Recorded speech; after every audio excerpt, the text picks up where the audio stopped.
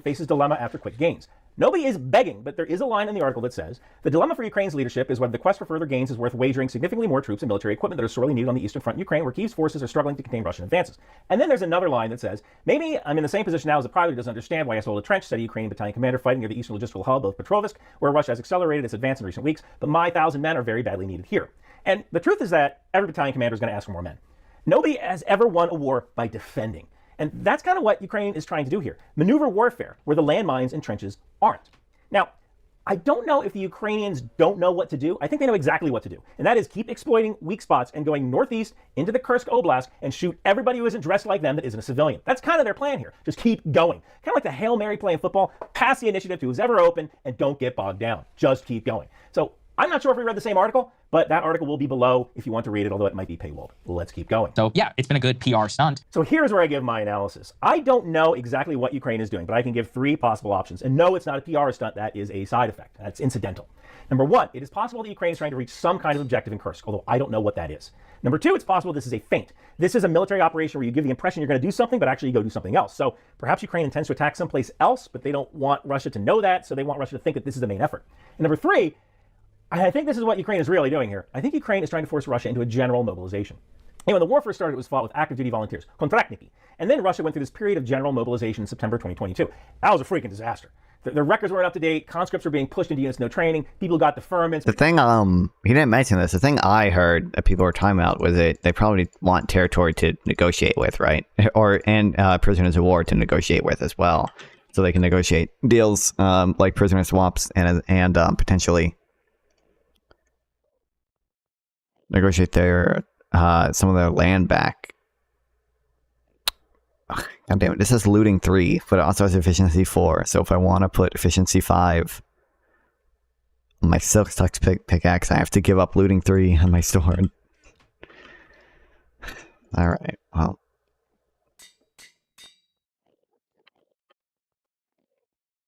For health reasons are being called up. You saw dudes who served in Afghanistan 40 years ago looking like this. And for the most part, in Russia's recent history, the elites in Moscow and St. Petersburg were down with whatever Putin wanted to do, as long as you didn't touch their kids. And a general mobilization touched their kids. So Russia stopped that. They relied on volunteers. They relied on Wagner. Most of these volunteers were from poor areas of Russia, and Wagner was a lot of prisoners. So I think that this incursion was designed not to embarrass Russia, but to force Russia to recognize that there aren't enough troops and force another general mobilization. And if that happens, the populations of Moscow and St. Petersburg will go absolutely ape. And that's when you could see Putin overthrown. So let's keep going. The longer this drags on, the moral ambiguity increases. Are you kidding me? Give me Sharpness 4 and also Knockback 2. I don't. Knockback 2 sucks, and even more than it does in Java and Bedrock. Oh, this game sucks. The so-called justness of their cause decreases. Their overall ability to even stand this without literally tens of billions of dollars a month having to flow there in Western aid, it shows us that this cannot go on forever. And we all know how it's going to end. So this is incredibly misleading. First off, Russia is engaged in a war of aggression and domination. Ukraine is not. Ukraine performed this operation to achieve some sort of military or political goal. So to say that Ukraine has lost the moral high ground because they're on the offensive, it's incredibly disingenuous. And then to say, we all know how this war is going to end. Wow.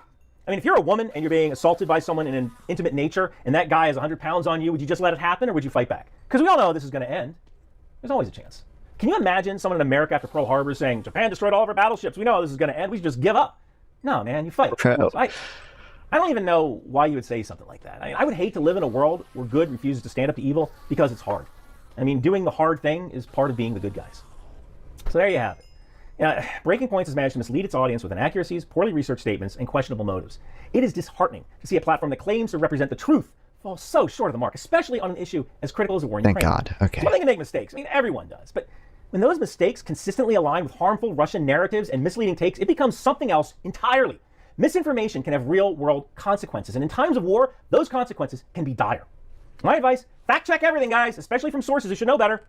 Like me, I'll come on the show as your intel guy. I live right across the river. I can make it happen, and your show will be better for it. As viewers, we have a responsibility to hold media accountable. And as content creators, we have an even greater responsibility to be accurate and transparent. If you're looking for a balanced take on these issues, dig deeper, cross-reference, and don't take everything at face value. And hey, if you want to support the channel, hey, grab one of my Intel Life t-shirts from Bunker Branding, or sign up for my Substack. It's like $5.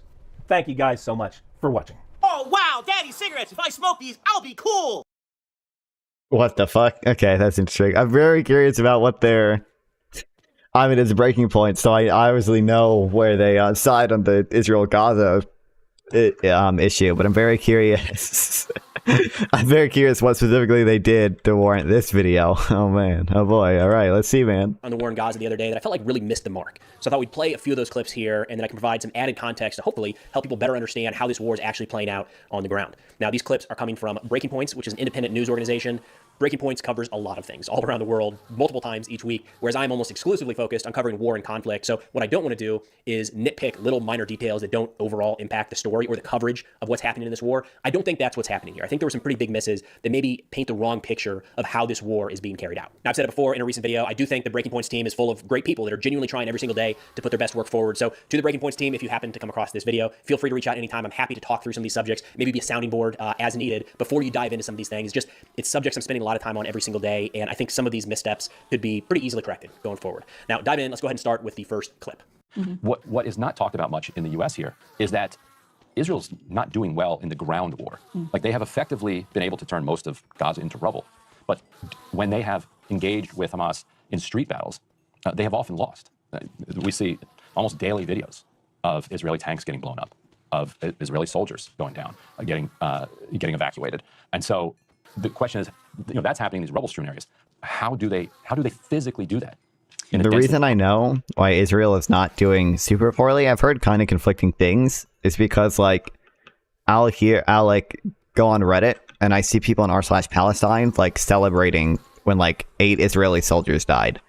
Like anytime like literally like less than 10 Israeli soldiers die, there's like there's articles written about it, and there's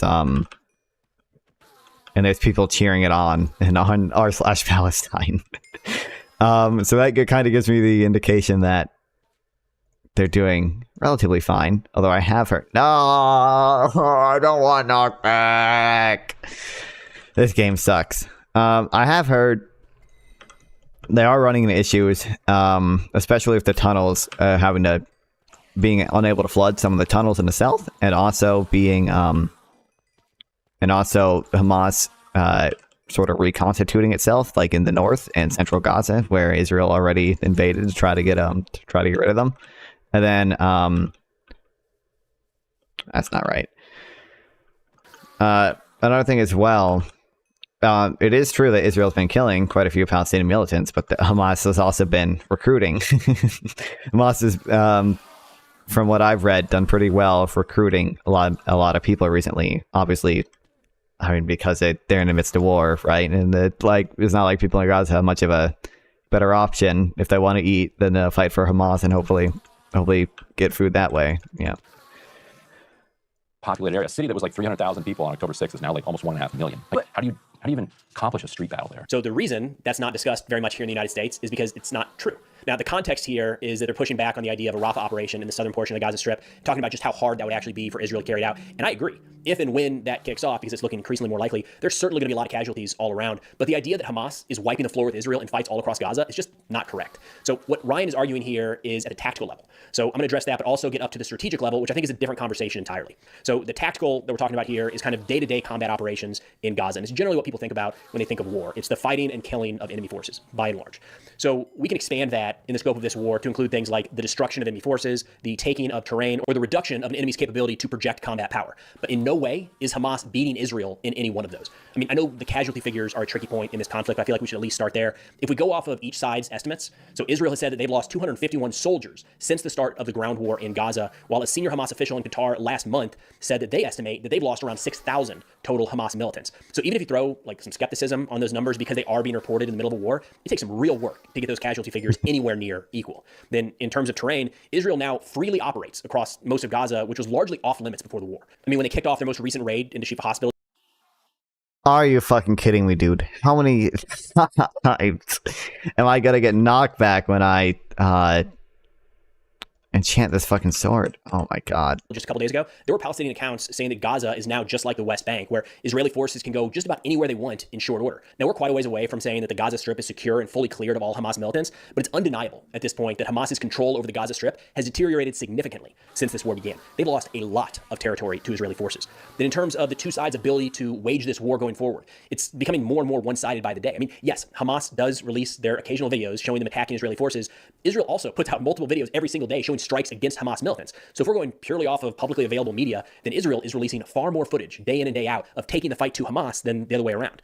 We can also look at Hamas's claimed rocket launches into Israel. This has almost entirely fallen off in recent weeks. In the opening days and weeks of this war, this was a major issue. Countless rockets and mortars were raining down on Israeli towns near the Gaza border. But if you go back through the official Hamas accounts, the ones that were bragging about all of their rocket launches into Israel back when this war first started, they haven't shown or even talked about a rocket launch into Israel in well more than a month now. So on the tactical side, no, there's not any real argument that Hamas is winning that side of the war against Israel. Now, the strategic aspect of things here is a little bit different. There's a very real argument to be had that Israel's tactics and how they're carrying out this war are causing more long-term harm than good, and that the total elimination of Hamas is an impossible goal. Look, there's a lot of very valid arguments to be had around both of those, and we'll see over time how they play out. But in terms of the tactical fight, or the street battles, as they're referred to in this clip, Israel is overwhelmingly winning that aspect of this war. Let's put A2 up on the screen, because this investigation from Al Jazeera and the Washington Post, this is from the Washington Post, they did an investigation about what happened to two members of an Al Jazeera crew, and Al Jazeera has presented some more evidence about this as well. Drone footage, this is the headline, raises questions about Israeli justification for deadly strike on Gaza journalists. This was in Han Yunis. Two members of Al Jazeera's crew, a 27-year-old and a 30-year-old, were killed on January 7th, along with their driver. Then two freelance journalists were seriously wounded. They were returning from the scene of an earlier Israeli strike on a building where they had used a drone to capture the aftermath. The Washington Post actually on their website has footage of them operating the drone footage that they were taking. It's a drone that was being used. It's like available at Best Buy. It's basically a commercially available, normal drone that civilians would use. IDF said in a statement the next day that it, quote, identified and struck a terrorist who operated an aircraft that posed a threat to IDF troops. 2 days later, the IDF said that it had been in response to, quote, an immediate threat in the area because both men belonged to militant groups. This was the claim from the IDF. It doesn't appear that was the case. There's some evidence that Israel is pointing to. I think it's like a name in a log that Israel is pointing to, that one of them was affiliated with Hamas in some way. But it's pretty unconvincing evidence. I'm curious what you thought of this. So the evidence is there. We're just kind of dialed in on the wrong part. I mean, I can tell you why this vehicle was struck with the 3 people inside. It's because they were operating a drone in Gaza. You couldn't pay me enough right now to throw up a random drone in Gaza in the middle of an active war zone. That is a surefire way to be on the receiving end of a Hellfire strike. It's just, look, Gaza is pretty tight right now in terms of Israeli electronic warfare coverage. They know anything and everything that goes up into the airspace. I mean, all you have to do is look at the war playing out in Ukraine right now to see just how important drones are to modern combat. And those drones, for the most part, are not military grade. They are the off-the-shelf Radio Shack style drones you just order off Amazon that are doing significant damage to military forces on the battlefield. It's a very, very real threat. These commercial style drones that look so innocent that anybody can buy can be used to turn into a makeshift missile, these FPV drones that are flown into the side of tanks and detonate, destroying multi-million-dollar pieces of equipment. They can drop grenades on enemy forces, or they can be used with no munitions or adjustments at all, just sitting up overhead, scanning the area to identify possible targets for mortars, missiles, ambushes, anything of the sort. And here's the thing with electronic warfare. It's not just a matter of identifying that a drone is in the airspace or jamming the drone and causing it to crash. You can also identify where the operator is. This is a real threat we're seeing play out every single day in Ukraine, where the drone operators are being hunted. Right? You take down the drone however you can, and then you go after the person actually manning that drone and eliminate that threat as well. Gaza is an active war zone right now. So anybody that throws a drone up unexpectedly anywhere in Gaza immediately becomes a target. I got it, that might not sound good, and the person flying that drone might be 100% purely innocent. You just have to know your operating environment. Yeah, based on what we just saw about the about the breaking points coverage in Ukraine, I don't know if they'd be as upset about this if someone in Ukraine was flying a drone and they got hit by Russian munitions, when we see all the videos coming from Ukraine of Ukrainian people using drones as like explosive FPV weapons, right? And then, or sometimes they'll drop like grenades and mortar shells from them as well. You cannot, in a small, very active war zone where the two sides are really watching the drone threat, throw one of those up overhead with an unsecure signal back to your location, thinking that nothing's going to happen. Again, that might not sound good. It might sound heartless. That is the reality of modern war. The same thing would happen in Ukraine. If you sent somebody out to Ukraine to throw up a commercial off-the-shelf drone just to see what the battlefields look like, they are immediately going to become a target for the opposing side as soon as they dial in that location. That's why these guys were targeted. It's not a big surprise. They were flying a drone in an active combat zone, and drones are one of the most significant threats to modern militaries today. It's this weird, I think gaslighting is overused in our current contemporary lexicon, but it really does apply to the coverage of this war. So the Washington Post writes here, and good for the Washington Post for conducting this investigation. This is not shade on them, but they write that no Israeli soldiers, aircraft, or other military equipment are visible in the footage taken that day, which the Post is publishing in its entirety, raising critical questions about why the journalists were targeted. If I get knocked back 2 on this sword again, I'm gonna shoot myself.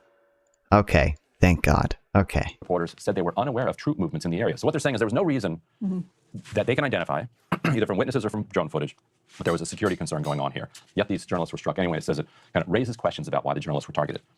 In the days after they were targeted, Israel said publicly they targeted them on purpose because of these claimed links.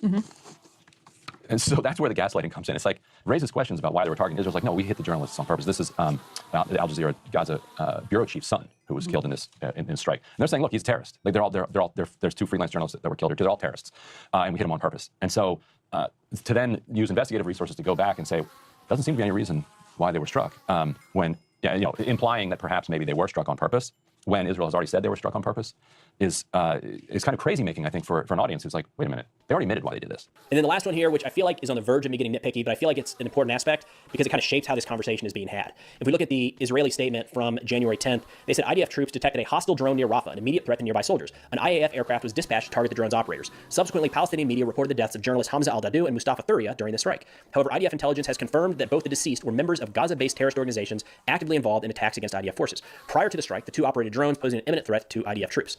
Now, the way that this aspect is being presented in the Breaking Point segment is that Israel has time and again said these guys are targeted because they were affiliated with Hamas and Palestinian Islamic Jihad, which there is some nuance there as well. Hamas, yes, governing entity across Gaza. Everybody in Gaza is going to have some sort of affiliation with Hamas, not with Palestinian Islamic Jihad. That is a purely militant organization. There's no governing aspect to PIJ.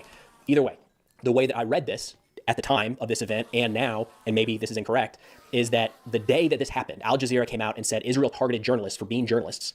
And then Israel had to come out and say, wait a minute, by the way, they were operating a drone, which an unknown drone operating over anywhere near friendly forces in an active war zone like Gaza is going to be viewed as a threat. So they eliminated that threat. And then Israel came back on top of that and said, by the way, these innocent journalists that you're reporting on, we also believe were affiliated with Hamas and Palestinian Islamic Jihad. I never saw where Israel pointed to that affiliation as the reason for the strike, as in they were hunting these guys because of that affiliation. The reason that they were struck, that I've seen throughout this reporting, is because they were operating a drone in Gaza, which, as mentioned before, is a surefire way to be targeted. That just the volume of electronic warfare measures covering the Gaza Strip right now, one of those drones goes up, it doesn't matter how innocent you are or how connected you are to a militant organization. Israel is going to quickly be able to identify the drone as well as the operator location, and they're probably going to carry out a strike very quickly. I can understand the argument of, well, why not wait and see what they were looking at or what they were near before you actually kill those people involved with the drone. It's just the nature of war, and it's not good. I got it. But those drones can so quickly cause significant damage. You can't always afford to wait. So in a hotly contested environment like right now in the Gaza Strip, it is understandable that Israel would view any drone thrown up overhead that they are not directly controlling as a hostile threat. All right, so I did have to clip some of these segments to make the video, a reasonable length and not 30 minutes of their conversation and then kind of interjecting with my thoughts. I really wasn't trying to take anything out of context. I think the clips that I got here provide the overall gist of what they were trying to present in their argument. But either way, I'll link their full conversation in the description below if you want to check that out in its entirety without my annoying face stepping in to interrupt from time to time. But either way, I hope this provided a little extra context to how some of these events are playing out. It's complicated, it's messy. And again, I think the crew of Breaking Points is full of good people. They're genuinely every single day trying to do their absolute best work and put the best information forward. It's just when looking at war and conflict, I understand that they're not spending all of their time on these subjects, whereas that is where I spend the majority of my time. So some of these tend to stand out. But either way, that's all I got for now. Thanks for watching, and I'll see y'all next time. I wonder, I'd be curious to see the actual evidence if they were actually associated with Palestinian Islamic Jihad.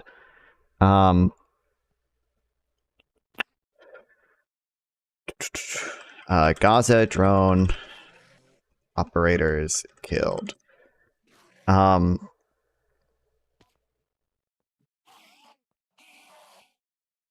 wait, this is about the aid kitchen workers.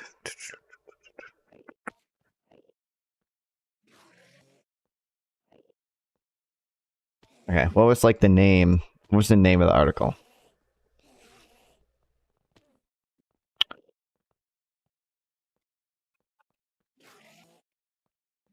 My son of Al Jazeera is all auto. Okay, who are the people killed? I'm curious.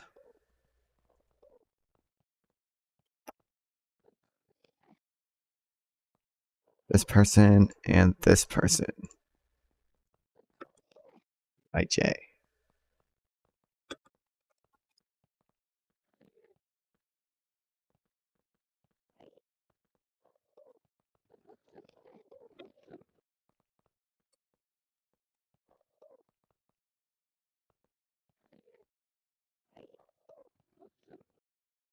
Wait, CPA Committee to Protect Journalists.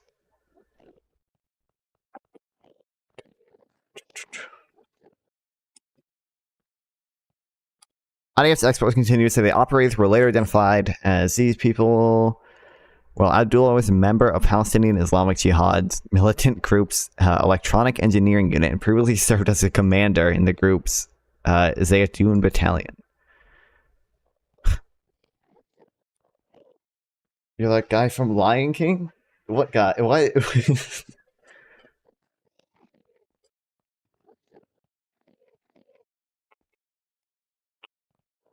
based on what? Is it actually just the breaking points didn't actually show what Israel said the evidence was. They just said what it was. Did not share any documents showing their alleged link to Hamas. So experts avoid question about the document referencing Al-Dua, telling BBC that the use of English alongside Arabic was unusual. Eric Scare, the author of a book on Palestinian Islamic Jihad, told the network, I regularly visited the website of the Al-Qassam Brigades, which is not Islamic Jihad. I've read their martyr biographies, books, etc. I've never seen a combination of English and Arabic text. Is it a different organization? But okay.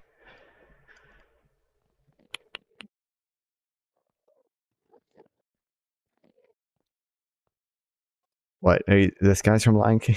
Oh, Moose Boss. No way. I can't believe Israel would kill him. Type of death, murder. Immunity, complete immunity.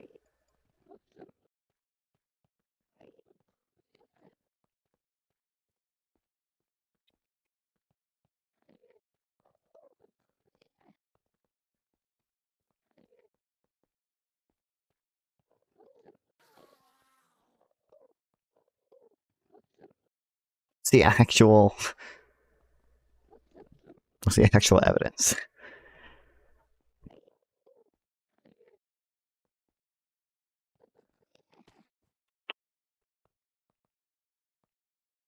Okay, well, who knows? Lion King is the Palm parody of Lion King, I'm assuming. Oh, the Lion King. It's a porn parody. So I have my chat in a weird place. It's hard to read. I don't know. There's not like a better place I can put it though. So if I put it over here, then I can't see the video as well.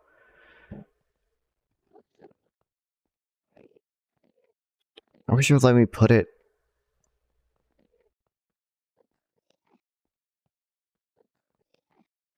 like there. It doesn't. Okay, well, looks like they were obviously mainly targeted for the drone. But it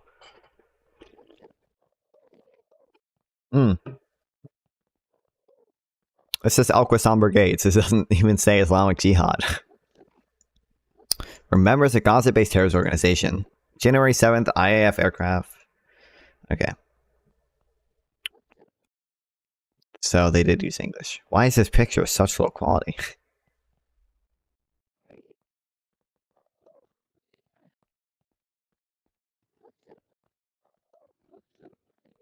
What the fuck?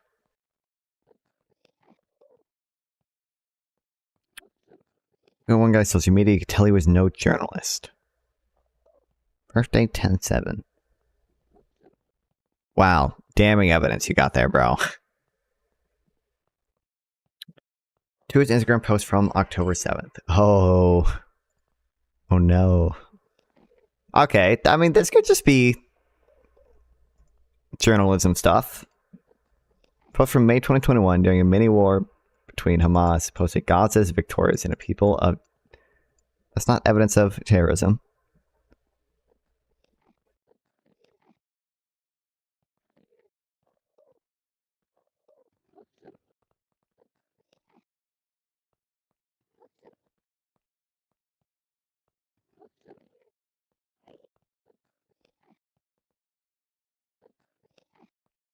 There it is. Journalists don't ride in vehicles with Hamas terrorists operating a drone.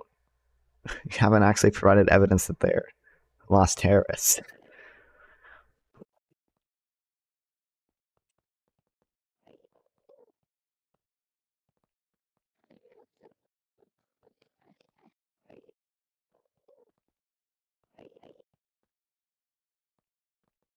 deeply tied to Hamas. His father is. Okay. But I mean, like the guy in the video said, obviously Hamas is the ruling. I mean, it's just the government of Gaza. It's the ruling body in Gaza. So I don't know.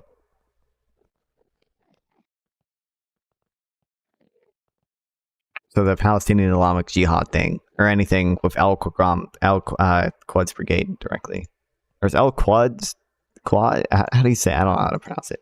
Is this Palestinian Islamic Jihad?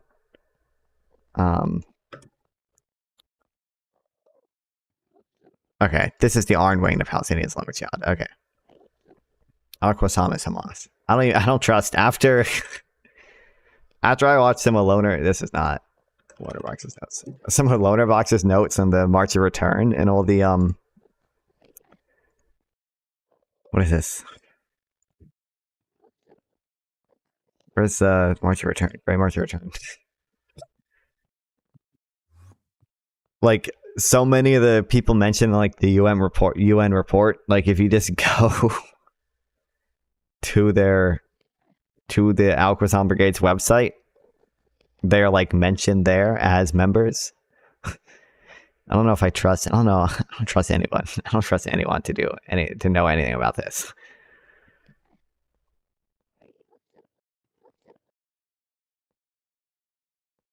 IR-7 soldiers, thought of it ahead, fly ammunition, yeah.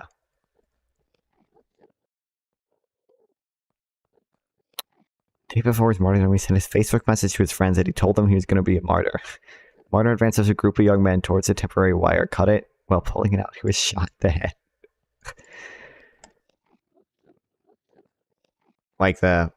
Yeah.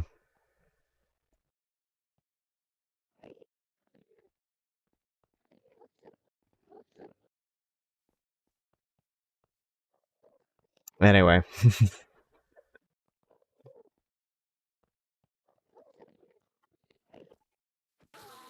How to get sharpness 4. Without getting knockback 2, because knockback actually sucks. Because everything in Bedrock already has way too much knockback. This is truly remarkable, and so I just want to give you props for this. This is like a level of, and I mean this in a good way, like a level of like autistic detail that is in the best way. Sure. Like, it's truly remarkable. The average people are not gonna have that. Like, Yeah. They're thinking what I was thinking, or what most people, you know, and not that I would agreeing with them, but I think they genuinely thought, okay, we don't need to get into that, but you look like the point is like what you're laying out here. It's important. Welcome to my focus group, okay? Some of you guys I've spoken to before. Most of you know about me and my political views and all that. I have beliefs about January 6th. I'm not sure what other people think about January 6th. I'm not sure how much people think because of media influence versus what information they have versus what other people say or whatever. So basically I've collected a ton of information. And I just kind of want to like walk through a lot of it. And I was just curious what people are aware of, what people aren't aware of, what changes people's minds, what doesn't. And then kind of like what people's thoughts are on everything that happened before and after. Before we talk and then after we talk, like what people's views are on everything, basically, okay? If you were rating the severity of January 6th on a scale from 1 to 10, with 10 being the most severe. This is a horrible Worse event, than 9/11. Worse than Pearl Harbor. Being, who cares? Like it was a minor blooper. How would you rate January 6th? Go, Nick. 7. Ackman. Probably 7 or 8. Okay. Definitely not 10, because I feel like there's, worse tragedies. Okay. Tom. Maybe like 6. Yeah. Okay. Maybe 5 even. Warren Smith. It was 7. Okay. For the 6, I think of it like as the riots. I'd rate that as like a 4. And then for that day, what do you think was the worst thing that happened that Please day? play Trump speech that ultimately. MGS one of these days. What is that? Metal Gear Solid. Metal Gear Solid. I can't speak, dude. And how they broke the police lines and basically like how they managed to break in and actually interrupt the governmental process. Okay. Turkish Tom. Metal Gear Solid. I was right. Okay. I don't think the worst thing happened to the Capitol. I think it was Trump's free leading up to it, as far as like election stuff. Okay. Yeah. Warren. It would be, me objectively, the death of Ashley Babbitt, I believe is her name. Willie. Trump's speech, specifically when he says we need to go pressure Mike Pence and the people in Congress. Okay. If only he did the right thing, Yeah, if only he did the right thing, like that whole line. Chill. Okay. If only he he came will do through the with right us. thing. He If only will he had the courage. Where do you get most of your information from about I guess like politics, I guess, in the U.S.? I'd say just generally Twitter. Okay. YouTube. Probably Twitter. Yeah, Twitter as well. Nick. BitChute. No, probably Reddit, if I had to say. I'll say this is like at least one article a week to a month, I guess. Nick, do you read anything like from Washington Post, New York Times, any like mainstream media publication? If I ever do, it's because I saw a headline that caught me, and then I get lost halfway through and I stop reading. Okay. I really do not consume a lot of politics. Sure, that's fine. Ackman. If I like read an article a month or a week, kind of depends. Like, if there's something that sparks my We're all interest, sons of I'll read the patriots. article. I really don't care where it's from necessarily. Okay. Tom. As long as like the sources are vetted and all that. Sorry. I still celebrate every I would say a few a Insurrection week, but Day. it's rarely about politics. Okay. Warren. I do. Like I was reading. Well, I usually go with the video medium. Okay. And if I am reading an article, it's going to be one of the two mainstreams, either CNN or Fox News. Okay. And Willie. Yeah, it'll be from if I see something on Twitter that I think is like crazy, and then I'll look it up if I want to look more into it, and I'll probably go to like an article that's either from the BBC or CNN or Fox News. Okay. About Hey. politics specifically, or just like pop culture stuff? Oh no, news. I'm never really looking at politics. Okay. Gotcha. I'm talking about like event, like a geopolitical event or whatever it is. Okay. Okay. Do any of you have any information or any strong feelings about the Supreme Court criminal immunity case? Do any of you know any of the details about that, or have any? I do not. Okay. They gave him immunity so that they couldn't pursue a court case against him for January 6th. So it's kind of, from my understanding, it comes across like a sort of, I can't be prosecuted because I jumped through this loophole kind of thing. Okay. But I don't know how accurate that is. That's fine. Tom. My understanding is that he was given immunity based on the fact that the actions he took were when he was president, and that was ultimately why he was not convicted on that. That's my understanding. Warren. My understanding is that it is not complete blanket immunity. So, for example, it would not protect him if he were to kill the maid in the White House. Obviously, he would still be charged with murder, but I hope to learn more tonight. And please correct me if I'm wrong about anything. Okay. And Willie. It was clearly an Yeah, so I official need to act make a to video murder on the you maid. about it, but I wanted to see Clearly where you within were my coming from, 'cause that's when we were making, like, Lady conclusive Gaga constitutional assassination authority. case. And then I read the indictment, and then that, of course, led me to the Supreme Court case. And then I read through that whole thing, which took me like a week. And then I read about like half of it again a little later when looking up more right-wing opinions on it to try and just get a fuller picture on it. So I feel like I do know that pretty well. Okay. Compared to the average person. Good job, Willie. Wow, nice. Yeah, teacher's Yeah. favorite over here. Good job. You read the teacher's own textbook. Nice. If I say vaguely speaking, if I reference to anything about slates of electors or Donald Trump trying to get slates of electors sent into Congress, Do you feel like even you know have a how the good Electoral overview College of works? How the Electoral College works, how state electors work, and what Donald Trump was trying to do with the electors up through January 6th, starting with Willie. Yeah, I mean, I don't know necessarily fully how the Electoral College works. I do understand the Oh my god, I got knocked back 2 again. I am actually going to shoot myself. Holy shit, that's literally the 3rd time this has happened. the electorate scheme, though, that he tried to pull off. Okay, Warren. I heard you mention this a little bit, and I'm curious to hear more about that.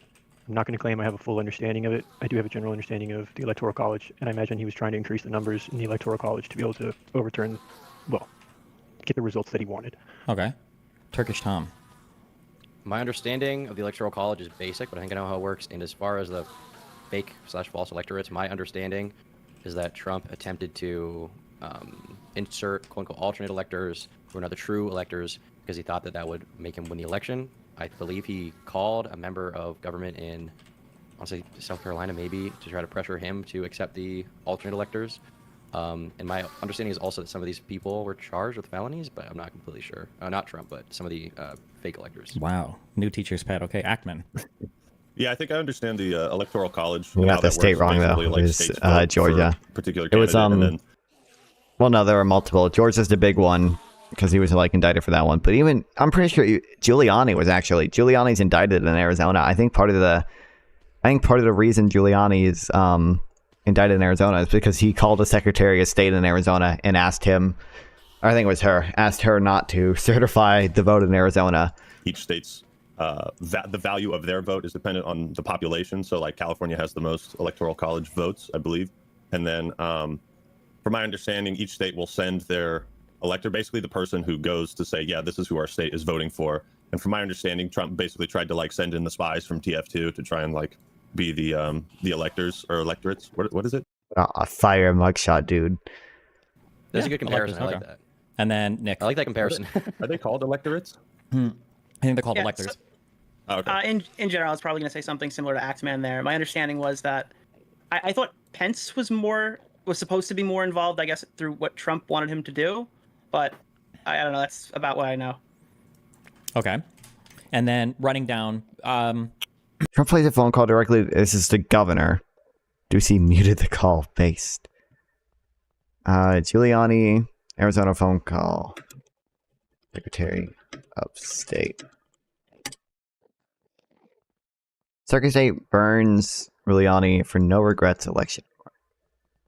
Arizona Secretary of State, sniped over Giuliani. Maybe it wasn't Giuliani. Somebody called him. Let's do we'll do like a strongly agree, neutral, disagree, strongly disagree, okay? So basically 1 to 5. Would you say that if Donald Trump had been successful, would you say that that would be considered a coup in your eyes? We'll start with Willie and go up.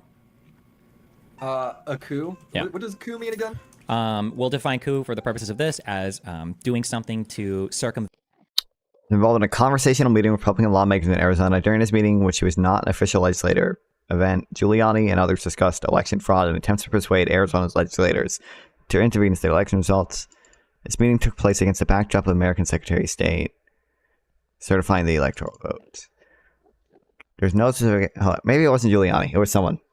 The ordinary transfer of power. So we'll say something along the lines of like, like somebody else is supposed to be the leader, and then you do something to disrupt that process.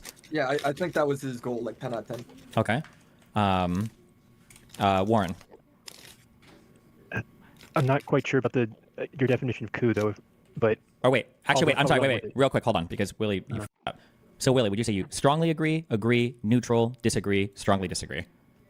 Nevada. Okay. Never mind. Strongly agree that that was his intention, yeah. No. You strongly agree that if that was his intention, you'd call it a coup. Oh, yeah. Yeah, I'd call it a coup, yeah. Okay. All right. Jeez.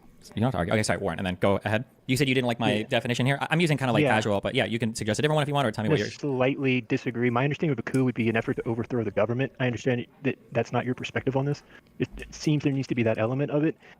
So I'm gonna go. Could I go with like a 2, like mildly disagree? Yeah, sure. We'll have a disagree. Learn more. Yeah, okay. That's fine. Okay. I don't think you gotta name numbers. I think I just put it up. No, you don't need numbers. You're good. You're good. Turkey. I think it would have been a successful coup. Yeah. So you'd say agree or strongly agree? I would agree that strongly agree. We'll go strong. Okay, strong. Strongly. Okay. Ackman. Strong. There it is. Eastman. It was Eastman. Eastman calls Rusty Bowers, the Republican speaker the Speaker of the Arizona House, asking that state legislator decertify the electors. Okay, it was Arizona, but it wasn't Giuliani. It was Eastman. Okay, there we go. I wasn't making stuff up. I'm always right. Yeah, I would strongly agree. I mean, coups can, like, they're not always just like a violent, kill everybody kind of thing. Sometimes it's more subterfuge. Nick. Sometimes it's just destruction of property. Sure. Strongly agree. No. What do you got, I Nick? don't know, wouldn't the implication of everything that happened be that it was a coup to begin with? Is that like a contested thing? My assumption is that they assume that the election was stolen. I don't necessarily believe that, but that's their justification for doing a coup. So wouldn't it just be a coup? It's up to you. I don't know. Strongly agree, neutral? Yeah, I strongly agree, yeah. Okay. Jesus Christ. What a panel. Okay. Okay, next question is, are any of you aware of any of the details of the Dominion versus Fox News defamation lawsuit? Nick. No. Ackman. I was going to try to Google it, but you went to me too quick. Shut up. Yeah. Don't cheat. I am familiar with the fact that they had to pay, holy shit, what was it? Don't tell me. I think it was $800 million to the Dominion voting. Fox News had to pay. Okay. All right, sorry, I'm spoiling it for everybody else, so I should just say yes, I'm familiar. Shit. Okay. I'll say vaguely. You got vaguely on there. Tom. Yeah, my understanding is that in court, essentially Fox News' lawyers argued that no reasonable person would have assumed that the election was stolen, basically saying that they were not responsible for what they said. My understanding is also that I know Tucker lost his job over it, but I want to say there was something to the effect of some leaked text message with Tucker where he was saying that he didn't think the election was stolen, but he was saying it for ratings, but I can't remember the specifics on that when I saw it. But and yeah, they paid a bunch of money. Okay. Warren. I'm not familiar with that. Willie Mack. I don't really know. Like, I think it has to do with Tucker Carlson knowingly saying fake news, but I don't know. Okay. Hold on a second. It's a pretty funny story. Sounds like a meme. Yeah. Talking to the hose right now. Talking to the 304s. Screaming at him. Sorry. Okay. Okay. Paid operation he's got going on. Huh? Yeah, clearly, Jesus. Oh yeah. Will you? Okay, and then I'm going to ask this: are you aware of any of the are you aware of any organized activities or organized groups and what they did on January 6th? I'll start from top to bottom, starting with Nick.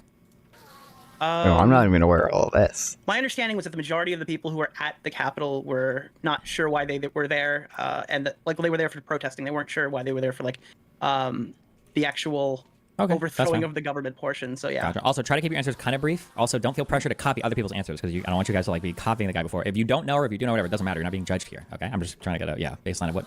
Yeah. Okay, Ackman, do you aware of any organized groups or anything on January 6th or anything like that? Yeah, I think I watched a video, like a short documentary on YouTube, and there were two groups that were kind of there to push the boundaries, or they plan to be more violent from the get-go and kind of use more forceful tactics. Yeah. Turkish Tom. Yeah, the Proud Boys. I know they were an organized group that was there. Warren. I was going to say Proud Boys. I don't know if QAnon has an organized group that was on the ground. I'm sure there was a bunch of extremist groups that I don't know the names of those groups. Okay, Willie. No. Okay. January 6th was an insurrection. If you strongly agree, raise your hand. What is the definition of insurrection you're using? Yeah, that would be. Oh no. What's the definition? Kill yourself. We're going to say for the purposes of this conversation, we're going to say that an insurrection is a group of people that are purposefully trying to disrupt some key or essential function of the government. So purposefully, intentionally trying to disrupt some key or essential function of the government. So raise your hand if you strongly agree that January 6th was an insurrection. I mean, I'm kind of poisoned on this shit, bro. I have no. Well, don't be a loser. Okay. Okay, so then I'll say, Warren, where are you at for strongly agree, neutral, disagree, strongly disagree? I agree that's a valid characterization of what many of the people there were trying to accomplish, but I just don't agree that that is a coup. So I'm kind of stuck in this place where I would agree with that characterization. No, arthropods. Mostly, Let's go. but I don't think that's a coup still. Okay. I will. I don't know if we'll get into this, but I will distinguish between coup, insurrection, and rebellion. So agreeing that something is an insurrection doesn't necessarily mean that we would agree it's a coup or rebellion or anything like that. But so I'll mark you down as just agree here. Willie Mack, where are you at? I don't know if I don't know if it even matters whether you call it that or not. So I have no clue. Okay. Well, I mean, that was the question, so I don't know. I can either down as agree, neutral, disagree. It's not... I'm neutral on it. I think it doesn't matter what you call it. Gotcha. Okay. I'm going to say Donald Trump was responsible for the violence on January 6th, or that occurred on January 6th. If you strongly agree with that Donald Trump was responsible for the violence that occurred on January 6th, if you strongly agree with that, raise your hand. Okay. If you just agree with that, raise your hand. Okay. Tom, where are you at on that? I'd say neutral. Okay. And Warren, where are you at on that? Strongly disagree. Okay. The next thing is Donald Trump knowingly... Wait, hold on. In the months leading up to January 6th, Donald Trump knowingly lied about voter fraud to the American public. So not that he was just incorrect, but that he was knowingly lying to the American public about evidence of voter fraud that had occurred in the election. How many of you strongly agree with that statement? Okay. How many of you agree with that statement? Anybody neutral on that? And then where are you at, Warren? Disagree. Disagree or strongly disagree? Just disagree. Okay. And then the final question is, I would support Trump in the upcoming what election if either by Trump voting just or had giving favorable psychosis? coverage to him. If you're uncomfortable answering this for whatever reason, you don't have to. But wait, is there anybody that doesn't want to answer that question? I mean, I can answer. Okay, well, that's good because all of you are going to be expected to answer. That's fine, but you can't speak for the entire crowd, can you, Tom? Oh my God. Sorry, it's not one of your YouTube videos. Trump You have to would be at actually Roblox. be, polite and courteous. It's all about me. Let's be honest. It's about how I feel. Okay. Welcome, Poland. How many would strongly agree with that statement that you would support Trump in the upcoming election either by voting or giving favorable coverage? When I say giving favorable coverage, I don't necessarily mean coming a news story. We'll say something akin to XQC showing up with a "Make America Great" hat and doing an event or something with him. Well, Nick's got to raise his hand, right? Oh, fuck. Yeah, dude. Not much. I would Up a appear few. next time. I gotta. Strongly agree or agree? I agree. I would Do appear- shit in I would my appear car. next time if I mean, it I would was an definitely. opportunity. Okay, finally. Thank God. Oh my God, I got sharpness of also getting knocked back. Okay, yes. Thank you.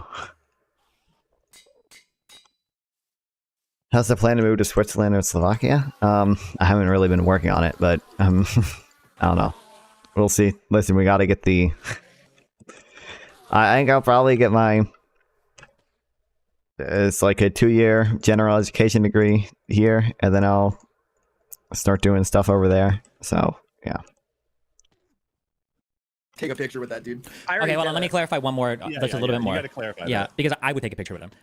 When I say, I mean like appear in a way that seems to be supportive. So maybe My not just take a picture, not in like the country. take a picture with a "Make America Great" hat that on, or sucks. take a picture and like hashtag Why aren't you like, in the country? vote for Trump guys on Twitter, or something like something that is more than just a picture, like some kind of showing support or agreement, or maybe like telling your fans to show up at a campaign event or a rally or something like that. Like yeah. Okay. Not just like, oh, would you take a picture with one of the former presidents? Which Exactly. Yeah. I'm abroad. Okay, so so I let me figured back that up and much ask from the that. So statement. how I'm many not in people the would country. Support Trump in that way. Strongly agree. Anybody? Agree? Anybody? Neutral? I probably like I don't know what we mean by like, yeah, if I make a meme tweet or like repost some meme tweet, I'm fine with that. But and even I think, slightly I think favorable. you're talking about like. He's saying, would you? Too late. Well, now you're neutral. You're neutral on that. Anybody disagree? I'd probably disagree. I disagree. Yeah. I disagree, but I wouldn't do that for literally any political candidate. Okay. And then are you on strongly disagree with that, Warren? I'm going to abstain on this one. Okay. Ooh. I stay in Turkey tomorrow. Flight late at night. Okay. What are you in Turkey for? Your That sounds camera's cool. Wait, is it? Hold on. Holy shit! Did you new talent? Can you talk without moving your mouth? Dumbass. God, I'm so glad that guy's gone. Holy shit! Every time he's in any area, he always tries to make it all about himself. He's like such an attention whore, right? Look at you guys, too pussy to talk. Oh my god, he's literally got the whole commentary community wrapped around his finger. You guys are disgusting, unbelievable. Wow, I see how it is. He's a literal cult leader.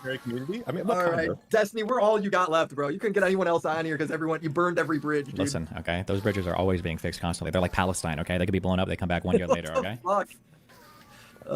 Good. We're gonna end up on TikTok. You can only be so lucky. We got those bridge builders. Don't worry, Tom's coming back. Yeah, his studio's having a little bit of trouble. Yeah, you okay there, buddy? My bad. Yeah, I just I got attacked by the deep state for speaking the truth Oh, again. you got- But you know, got it is what it DDoS. is. You got I did. DDoS, like I got Elon DDoS. did. I got DDoS by the woke leftists and woke media. Classic, dude. Classic. They always do that. Happens to the best of us. Yeah. Okay, are we ready? Okay, it's my first time running through this, so it might be rough. All right, if you have any complaints, keep them to yourself. I don't give a fuck. Okay. As I'm going through anything, okay, if you have a question, a comment, a concern, whatever the feel free to just chime in. You're fine, okay? Don't feel shy, all right? Okay. Donald Trump made statements about the election being rigged even prior to his 2016 election and continually called for the complete and total ban on mail-in ballots. ABC News cataloged a lot of the false election claims, and I've included some of these before. So Donald Trump has a history of making just lots of claims that the election is going to be rigged before he even ran for president, before any of the votes were counted. Oh, shit. The first action for They put fucking graphics in this, bro. It's not just a stream VOD. One of the things that Donald Trump attacks a lot is the fact that mail-in ballots came in afterwards, and that these mail-in ballots were going to go heavily for the Democrats. So that's obviously evidence that it was rigged, basically, right? So 10 states allowed early voting via mail as early as September for the 2020 election. Donald Trump was making multiple claims of voter fraud via mail-in ballots, which Democrats were known to utilize in greater numbers than Republicans, despite Trump having absolutely no evidence of said voter fraud, and despite counting having not even yet begun and no numbers being published. So, like, if you click this and you go through on Pew Research Center, okay, you can see that like this was never a mystery that people who were Democrat were going to be voting via mail-in ballots a lot more than Trump voters, right? On the very first poll here, number 3, the voting experience in 2020, you can see Biden voters were like 58% likely to vote by absentee or mail-in ballot. Trump voters were 32% likely to vote via mail-in ballot, right? You see this? Question. Yeah, question. Why is that the case? Are Democrats just like that, people that stay indoors and don't touch grass? Or So in 2020, we had the whole COVID epidemic going on, and there were rules around like social distancing, and Democrats were more likely to adhere to those rules and participate in things like mail-in ballots versus... Wasn't that also the case before 2020, though? Isn't that just like a typical thing that Democrats like mail in their votes more often than Republicans? My understanding is that my understanding is I don't have this data right offhand, but my understanding is prior to this election, I believe that mail-in ballots slightly favored conservatives because I think the people most likely to do mail-in ballots, I think, were military personnel. So people serving overseas would be the most likely to send in a mail-in ballot. Gotcha. Okay. Yeah, and maybe because older people might be more likely as well than younger people to do mail-in ballots, and I think they tended to be a little bit more conservative. I don't know that 100%, but I'm pretty sure. Okay, you can click some of these boxes. You see the Dominion v. Fox News. thing. Okay, I'm expanding that. I'm going to read the quote. Anytime it says Dominion v. Fox News, I'm borrowing from the exhibits that were shown in that lawsuit. Okay, so quote from the lawsuit is, not surprisingly, given these trends, the head of the Fox News decision desk correctly predicted that, quote, on election night, we may be looking at states where it seems that President Trump is in the lead, but there's still 20 or 30% of the vote outstanding, so we're not going to be able to make the call in those states, end quote. He correctly recognized, and Fox widely and repeatedly reported before the election, that this would occur because President Trump had criticized mail-in voting and encouraged Republicans to vote in person, whereas Democrats had encouraged their supporters to vote by mail. In fact, Maria Bartiromo discussed this very phenomenon with President Trump in an October 11th, 2020 interview, with President Trump lamenting that mail-in votes would likely be counted 2 weeks after the votes come in, and stating that Republicans are going out to vote. They don't want to do the mail-in ballot thing. They don't trust it. Republicans are going out to vote. Okay, so Trump knew this, Fox News knew this, basically everybody in media knew that Democrats are going to be more likely to vote via mail-in ballot versus Republicans who are voting probably more likely in person, right? Okay. So Fox News was also complicit in the process, helping Trump fabricate and prepare to push lies in the event that he lost the election. I'm just saying that they had awareness, okay? I'll probably restructure some of this. Go ahead, somebody's going to say something. I was just going to say that it's so that it would make sense why Trump would target mail-in ballots as like a talking point, because it's a way of essentially attacking how your opposition is voting and casting their votes? Maybe. We're not at that point yet, but maybe. That's an interesting thing. Okay. Yeah. I'm scrolling down a little bit. I'm quoting from a Daily Beast article. It was published on October 31st, 2020. Officially, it looks like an attempt to report on election irregularities. What it feels like is an attempt to push more baseless conspiracy theories and scare the viewers into thinking the election is being stolen. It isn't. One Fox News veteran with direct knowledge of the Election Integrity Project told the Daily Beast. It's alarming that the brain room is a part of this, like it's an attempt to give it an air of legitimacy. I don't recall ever seeing anything like this before. This person added, it feels like an attempt to use the brain room to try to lend credibility to something that is incredible. It feels like a stunt to support Trump's baseless allegations that the Democrats are trying to steal the election. If it is a collection or database of alleged voter fraud examples, I could see it being used to support Trump's efforts to contest the election results if Biden wins. A second Fox News staffer, who, like other current employees quoted in this story, asked not to be further identified for fear of retaliation, said that the Election Integrity Project seems a logical effort to collect information about mail-in ballots that could skew the results. Fox clearly wants to portray mailed-in ballots in the most negative light, since Democrats favor it in Trump's re-election. If polls are to be believed this time around, is not at all a foregone conclusion. He and GOP leaders are promoting doubt about the system, which arguably has its flaws, and of course Fox serves as a force multiplier to their narratives. So again, this article is dated on October 31st. This is before the actual vote. Wait, or is this after the actual vote? Fuck, hold on, wait, I suck at these numbers. October, November, October. Wait, hold on. Fuck. October is before November, meaning it was before. Yes, correct. You're right. Good job, Tom. Another bonus point. Okay, so I have a big question here. Are we gonna get into the details of the lawsuit here or no? We might. I've got like excerpts from it, but yeah, I think it's a part of it. Can I ask a quick question? Yeah, go for it. Yeah. In regards to the lawsuit, what was it determined that Fox News did wrong? Were they held liable for people on the air explicitly claiming the election was stolen? Or my understanding is that it would be legal / not legal. I think it was a civil case, but it wouldn't be. They wouldn't be able knowingly lying they wouldn't be able about to be held Dominion civilly voting liable if they're machines. reporting on allegations of voter fraud rather than the claim that there was necessarily voter fraud, right? I'll get into that. I have a section on the bottom of this that answers all those questions, okay? You can ask me once I work through the section, okay? Yeah, okay. Some politicians, like Bernie Sanders, literally predicted on October 23rd, 2020, the exact outcome of election night because it was already known that mail-in ballots might take a bit longer to count, and they would likely dramatically favor Democrats. Sanders even predicted Trump trying to end the voting early. Here's my word. What polls show and what studies have shown is that for whatever reason, Democrats are more likely to use mail-in ballots. Republicans are more likely to walk into polling booths on election day. It is likely that the first votes that will be counted will be those people who came in on election day, which will be Republican. And here is the fear, and I hope everybody hears that. It could well be, and I don't know what's going to happen, nobody does, but it could well be that at 10 o'clock on election night, Trump is winning in Michigan, he's winning in Pennsylvania, he's winning in Wisconsin, and he gets on the television and he says, "Thank you, Americans, for re-electing me. It's all over. Have a good day." But then the next day and the day following, all of those mail-in ballots are getting counted, and it turns out that Biden has won those states. At which point Trump says, "See, I told you the whole thing was fraudulent. I told you those mail-in ballots were crooked, and we're not going to leave office." And we were getting ready for a big celebration. We don't have to watch the Trump part. We All of can a sudden it was access, but I mean, like that's him obviously on November 3rd after the election, like doing exactly that. But again, I'm just demonstrating that everybody knew there was a broad awareness in the media, among politicians, among pollsters, and among voters that the results could change a bit overnight because Democrats heavily were favored to do mail-in ballot voting versus voting at the polls. I've got a section here for this is the 2012 election. On November 6, 2012, Donald Trump tweeted that people should march on Washington to protest the election results. A few minutes later, he claimed that America is not a democracy. We don't have to click through every link I have, but like in 2012, he was doing this. In 2016, which Why would he do it in 2012? didn't like the fact that Obama was winning. I don't know. Good question, but there was no evidence. In 2016, for that election, in February of 2016, Donald Trump claimed that Ted Cruz's campaign had rigged the Iowa caucus. This was done with no evidence. On April 16th, Donald Trump tweeted that the Republican primaries were rigged and boss controlled. On that same appearance that he references, he goes on to speak about how delegates are just bribed and paid off to vote for certain candidates. On August 1st, Donald Trump claimed that the last election in 2012 was rigged and claims with certainty that the 2016 election on November 8th is going to be rigged and that Republicans better be careful. Keep in mind, this is the election that he won, okay, in 2016. In October, he claimed that they were trying to rig the election at the polling booths, saying dead people were voting, illegal immigrants were voting, and that they were fighting in a rigged election. And then on November 27th, Donald Trump tweeted that he would have won the popular vote against Hillary if you deduct the millions of people who voted illegally. So even after I the election, remember that one. The 3 million illegal From May immigrants 11, voted. 2017 to January 3rd, 2018, Trump created the Presidential Advisory Commission on Election Integrity, also known as the Voter Fraud Commission.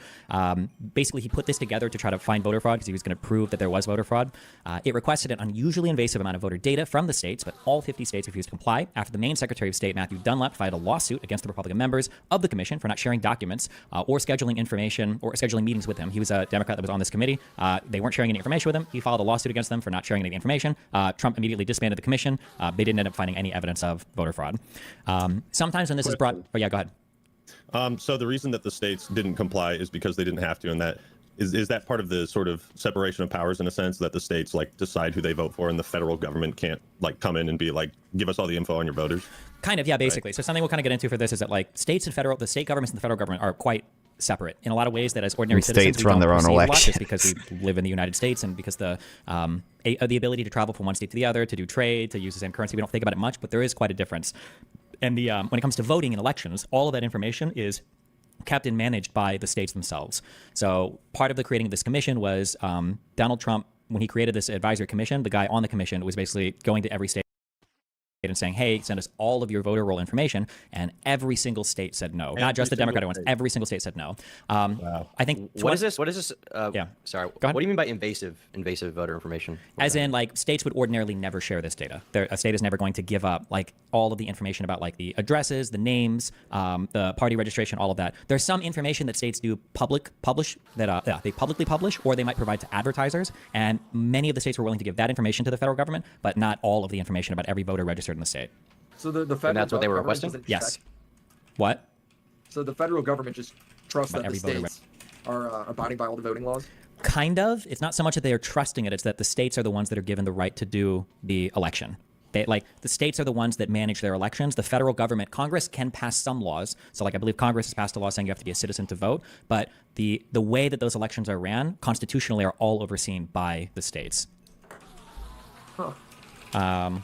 Yeah, which is part of the reason isn't there's a couple states that have like weird electoral college rules, right? Where like they can cast votes for multiple candidates, right? Isn't Nebraska one of those? I think Nebraska and Maine are Nebraska the and ones that Maine. can split their electoral college votes. Yes. Yeah, we're a purple state. So like northern Maine would vote red versus southern Maine would vote blue.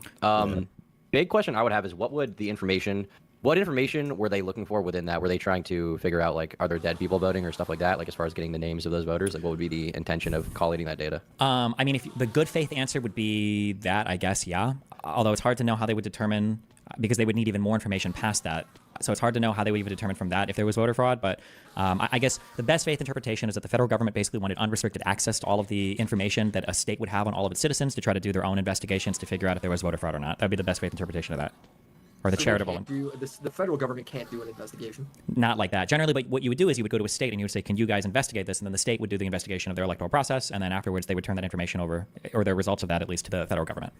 And the uncharitable interpretation is Trump knew there wasn't voter fraud and he just wanted the info so he could try to put something together? Yeah, or create fabricated claim. That would be like the least charitable round interpretation. us up all into camps, you know? Well, that would be an extreme. Claim, though? Yeah, that's the extreme. What would be a fabricated claim is, we'll get into these examples later, but there's some data that you can take to try to make it look like something really bad has happened. So something that's going to come up later for Georgia is, for instance, like 300,000 people moved out of Georgia, or some number of people moved out of Georgia and still voted. Damn it. And while that's true, and we'll get to this later on in a phone call, what that means is that somebody moved out of Georgia, but they came back. And that's accounted for in the voter stuff. But when Trump brings up that people left Georgia, he doesn't bring up that they came back. He just pretends that they left Georgia and then illegally voted in 2 states. But that would be an example of something you could fabricate. Also, wait, just as a real quick, we'll get to that, yeah. Just as a real quick thing, okay?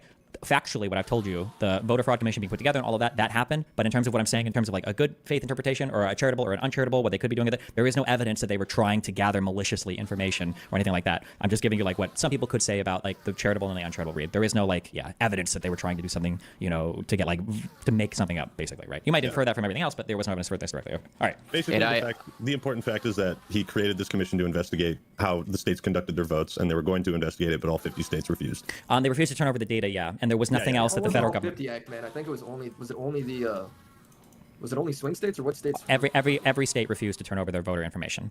Okay. Yeah. I have a quick question. Are there any states that do not require ID that you know of for voting? I want to say A there's lot like of states 20, don't. I think 28 states or something like that require ID for voting. I think the majority do now, but not every state requires an ID to vote. So when I voted in Nebraska, I think you just had to go and verify your information on the voter roll. I don't believe I needed an ID to vote. And that'll probably, the individual voting things will vary from state to state. Okay. In this, one more question. Are we going to get into reasons why people may think the election was stolen in this? Yeah, we'll get into some of that. Yeah. Okay. So that was for the 2016 election. Now, again, there's an election that Donald Trump won. Well, he won in the Electoral College, at least he won. And then for the 2020 election, these are just a handful of some of the claims made. On April 7th, he claimed that there was voter fraud in the form of people filling out multiple ballots and dumping ballots for Trump after claiming mail-in voting was okay when he did it, but not when other people do it. I think he even talks specifically about mail-in voting, and he says, like, well, it's fine. Actually, if you want, we can click, just as a funny, just because he does shit like this a lot. Do you see that on April 7th, 2020, Donald Trump claims? Do you want to click that link? It's a Twitter link. If I click it, it says... Oh, there it showed up. First it said something went wrong. Yeah. Let me know when you have that video loaded. Put it to playback speed 1.5, and then we can play through that if you want. So, you were highly critical of mail-in voting, mail-in ballots for voting. I think mail-in voting is horrible. You voted by It's mail corrupt. in Florida's election last month, didn't you? Sure, I could vote by mail for How do you that reconcile because I'm that? allowed to. Well, that's called out of state. You know why I voted? Because I happen to be in the White House and I won't be able to go to Florida to vote. The difference between mailing within there's a state big and difference outside between state. somebody that's out of state and does a ballot and everything sealed, certified, and everything else. You see what you have to do with the certifications, and you get thousands and thousands of people sitting in somebody's living room signing ballots all over the place. No, I think that mail-in voting is a terrible thing. I think if you vote, you should go. And even the concept of early voting is not the greatest because a lot of things happen, but it's okay. But you He should go, just voted early, by the way. But what they do, where they grab thousands of mail-in ballots and they dump it. I'll tell you what, and I don't have to tell you, you can look at the statistics. There's a lot of dishonesty going along with mail-in voting, mail-in ballots. He says, look at these statistics. Yeah. So just as a heads His up. position is that like mail-in voting is bad when it's voter fraud, and that everyone who's thank doing God. it other than him is doing what voter the fuck fraud. am I doing? That would be What do you mean, what am I doing? How do you make sure that you aren't giving into confirmation bias? I have a lot of problems doing that. Why are you throwing away the pearls? We have so many. We have an unnecessary amount. I'm not gonna have good advice and shit. Usually, the way I avoid confirmation bias is reading shit that my chat or Discord sends me. So people will send me shit over Discord and or Twitch chat, and I'll read it or watch it. Yeah, I don't know. I debate people and stuff a lot too, as well. There is that. So hopefully, if I'm not getting some type of evidence, or if I'm not seeing some things, I'll be told about them when I debate people. As stupid as it sounds, if you just like sub to subreddits that are like this is a like tanky subreddit, another tanky subreddit, anarchism subreddit, Israeli crime subreddit, even though I'm like relatively pro-Israel, have the Israeli crimes. You can do things like that to break your epistemic chamber, so you're at least aware of what the other side is saying. Yeah, I don't know. Like I usually just like try to read shit on on both sides of things. So I'll go to Perplexity and I'll ask Perplexity, the AI bot, give me things to read for and against free banking or whatever. Yeah, and then I'll read a lot of them. Uncharitable way of viewing it, but one thing I will say as we go through this, Donald Trump and the Republicans never, ever, ever seem to be interested in making mail-in ballots more secure. It's always just getting rid of mail-in voting, despite the fact that a lot of them utilize it, because a lot of people in the military have utilized it for voting, for good reason too. Sometimes you're overseas, sometimes you're out of state, or whatever. Going down to the next one, on May 20th, Donald Trump answered in a press briefing that thousands and thousands of mail-in ballots were fraudulent. Do I need anything else on the shovel? Fortune? I could put fortune on it. I don't care about 4chan on my stupid ass show. Filled out on May 24th. He says that you can't have mail-in ballots, saying it would be the greatest rigged election in history. And keep in mind, again, this is all before. We're months and months and months before any election. Wait. What? The May 20th tweet, it says 2024. Is that out of order or? Oh wait, I might have just written the.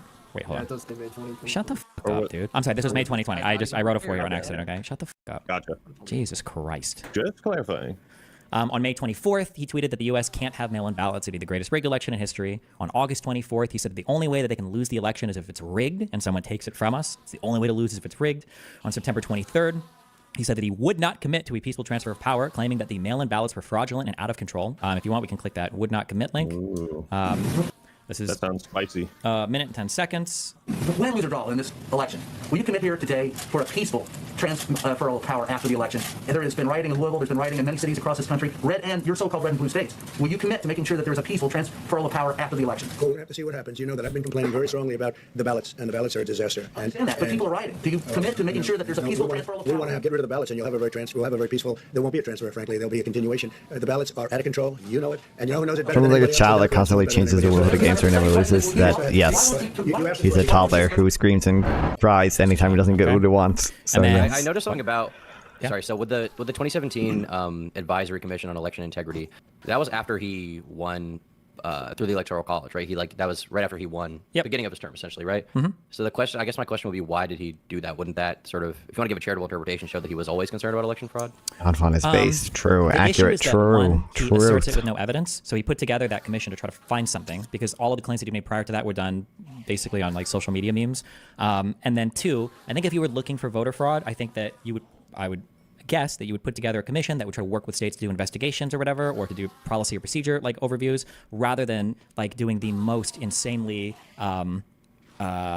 like, it's a really big ask. It would kind of be like me saying, like, I think here's the comparison I would say, okay? I think that my girlfriend is cheating on me. Well, in order to prove that, I'm going to ask her to literally turn over every single email, text message, and every single thing she sent in, like, the past, 5 years. And somebody's like, oh, okay, well, Jesus, like, I think that when you're asking for that much information, like, it seems like, well, one, do you have any evidence of this happening at all? No. And then two, the information you're asking for is like unprecedented and crazy. No federal government in the history of the U.S. has ever asked for this much information from a state for state voter rolls.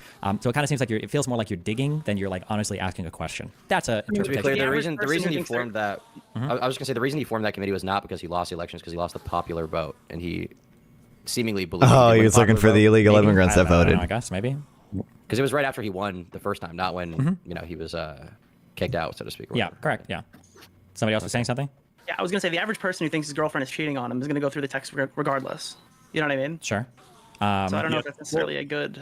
Wouldn't a better comparison be like, YouTube has shadow banned me, and to prove it, I'm going to need all of your guys' analytics. I'm going to need access to your YouTube accounts, and you're going to have to give me free reign through like all of your YouTube stuff, so I can prove this. I need your username and password to make sure. Yeah, kind of, yeah. But somebody's like making the accusation with no evidence, right? Like, I think this person is doing something bad. I have no evidence. I need to go through every single thing you have to see if I can find evidence of you doing something that.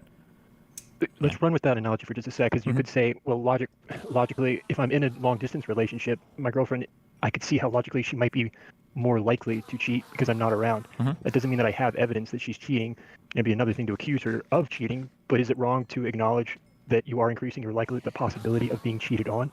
I think that would be totally. But he wasn't just claiming it was more likely that mail-in ballots were rigged. He was just claiming that they were, so, like, and they could only ever lose the election because it was rigged. Problems, then, or maybe we need to do something to secure these. That would be one thing. But when he says things like the only way they can lose the election is if it's rigged, or when we're saying that like if we have mail-in ballots, it'll be the greatest rigged election in history, or when we're making strong claims of voter fraud with no evidence, I think that that's a step much further than just saying, well, there's the potential for bad things to be happening. I would say. Okay, reading down from that, Trump fluidly switched between definitions when he claimed the election was rigged, meaning it could be officials rigging polls, ballot boxes being stuffed, ballots being not counted, boxes being tossed, vote totals being changed. It seems like when he talks about a rigged election, sometimes we move through a lot of these. It's hard to know at any particular point in time what he's talking about. It could be all the way from like the media rigged it by just giving him unfavorable coverage, all the way to, like the actual like ballot harvesting and ballot dumping happened. It depends on the interview. It's important to note that while Donald Trump claims ahead of time that voter fraud would be rampant in 2020, he never actually gives a way to make mail-in ballots more secure. He simply advocates for the elimination of them altogether, repeatedly, because he knows they will favor Democratic voters. If anybody ever, I guess if anybody's listening ever, I tried to find an example of this ever, of Donald Trump or the Republicans giving a way to make them more secure. I couldn't find it. I always hear Donald Trump attacking mail-in ballots, and even attacking early voting, which is also something that Democrats are more likely to do, saying that we shouldn't have it, but he never gives ways to make it more secure, which I feel like also kind of like is indicative of the state of mind, but... Leading up to the election, is it realistic to? Sorry, actually, Will, you go. I've been talking too much. I was going to say the mail-in thing is all like COVID related, right? Basically, yeah, that's a big driver. I mean, there was mail-in ballots before, but at the level that it was being done, this was never done before at this level. But it was largely driven by COVID, or driven by COVID, basically, yeah. I would propose like having where you could only do mail-in if you were in the military actively, or if you could indicate a reason. Because I can understand the argument being put forward and why people are concerned about mail-in ballots. We can get into that later. And I don't know if there's any record of the Republicans ever actually, like whether Shapiro, for example, has spoken on this and actually given details. But I could see an argument being made where it's like, okay, the military can do mail-in, but we can't just open up mail-in for everyone. I don't know if that would qualify as proposing actual changes. Potentially, yeah. But again, I think you would have to see like an effort then to work with people, because regardless of what we think about COVID now or not, people were worried about getting infected. People were worried about disease. People wanted to do distancing. So people were worried about like large areas and large gatherings of people. So if some sort of compromise were made, like, oh, well, we're going to open, 3 times as many polling places or voting booths, or we're going to extend like early voting to give people a chance to vote in person, so that they don't have to mail in voting things. Like, I can understand all of this being like potential solutions, but it was always just no mail-in ballots, no mail-in ballots, no mail-in ballots. It always seemed to be uncompromising. Yeah. Wouldn't that be like unconstitutional? Wouldn't that be like a way for them to basically dictate Well, how states can do the individual elections states however they conduct want, their election process, which is something the federal government can't yes, do? correct. Yes. Oh. This is why standing will be an issue later on when we talk about some court cases. The federal government, the states have a right to do time, I think it's time, manner, and place. I think the federal government can only dictate the election day, I believe, as per the Constitution. Do I get bonus points for that? Yes, congratulations. Yeah, points. Hell yeah. Hell yeah. Great question, Act. Okay. Good job, Mr. Act. I want to read later some more of the indictments into Giuliani, because people constantly make this claim about like, oh, you say he's over 16 lawsuits, but actually, it's because these were dismissed on standing. They weren't dismissed on merit. So the evidence actually wasn't even looked into. It's like, well, yeah, but I mean, if you lack standing, like, I don't have to tell you, like, you weren't aggrieved, you can't sue them.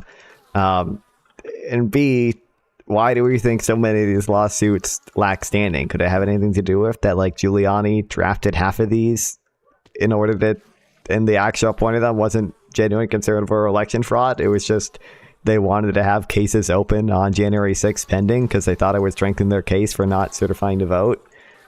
They weren't like good faith lawsuits. I know that's what Giuliani's been indicted for. I think federally, but in Arizona as well. So, next paragraph. I have a question. Go ahead, Tom. Yeah, so no. if you want to be charitable to Trump, okay, let's say April 2020 is the first time that he, at least as far as the 2020 election section, talks about voter fraud in terms of ballots. And then September 29th, this is... In Pennsylvania, Giuliani dropped a meaningful portion of the lawsuit, filed challenging the state's election results in order to reinsert allegations that widespread election fraud were important to his national litigation strategy. This was Giuliani's unofficial entrance into the litigation that the D.C. Bar Association said he based only on speculation, mistrust, and suspicion, which ultimately resulted in disciplinary action. Holy crap, I can't speak. What the hell is that? Okay, try that one again.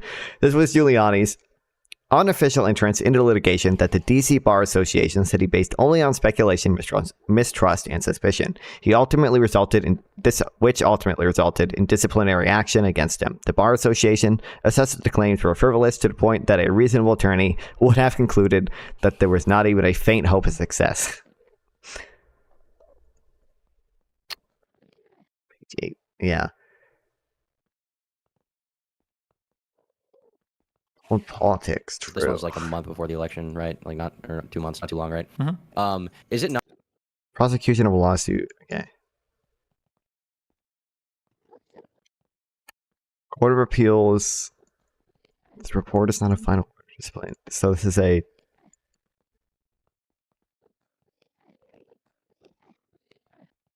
I don't know exactly what is this a...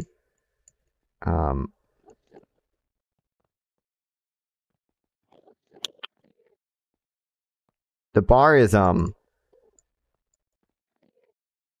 don't what like is this what would you call it, is this like civil litigation but between the state bar and the Like what do you call disciplinary action from the from the bar? Court of Appeals Board and Professional Responsibility Ad Hoc Committee. Okay, well, Not we'll fair read to this say later. that maybe he from the start thought that there never could have even been a chance to basically like what you're asking, like because you propose like, okay, well, he never even tried to like make it more easy to verify or have better verification for these things. He just said no mail-in ballots, right? Yeah. Is it not feasible, realistic, reasonable to think that maybe he assumed that there never could have been a process within a few months to like change or ratify, whatever the fuck you want to say, the entire voting process to make verification more rigorous in the time before the election? I mean, if that was the case, wouldn't he be asking for like any changes to actually occur with the process at all whatsoever, outside of just saying that it's bad? Yeah, like the problem is that like maybe if he would have proposed some and states could have said like, well, we can't do that in time. I think there's a stronger argument there. But again, with no proposals, it makes it hard to even consider that counterfactual. Like, let's say the Republicans said we really wanted to have yeah, any proposal, anything. A proposal? Yeah, anything, just one, a single thing. I think that would be an argument in that direction, but. It's kind of like if you were to debate the definition of insurrection, but you weren't willing to give your own definition. Okay, you lost. Really... You tried too hard. Now you lost your teacher's second point. Okay. How much precedent do we have around mail-in voting? How long has that been going on? I don't know exactly how long. I know it's been going on for a while, but I'm not sure the exact length of time. I'm gonna look it up. How long has mail-in voting been around? Actually, the wait. Civil War, they first experimented with absentee voting. On yeah, I was gonna say the Civil War or the Revolutionary War, but it might be the Civil War where people that had gone off to combat were mailing in. That might have been, but sorry, it's been a while. They didn't even have a president in the Revolutionary War. Right? Yeah, that was really retarded. Good job. You lost 10 points for me saying that. Okay, just you. Sick. It would have just been the Civil War. Good job. Wow, look at you, Willie. Good job. I set you up for that one just to get out. Dude, this shit's easy, dude. Yeah. You'd be a fun political science teacher. No. No, it'd be terrible. You'd be calling somebody retarded. Also, listen, I'm sure they were voting for mayors or some bullshit other colonies also. So minus 10 more points from you, actually. You're down negative 20. Okay. Fuck off. I was the one who said the Civil War thing, okay? Good for you. All right, Greg, moving on. Donald Trump attempted to call the election early on the night of, despite everyone across the nation knowing it would take some time to count the incoming mail-in ballots. He also falsely claimed that he won many states by margins that were impossible to be overcome, despite it having been completely untrue, and continues to call the mail-in ballots fraudulent, claiming that he'd already won the election. On November 5th, the next morning, he went as far as to tweet, "Stop the count," so he wouldn't lose his majority. I think maybe that's supposed to be November 4th, but hold on. We're going to do the everyone across the nation. Click that so we can watch this. This is a November 1st article. Everybody in media, everybody knew that there was a good chance that, as the mail-in ballots were counted, that things are going to look different than the actual voting in place on election night. Everybody knew that was going to happen. And then you've got the tweet on November 5th, where in all caps, he says, "Stop the count." Right, we've all seen that. Okay. Okay. Famous tweet. Stop the count. On October 31st, 2020, there is a leaked audio recording from October 31st, 2020 of Steve Bannon, which shows him speaking about Trump's plan to call the election early. Multiple recordings of Roger Stone affirm the same. So let's just click this leaked audio recording right here. 1:30. This is a little bit cut up. I don't believe that the original full audio has been released, which sucks. So if you want, you can take this with a grain of salt, I guess. It's from Mother Jones. This is a... When was this leaked, like years later? This was leaked on 2022. Mother Jones is I would say, a very far left publication, like further left than WAPO. Watch the post in New York Times. So keep that in mind. If you do trust it, don't trust it. Just a thing to keep in mind. We're going to set it to 1.5. Let me know when you're ready to play. What is... Sorry, just real quick clarifying question. Yeah. Steve Bannon, is he the Blaze or Breitbart? What is he? Steve Bannon was one of the founders / owners of Breitbart. And I don't know if he had an official role in the Trump campaign, but I know that he was serving as an advisor and talked to Trump and got his support. Breitbart is a very far right, weird kind of media. It's alternative media online thing. I'll say, yeah. Is it just a website? Yes. That's where Milo Yiannopoulos worked. Yeah, Milo worked there. Yeah, Bannon worked there. Yeah, a lot of kind of wacky things. Okay, I think he might have been a campaign manager actually in 2016. So he did have an official role with the campaign. Is Milo is the gay guy? Yes. Yes. Yeah. Now he is back to being gay. Yes. Okay. He was the reformed sodomite. We don't need to go down this rabbit hole, bro. Yeah, you don't need to go down. Yeah, he ungayed for a little. Word. What? I said sodomite. What a great word. True. Okay. 1.5 speed. We're ready to play. 3, 2, 1, go. And what Trump's going to do is just declare victory, right? He's going to declare victory. But that doesn't mean he's a winner. He's just going to say he's a winner. The Democrats, more of our people vote early to count. Theirs voted mail. And so they're going to have a natural disadvantage, and Trump's going to take advantage of that. That's right. He's going to turn himself a winner. So when you wake up Wednesday morning, it's going to be a firestorm. We're going to have Antifa crazy, the media crazy, the courts are crazy, and Trump's going to be sitting there mocking, tweeting shit out. You lose. I'm the winner. I'm the king. And he'll be all over. He'll be going, "Where's Hunter? Is Hunter on a crack pipe?" I mean, no, he'll be, because then it doesn't matter. Remember, here's the thing. After that, Trump never has to go to a voter again.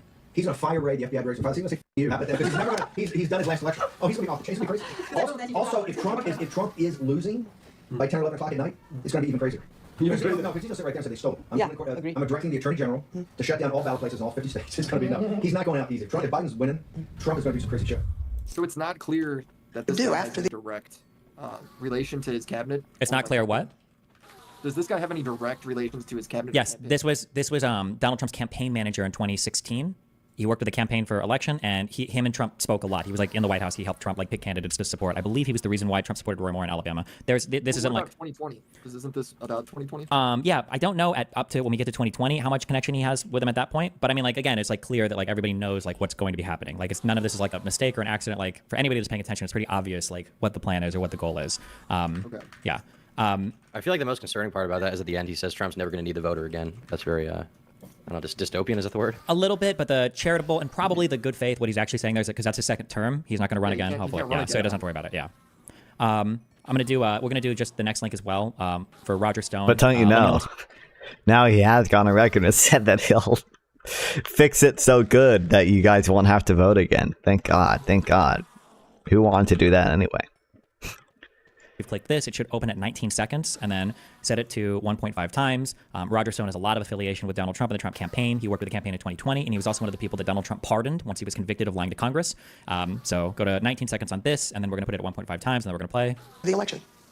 Let's just hope we're celebrating. I really do suspect it'll still be up in the air. But when that happens, the key thing to do is to claim victory. Possession is 9/10 of the law. No, we won. Sorry, over. We won. You're wrong. Baby Z. I said, right to the Bible. That's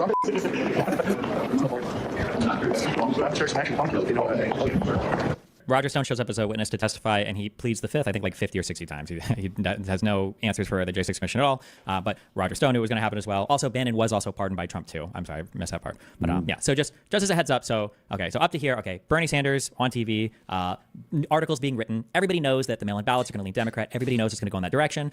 Everybody knows this even without voter. Do I need anything else on the axe? I just need efficiency and unbreaking on the axe, right? And mending once I get mending. I don't think there's anything else I need. Fraud, that's what's going to happen. You've got people like Bannon and Stone that are on calls, that are being recorded, that are saying things like, yeah, he's got to declare he's going to win immediately. He has to do this. He might even shut down polling because he knows that the mail-in ballots are going to skew in one direction. All of this is true with no voter fraud or anything weird or suspicious or anything happening, right? Okay. Yeah. Roger Stone has to be literally retarded to get caught saying that on recording. I can't believe they're saying that out loud, right? Yeah, it's a little insane. What the Stone is a very Stone is Stone is a special guy. It is a I win, you lose, that's how the world works moment. Sure. Who was that again? Yeah. Mr. Octoroon. Yeah. I learned a new slur that day. Yeah. Yeah. Okay, we're gonna dip down into this. Roger Stone again? Sorry. Who is Roger Stone? There's a huge answer to that question. He's just been. Well, I just mean in relation. No, I understand. Roger Stone has been a political operative for a long time in the United States, and he worked very closely with the Trump campaign in order to do a bunch of stuff related to the Trump campaign, all the way from media appearances and stuff like that to potentially more insidious things. But I don't even get into any of that. But we'll just say that like Roger Stone was a Trump surrogate. He was somebody that worked with the Trump campaign, like very openly, very directly. Nobody is like this isn't like conspiracy or anything. They like remember Trump pardoned Roger Stone and Steve Bannon for crimes that they were convicted of. Like the relationship is very open. It's not like a behind the scenes type thing. So they were actually convicted and found guilty in court? Yes. Anytime somebody accepts a pardon from a president, a pardon means that they were convicted of a crime or that they've essentially pled guilty to a crime. What were they convicted of? Jesus Christ, Tom. Bannon, I don't remember. Roger Stone was convicted, I believe, of lying to Congress when he was questioned about. I don't remember what it was in relation to. I'd have to go back and check. I don't remember what they were convicted of. I just know they both got pardoned by Trump. Okay. What were so they was it related at all to this or no? Convicted of? For Bannon and Stone, it was a parking ticket. So President Trump commuted the sentence of his longtime friend Roger Stone on 7 felony crimes on Friday. First he issued clemency, and then like 7 months later it was, I think for Stone, I think it might have been questioning relating to the Mueller investigation, the Russia stuff. But I don't remember. Russian interference, obstructing congressional investigation, that's what he was found guilty of. Okay. I'll put that in here to add, so for my next focus group, I have that information, okay? Thank you for the questions, okay? I do appreciate it, if you're curious. And maybe that would be good. Okay. Okay. The next section I have here, a little breakout for the Dominion versus Fox News suit. In June of 2021, Dominion filed a complaint against Fox News, alleging that the company engaged in a widespread campaign of defamatory behavior towards Dominion in order to salvage its reputation among conservative media listeners. Dominion's lawsuit accused Fox of lying on 4 separate claims. First, hold on, let me say this. Who's Dominion? Yeah, I should have this in here. So if you ever hear about allegations relating to like voter fraud machines or like machines, Hugo Chavez, machines rigging, machines turning votes, whatever, chances are you're thinking of that's Dominion. Dominion was a company that was responsible for delivering and servicing, I think, machines in multiple states that were responsible for doing Why the do you pay voting attention to stuff. They were Destiny's voting machines, content? basically. Well, this is actually a good example of why I do. I think he does a really good job with some of his research. Like I think like he did it with Israel Palestine and he did it with Jan 6 as well. Like this is like what he's doing right now is like a pretty like respectable thing where he spent like literal months like researching this, right? Like diving into every single thing, and now he's like compiling a document and he's like inviting people on who don't know a ton about it to like educate them on it.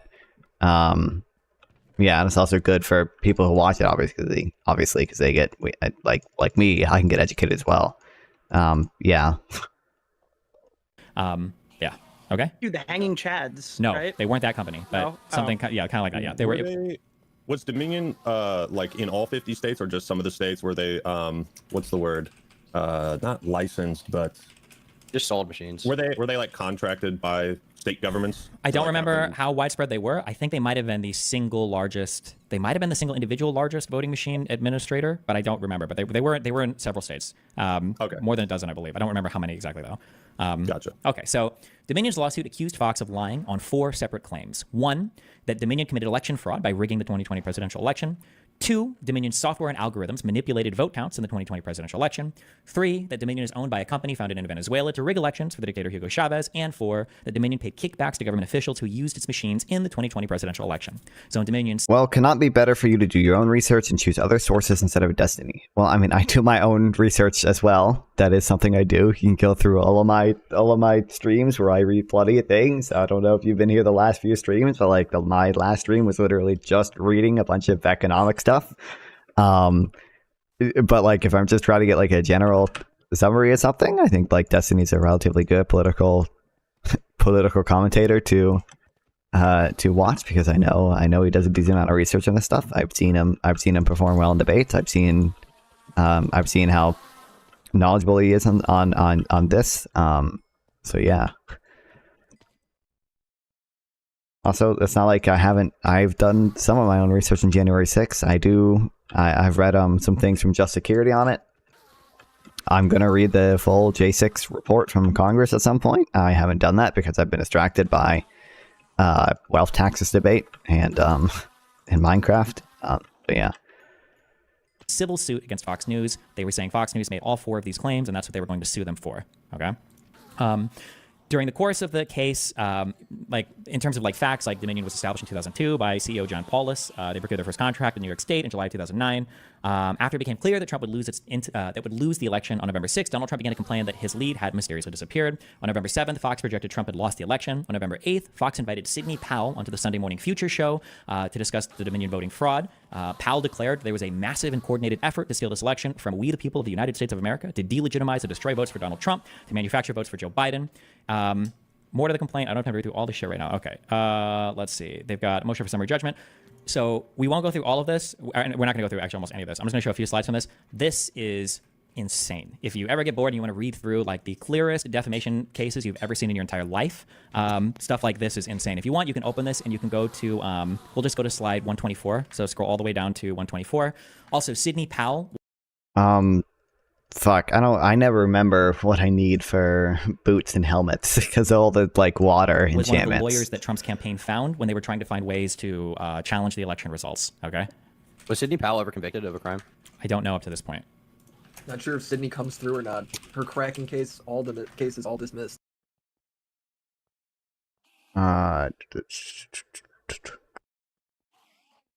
Boots, okay. Mending, which I can get. Protection 4, Fetter Falling 4, I know. And then Unbreaking 3. Okay, Depth Strider, Soul Speed, and Thorns. I don't really care about Thorns. Or this stuff. Okay.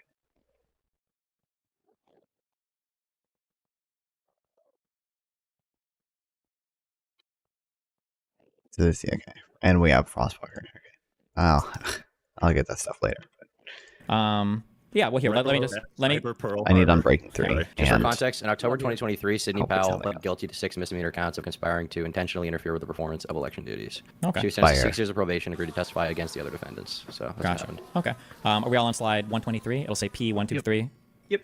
Okay, so all of these people are like either Fox execs, news hosts, and then this motion for summary judgment is basically just, it's when you're filing a motion before a court in pre-trial, before you go to trial, saying, hey, I think that this case is so obvious that neither of us are disagreeing on the facts, and I've already won the case just based on what we've agreed on. That's like a motion for summary judgment. You're saying basically just tell me that I've won before we even have to go to court.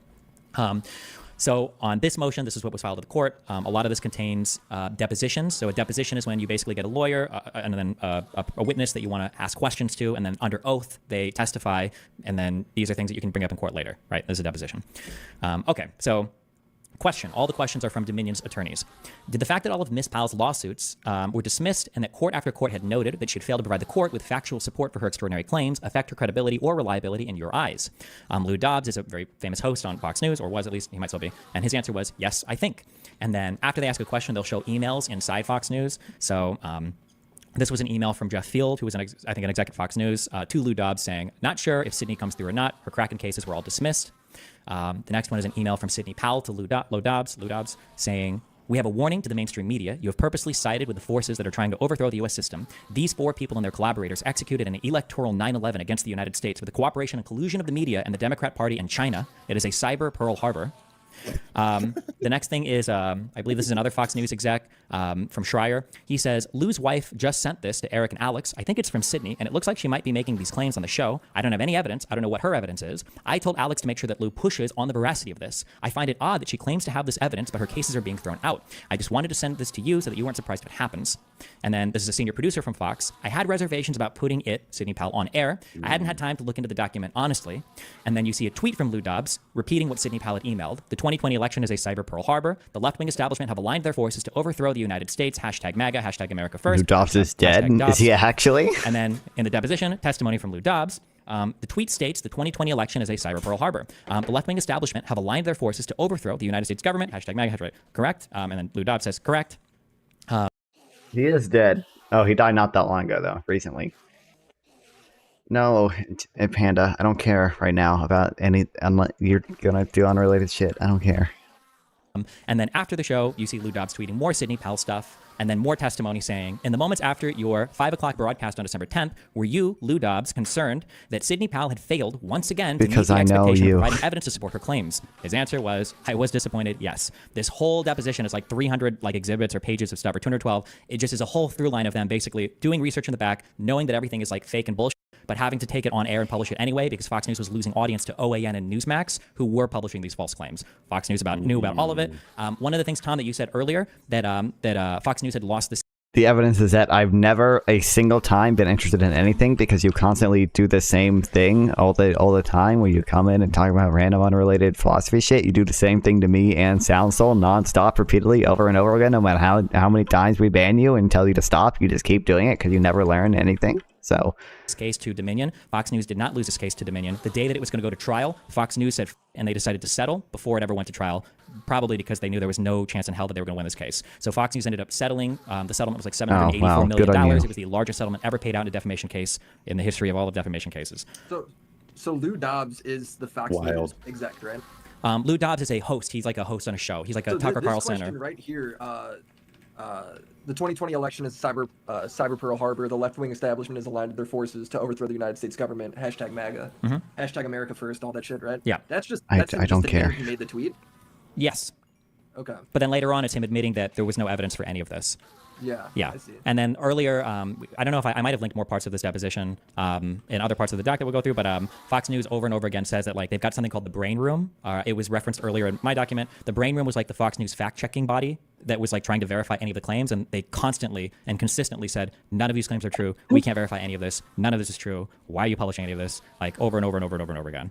But yeah. Okay. So the problem does. Jesus Christ, does anyone do a fucking simple Google search and read email? Not seem to be, because I was questioning what happened with the lawsuit. Based Based on what they were alleging, the problem wasn't just that they had Sidney Powell on; it's that they had good reason to believe that she was full of shit. Yep. They had her on anyway, and then also Fox News hosts parroted exactly what she said there, despite internal knowledge that there was no factual basis for her claims. Correct. On page 28 or slide 28, whatever it is, the question is, if the brain room had concluded that the charges were in fact false, they never should have been aired, correct? And it's like, yeah. They picked a really picture of David Clark there. Yeah, what is that?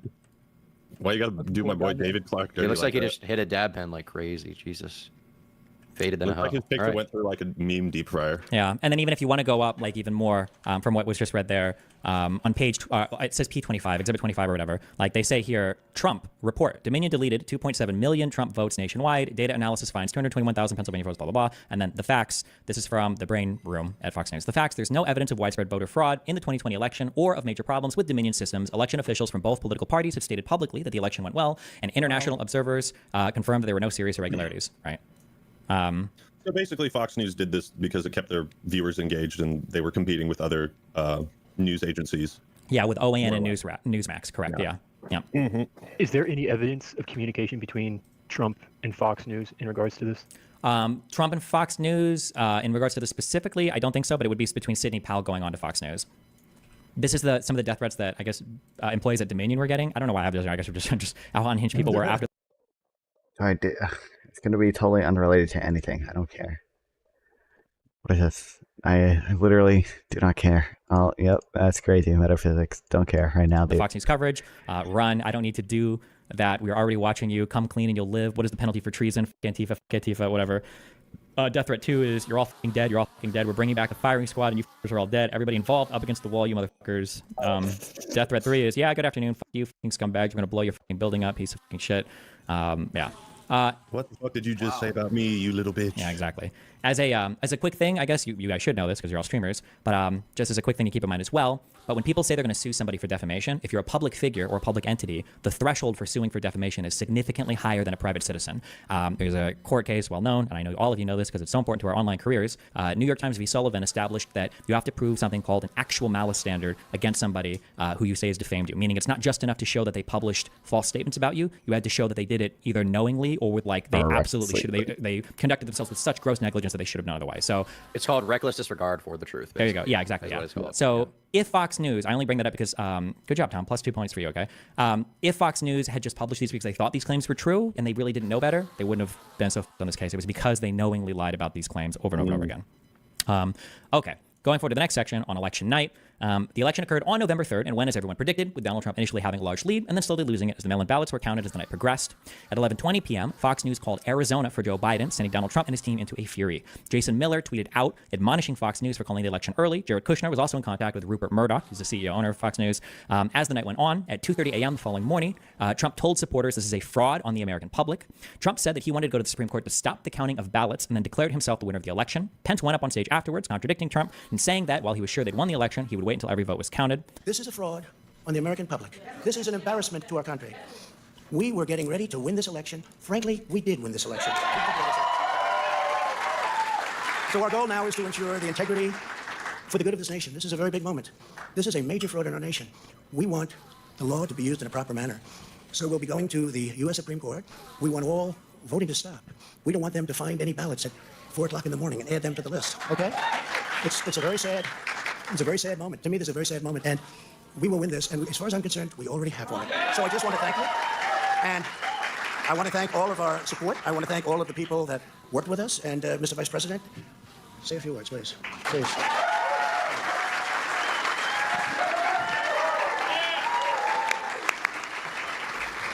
Thank you, Mr. President. I want to join you in thanking more than 60 million Americans I think that's who have Willie. already cast their vote for 4 more years for President Donald Trump in the White House. And while the votes I saw continue to be memes on counted, Twitter we're going to remain vigilant. about People left inviting Georgia. He doesn't bring it. Oh fuck. Where the fuck were we? Oh no, what'd I click on? Instance, like 300,000 people moved out of Georgia, or some number of people moved out of Georgia and still voted. And while that's true, and we'll get to this later on in a phone call, I believe you. I wouldn't believe. After this, I saw memes on Twitter about inviting Mike Pence to the DNC as a Republican against Trump. That would be fucking hilarious. They absolutely should do that. Vigilant, as the President said. The right to vote has been at the center of our democracy since the founding of this nation, and we're going to protect the integrity of the vote. But I really believe with all of my heart, with the extraordinary margins, Mr. President, that you've inspired in the states that you just described, and the way that you launched this movement across the country to make America great again, I truly do believe, as you do, that we are on the road to victory, and we will make America great again. Okay, so just to establish up to this point, everybody knew how the ballots would go. Everybody knew there was a chance they'd turn overnight. You've got Roger Stone and Steve Bannon that are saying Trump's going to try to call it an election night so that he can't lose. And then on election night, Donald Trump tries to call it. He says that the fact that the votes are starting to change is evidence of fraud. He tries to say that we need to stop the voting. Like everything is I would say like a pretty clear line up to this point. But that's where we're at up through election night. In July of 2022, a collection of, I should have something for what were the challenges? Sorry. In July of 2022, a collection of 8 different conservative judges, politicians, and analysts published a report called Lost Not Stolen, the conservative case that Trump lost and Biden won the 2020 presidential election. In the report, It's not commendable. Oh my God, I don't care. I'm going to ban you. I'm going to do it. Confirming the results of the 2020 election. I'm just going to read an excerpt from that in the Lost Not Stolen thing. This is from page 4. My God, can I please give me double enchants, please? This game sucks.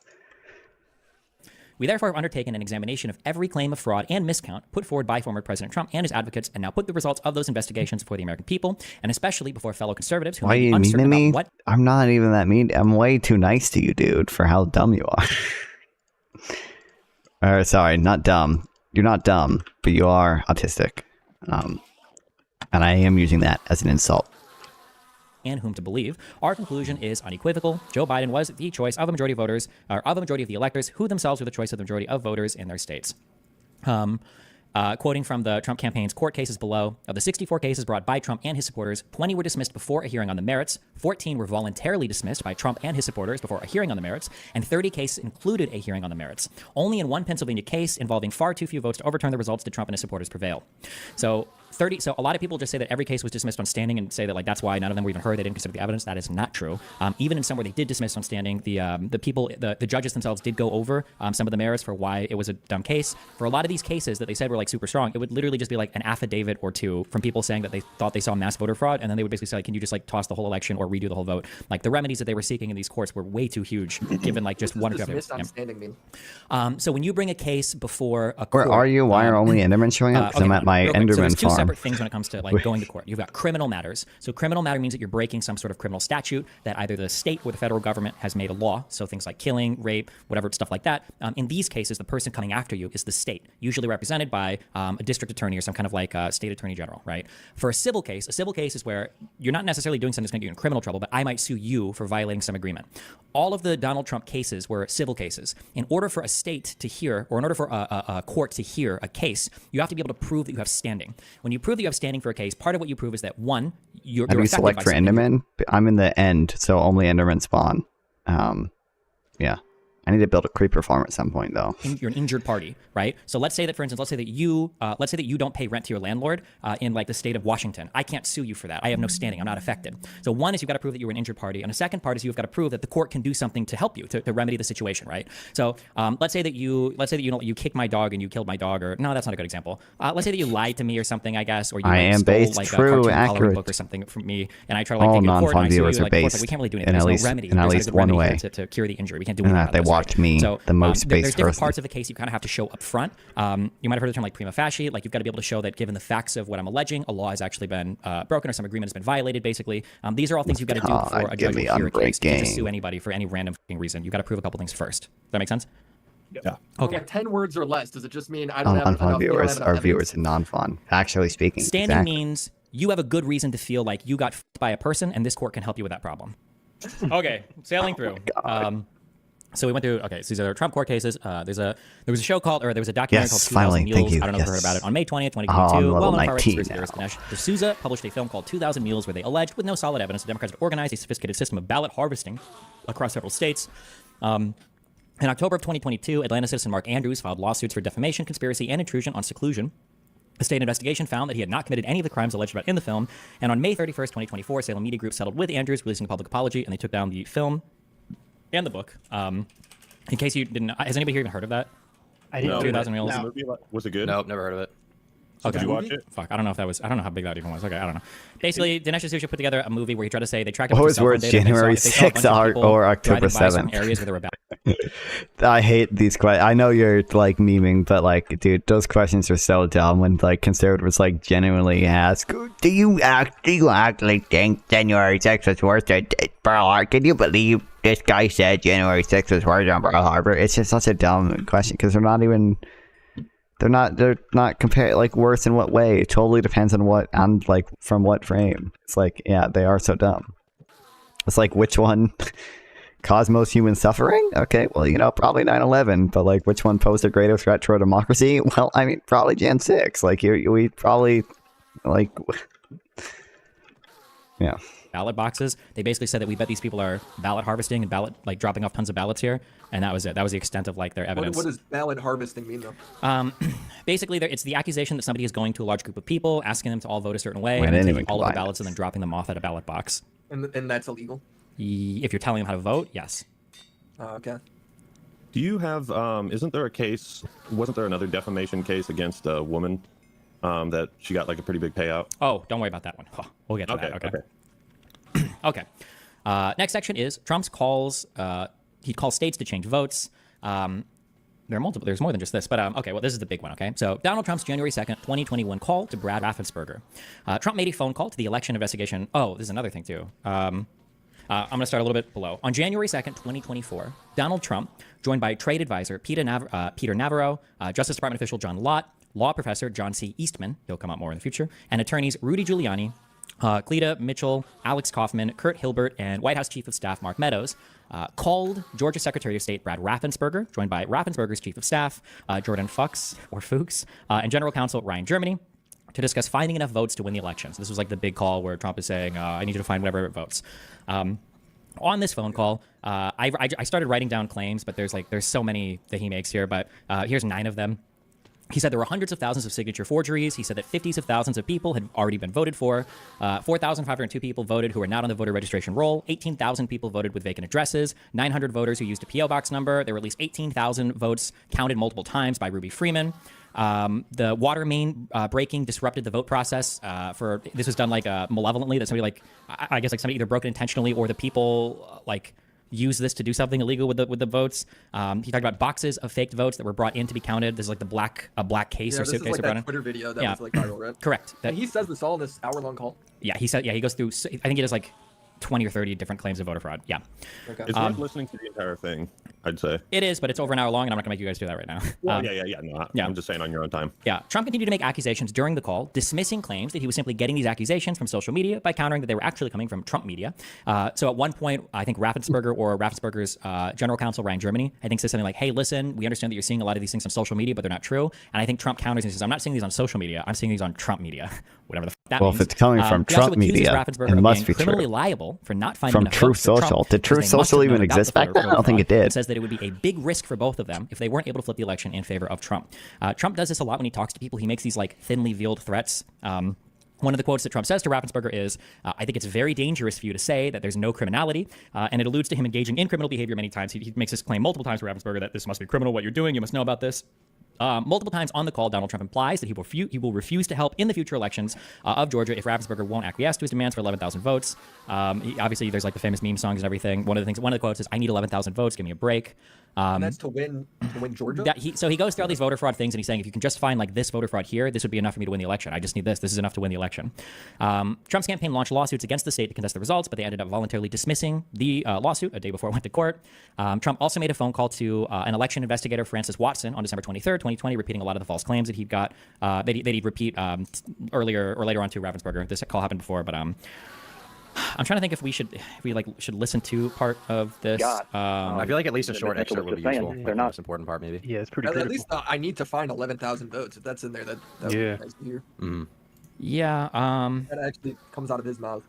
That one quote is really important, I think. Did they It's like get saying that? I need to find 11,000 votes is really important. Well, I think it's also important that the call occurred 4 days before January 6th. Correct. So This was January 2nd. Yeah.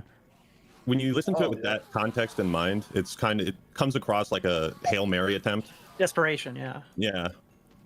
Here's fuck. I don't know how I want to treat this part. Okay. I managed to find the timestamp for 11,000. Well, no. Here, this is hold on.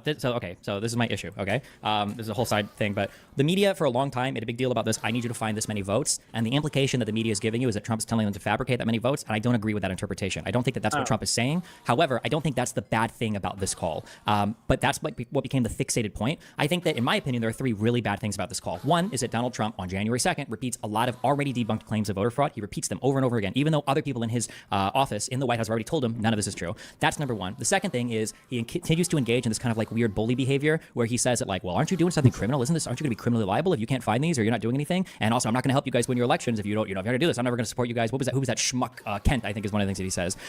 That's the second thing that I think is really bad. And the third thing is that the entire call is insanely inappropriate. That a candidate would make a call to a state governor, secretary of state, and like try to call these people and say, I need you guys to do something more about election fraud. I'm sorry, Raffensperger was the secretary of state, not the governor. Governor was Kent. And say that, Kent, and say, I need you guys to do better on this because he's not happy with the results of their election.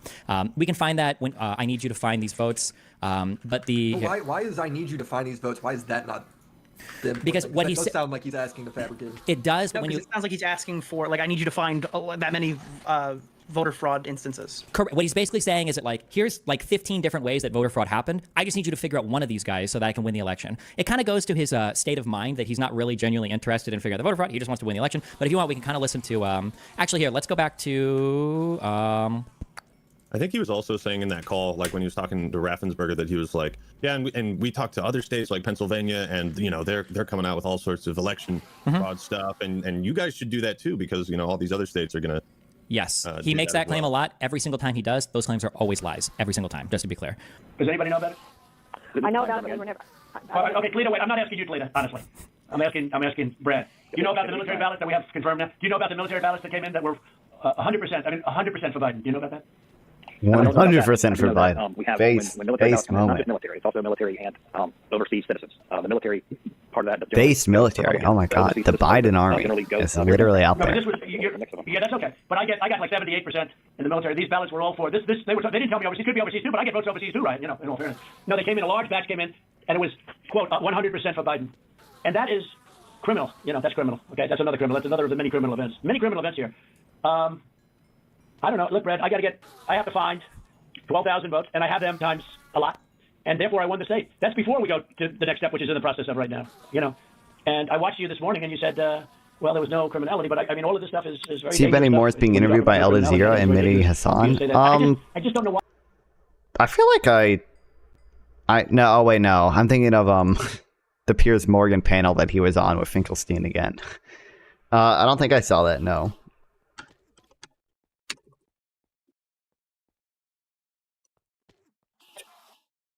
Benny Morris, Mehdi Hassan. I think I probably have seen a clip of this, but Israel will fight until we destroy Hamas's military capabilities, end its rule in Gaza, and bring all our hostages home. Since Hamas's attack on October the 7th, Israel has been... what do they go over? We can watch it later. Apparently, the Israel-Gaza stuff is continuing to be an issue for me, so I probably have to go back and read more about it. It keeps coming. It's come up a few times on panels. I thought we'd all be done with it by now, but nope. We're still all on it. So yeah, that's the big thing that's making the lefties not vote for Kamala. So I think we're gonna at some point. I read most of Scars of War already, which means it will be pretty easy for me to speed through it. Because I already have read it and I already have it highlighted, so it'll be pretty easy to like just speed through it and take notes in it and like summarize it, and hopefully it helps me remember it better. And then secondly, we're gonna read Righteous Victims by Benny Morris, and then maybe, would you say you're playing Minecraft in a cave looking for diamonds? Not right. No, I haven't. I'm fucking grinding out XP, but yeah. And then eventually we're gonna read Righteous Victims, and maybe the birth of the Palestinian refugee crisis. But that one's like 600 pages, and I don't know if that one's worth it because like the 40, I'm happy to. For the most part, I don't care too much about like the pre-48 stuff. I know a decent amount about it, but like I don't know. Is like I can concede. Why Righteous Victims before birth? Isn't Righteous Victims? Doesn't that go over the whole history pretty broadly? Isn't that probably better to read? And then the birth of the Palestinian refugee crisis is like is the specific part about the birth of the refugee crisis about like the civil war in Palestine.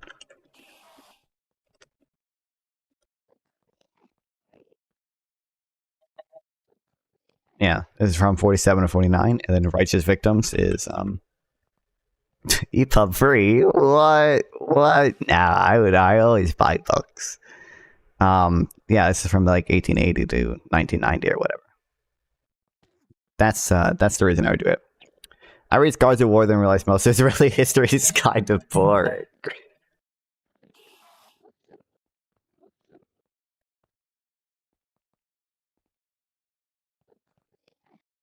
Run through it, and that'll take like a day or two, and then this is like 700 pages or something, so it'll take a while.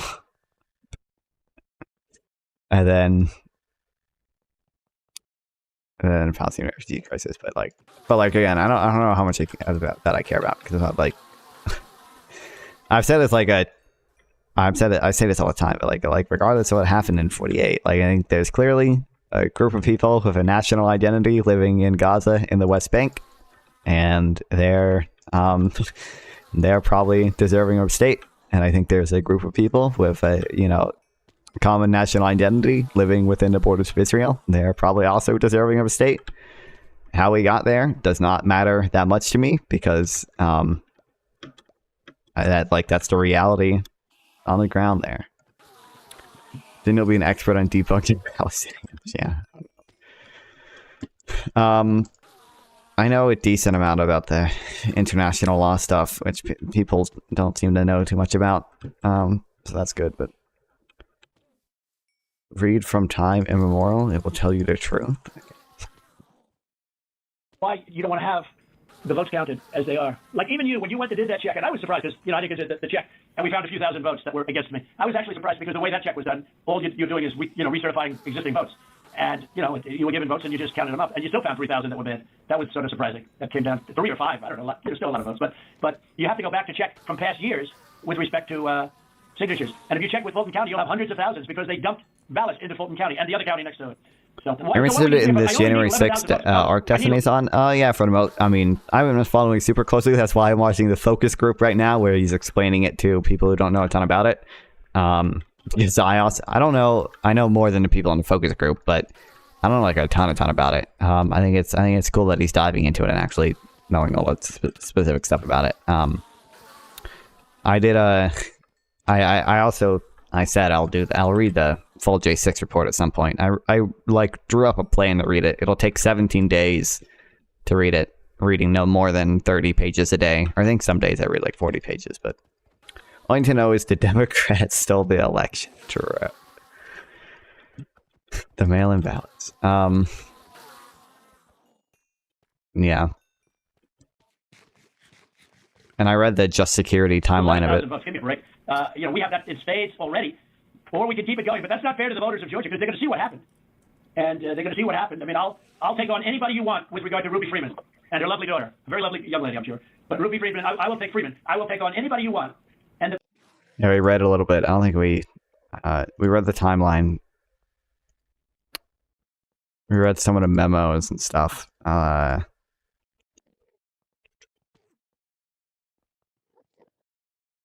do I have?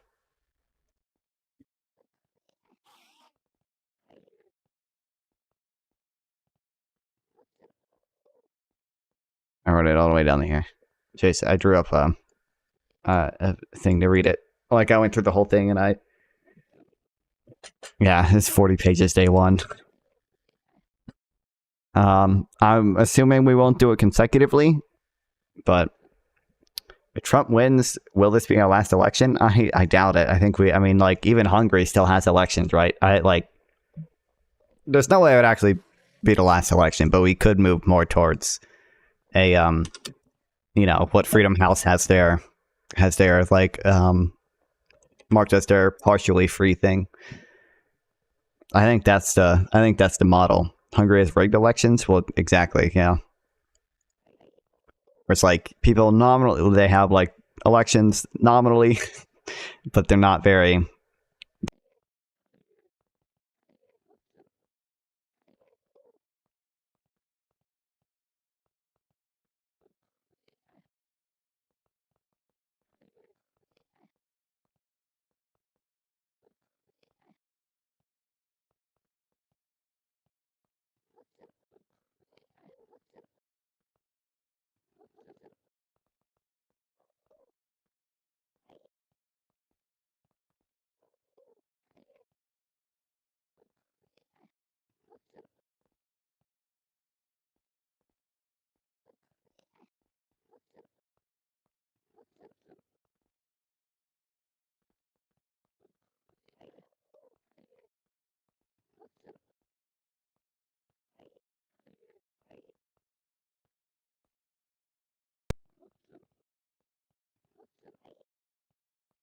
Okay, there we go.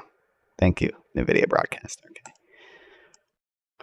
Can't wait till I get the Shure SM7B with the shitty ass audio interface it comes with. Did they ship that yet? I don't.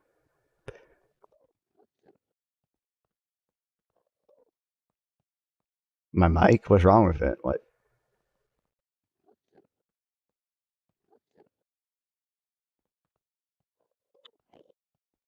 Bro, they haven't even shipped it yet. Fuck these people. It's still free shipment, bro.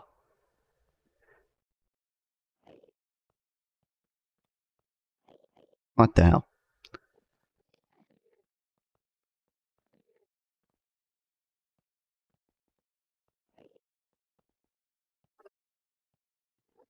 Literally nobody likes the audio interface it comes with. I accidentally bought a Shure SM7B and it comes with a Pennsylvania so close it scares me. Yeah. You know what's great? You know what though? We don't need Pennsylvania. We don't even need Pennsylvania. NC is going blue, baby. I'm telling you, we're doing it. Watch, we're doing it. The latest poll that came out had us tied. It had us 46 Trump. Okay, so we're doing it. We need Pennsylvania. Nuh-uh, bro. Nuh-uh. You probably do need Pennsylvania, yes, but I'm hoping NC goes blue. I don't actually. If we won.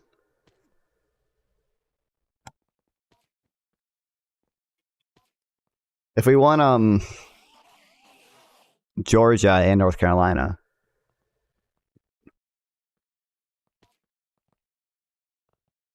What is this map? Texas and Florida. That ain't right. How? The minimum, there were 18,000 ballots, but they used them 3 times, so that's, a lot of votes.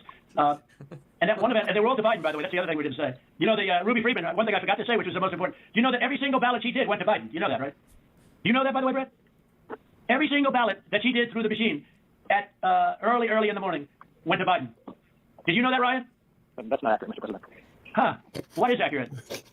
The numbers that we are showing are accurate. No, about Ruby Freeman. Hold on. Okay. So this is all the relatively safe states. Nevada, Arizona. If we assume they go red, we assume Maine is like that. Ohio, what do I have? Ohio. Okay. So this is Pennsylvania. What if we do North Carolina? Oh wait, this isn't updated because North Carolina is 16. Look, if we get North Carolina and Georgia, oh no, Republicans still win. Oh wait, no, they don't. Although realistically, yeah, we probably need Pennsylvania. Oh look, it's tied. The tied map. About early in the morning, Ryan, when the woman took when the whole gang took the stuff out from under the table, right? Do you know that? This would be hilarious if it happens. There's a non-zero chance of there being a tie. I think there's a few different ways it could happen.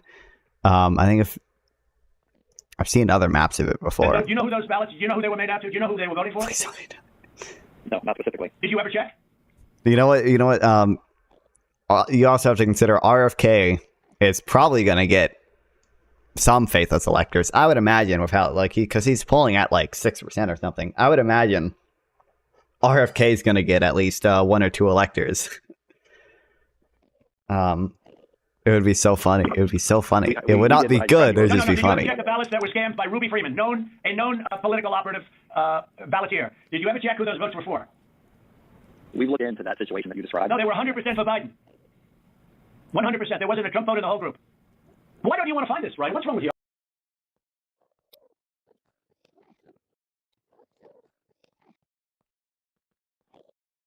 I find his president map below. Select the state or district to change the setting. Oh, this isn't. How do I just show the maps?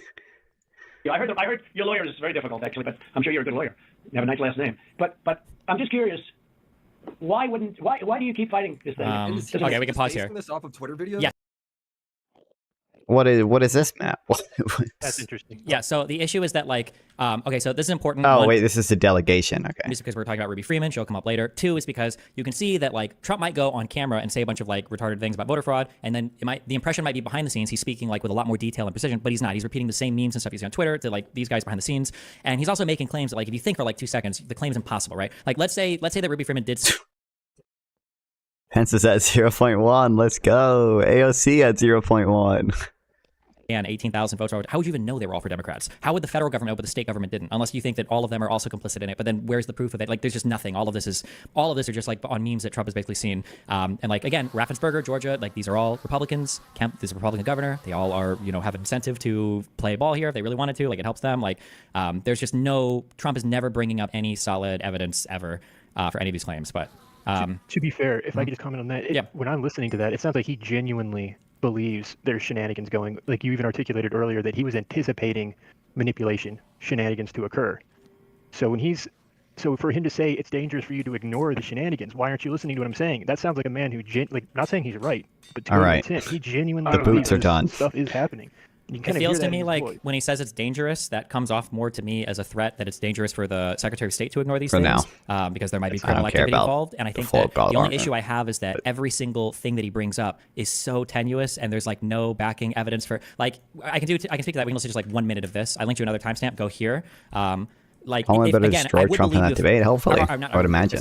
Dude, if Trump continues slurring like he did in that Elon Musk call, I mean. That's gonna be bad for him, dude. Like there might be some evidence in that direction if he like listed anything with like a degree of like backing ever. But what about the ballots coming from overseas being 100% military? Like he sounds like he genuinely believes that. But it's just not true, and they tell him slurring and lisping badly that whole call. Yeah, exactly. At 31 minutes. Oh, also, thank you. Yes, my Rumble viewers are real. Thank you. Yes. Ready? We'll just listen to like one minute of this up to like. They're not all bots. There are some real Rumble viewers. Let me know when you guys are here at 1.5. All set. I'm here. I'm ready. Okay. 3, 2. Wait, hold on. Wait. Yeah, we're good. Okay. 3, 2, 1, go. I don't know. It doesn't. I am a bot. Damn it. We are shredding thousands and thousands of ballots, and now what they're saying? Oh, we're just cleaning up the office. I don't think that's like. Mr. President, the problem. Bernie would also destroy Trump. It's true. No, this isn't social media. This is Trump media. Pussy and bio. It's really not. It's not social media. I don't care about social media. I couldn't care less. Social media is big. I gotta go to bio real quick. I don't even know why you have a side, because you should want to have an accurate election, and you're a Republican. We believe that we do have an accurate election. No, you don't. No, you don't. You don't have. Not even close. You're off by hundreds of thousands of votes, and just on the small numbers, you're off on these numbers. And these numbers can't be judged. Well, why won't? Okay, so you send us into Cobb County for signature verification, right? You send us into Cobb County, which we didn't want to go into, and you said it would be open to the public, and we could have our. So we had our experts there. They weren't allowed into the room, but we didn't want Cobb County. We wanted Fulton County, and you wouldn't give it to us. Now, why aren't we doing signature? And why can't it be open to the public? And I also would. I mean, I think Waltz is probably a good VP pick. Again, I don't really have any strong opinions on who vice president should be, but like, because like realistically, what matters is that they're a Democrat tie-breaking vote in the Senate. Okay, I don't really care about much else. But it would have been really funny to see a Pete Buttigieg versus JD Vance debate. That would have been hilarious because of how like charismatic Pete Buttigieg is and like how well he can steer conversations. Like every interview Pete Buttigieg has done, he kills it. It's so good. And JD Vance is the exact opposite of that. It would have been hilarious, dude. It would have been awesome. Such a scumbag low. He thinks like a mob boss, and he was sitting, and he was the sitting president. Exactly. Yeah. Professionals do it instead of rank amateurs that will never find anything and don't want to find I think anything. Waltz will do fine. Well, I think he'll do fine. Yeah, I'm just saying. It would have been really funny to see Buttigieg versus Vance. Why don't you want to find? What?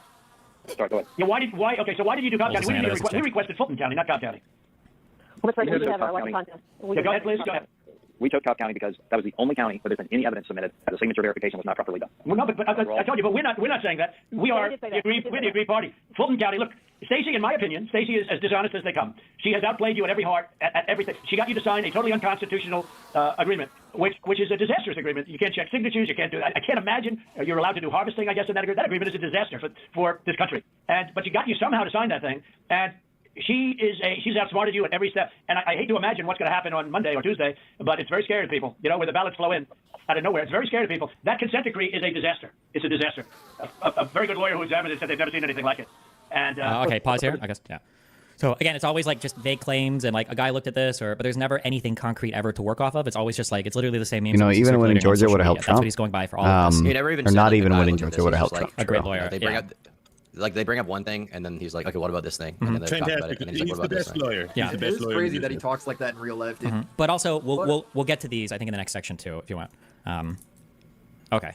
Are you good to move to the next section, or? Yeah, I will say, like, if I were to listen to that, like, the first time without knowing anything else, it does seem like he genuinely believes that shit. Possibly, yeah. I could see that being the case if Yeah. it's the only thing you heard, yeah. So, next section, okay? Here's a quick thing. A lot of these are ripped straight from the January 6th committee report. So when we talk about, like, did Donald Trump knowingly lie about voter fraud, a lot of these claims you're going to see here are ones that also showed up in that phone call. So I got a table here. On the left is somebody talking This to him about a table, particular claim. this table from the And on House right is Congressional somebody Report saying is like afterwards. really good. It's so on the funny. left, you've got then Deputy Attorney General Jeffrey Rosen. The Attorney General is the top of the Department of Justice, and then beneath that is the Deputy Attorney General. The Department of Justice is the office created under the President that's tasked with investigating federal crimes. The FBI is a part of this. They've got the Attorney General that does like the big federal lawsuits, right? This is like the Department of Justice, okay? So if you were going to look to investigate crimes and shit, this is your branch to do it, okay? So Rosen says, and so he said, well, what about this? This is testimony he's giving. And so he said, well, what about this? I saw it on the videotape, somebody delivering a suitcase of ballots, and we said it wasn't a suitcase, it was a bin. That's what they use when they're counting ballots. It's benign. There's a whole video to back this up. And then Donald Trump, 1 week later, repeats at a campaign rally. There's even security camera footage from Georgia that shows officials telling poll watchers to leave the room before pulling suitcases of ballots out from under the tables and continuing to count for hours. The next thing is from Acting Deputy Attorney General Richard Donahue. Quote, I told the president myself that several times in several conversations that these allegations about ballots being smuggled in suitcases, or in a suitcase and run through the machine several times, it was not true. That we looked into it, we looked at the video, we interviewed the witnesses, it was not true. I believe it was in the phone call on December 27th. It was also in a meeting in the Oval Office on December 31st. Remember that phone call with Raffensperger happened on January 2nd.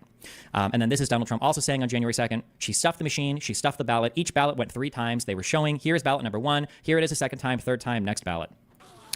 From Brad Raffensperger. It was in that the phone call we just listened to. We didn't listen to this quote, but it's in that call. You're talking about the State Farm video, and I think it's extremely unfortunate that Rudy Giuliani or his people, they sliced and diced that video and they took it out of context. We did an audit of that, and we proved conclusively that they were not scanned 3 times. Yes, Mr. President, we'll send you the link from WSB. Trump, I don't care about a link. I don't need it.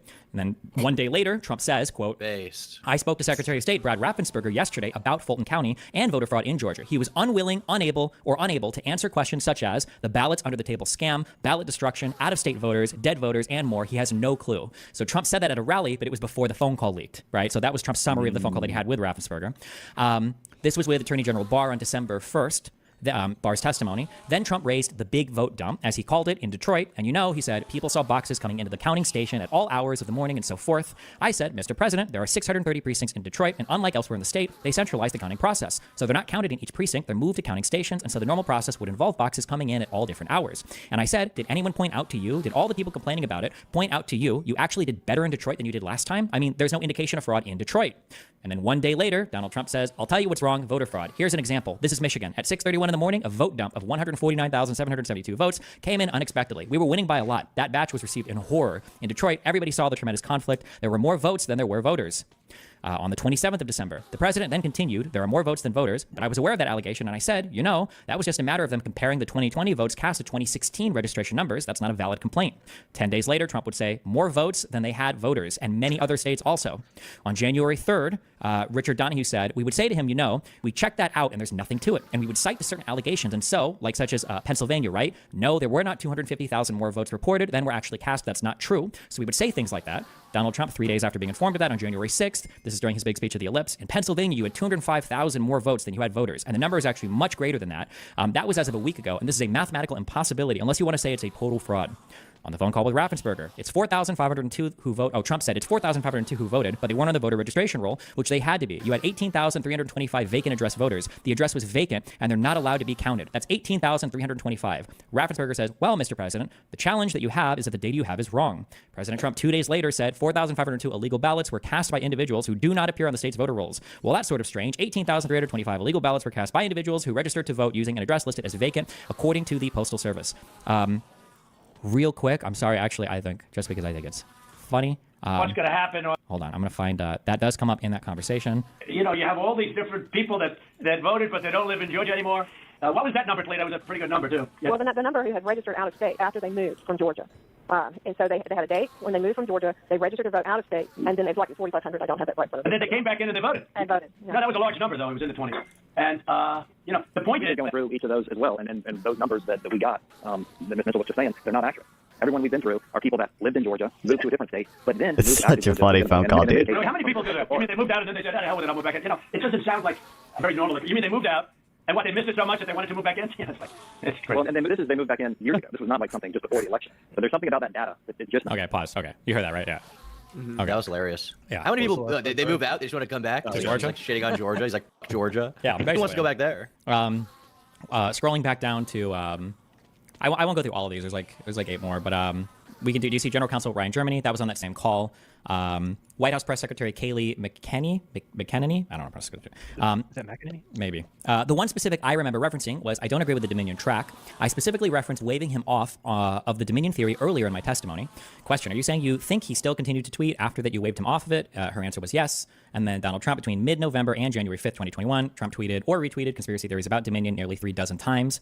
These were the ones that were coming from Sidney Powell and Giuliani inside of his the lawyer people that he'd found. Trump campaign senior advisor Jason Miller. The international allegations for Dominion were not valid. Question. Okay, did anybody communicate that to the president? Answer. I know that was communicated. I know I communicated it. President Trump afterwards. You have Dominion, which is very, very suspect to start off with. Nobody knows the ownership. People say the votes are counted in foreign countries, and much worse. Donald Trump does this, people say a lot. And then I'll do this last one by Attorney General Barr in November 23rd.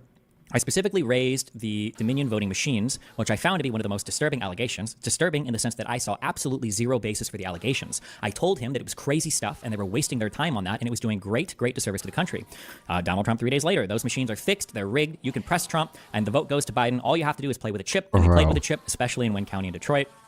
There are like 6 or 7 more of these, but basically just that, like, people would tell him, like, these things are not happening, they're not true. It's his attorney general, it's like investigators in the DOJ, like this is his lead, like, investigative body, and nobody is like affirming any of these things. All of these things are coming from either social media or from like Powell or Giuliani, basically. Media. I mean, Yeah. dude, that is by far the best section you've shown so far in terms of him showing intent. Like, very clearly his people are saying, like, this is not true, and then he's going straight. What if he just has into the psychosis? afterwards a few days later saying the exact opposite. Sure. I mean, the biggest thing is you have like 17 different people that So are many hired by people. him or members of his cabinet, like members of government, who are like explicitly saying this guy's retarded, and then you have the quote of him being retarded, basically, right? Sure. And that's like, they're like he's retarded, and I told him he's being retarded, and I told him he's wrong, and he knows he's wrong, and then he's like, actually, I'm right, guy. Like, yeah, it's like, basically. so dead it writes like 20. This is like easily the most powerful section of this entire thing. I agree. By far the.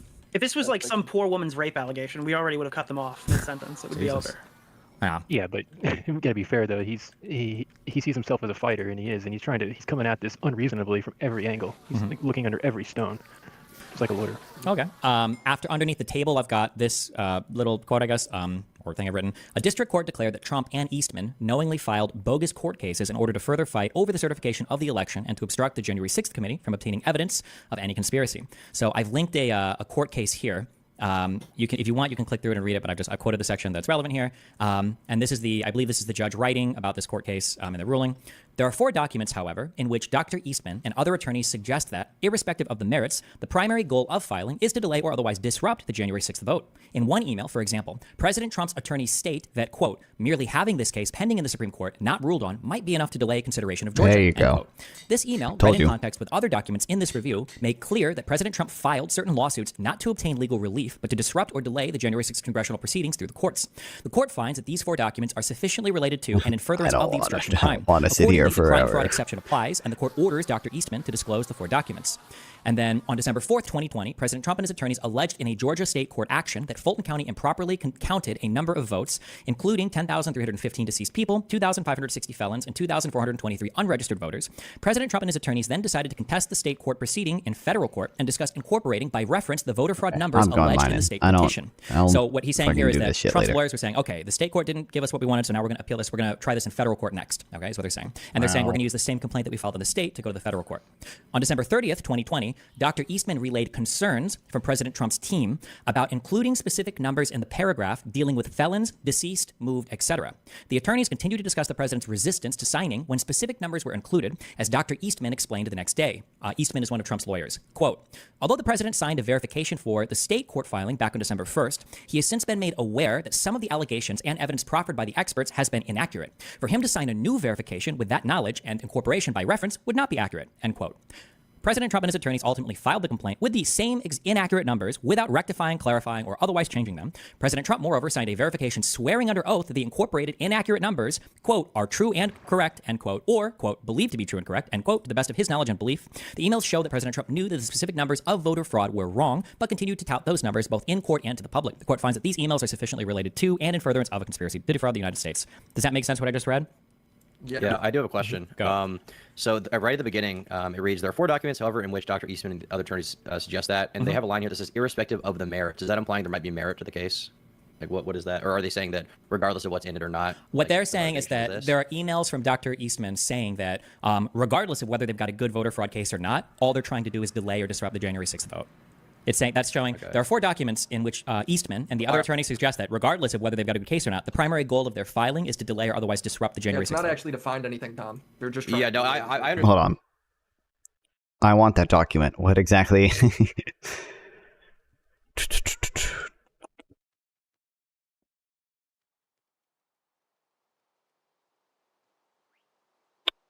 Understand that. I'm just. They've got a. It reads the court and to the public. The court finds that these emails ultimately filed the complaint with the same verification for the team. Appeal this. We're going to try this in federal court next. Okay, is what they're saying. And they're saying we're going to use the same complaint that we filed in the state to go to the federal court.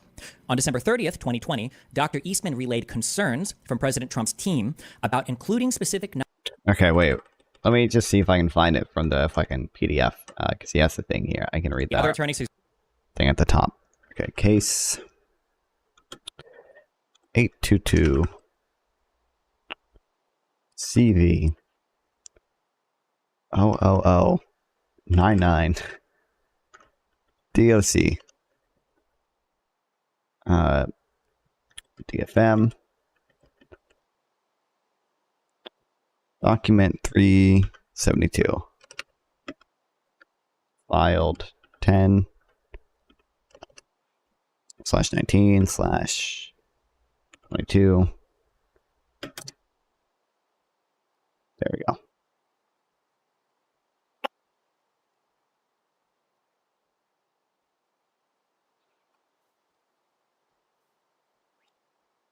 Like anything other attorneys just said, irrespective of merits, primary goal following. Okay, did what I need.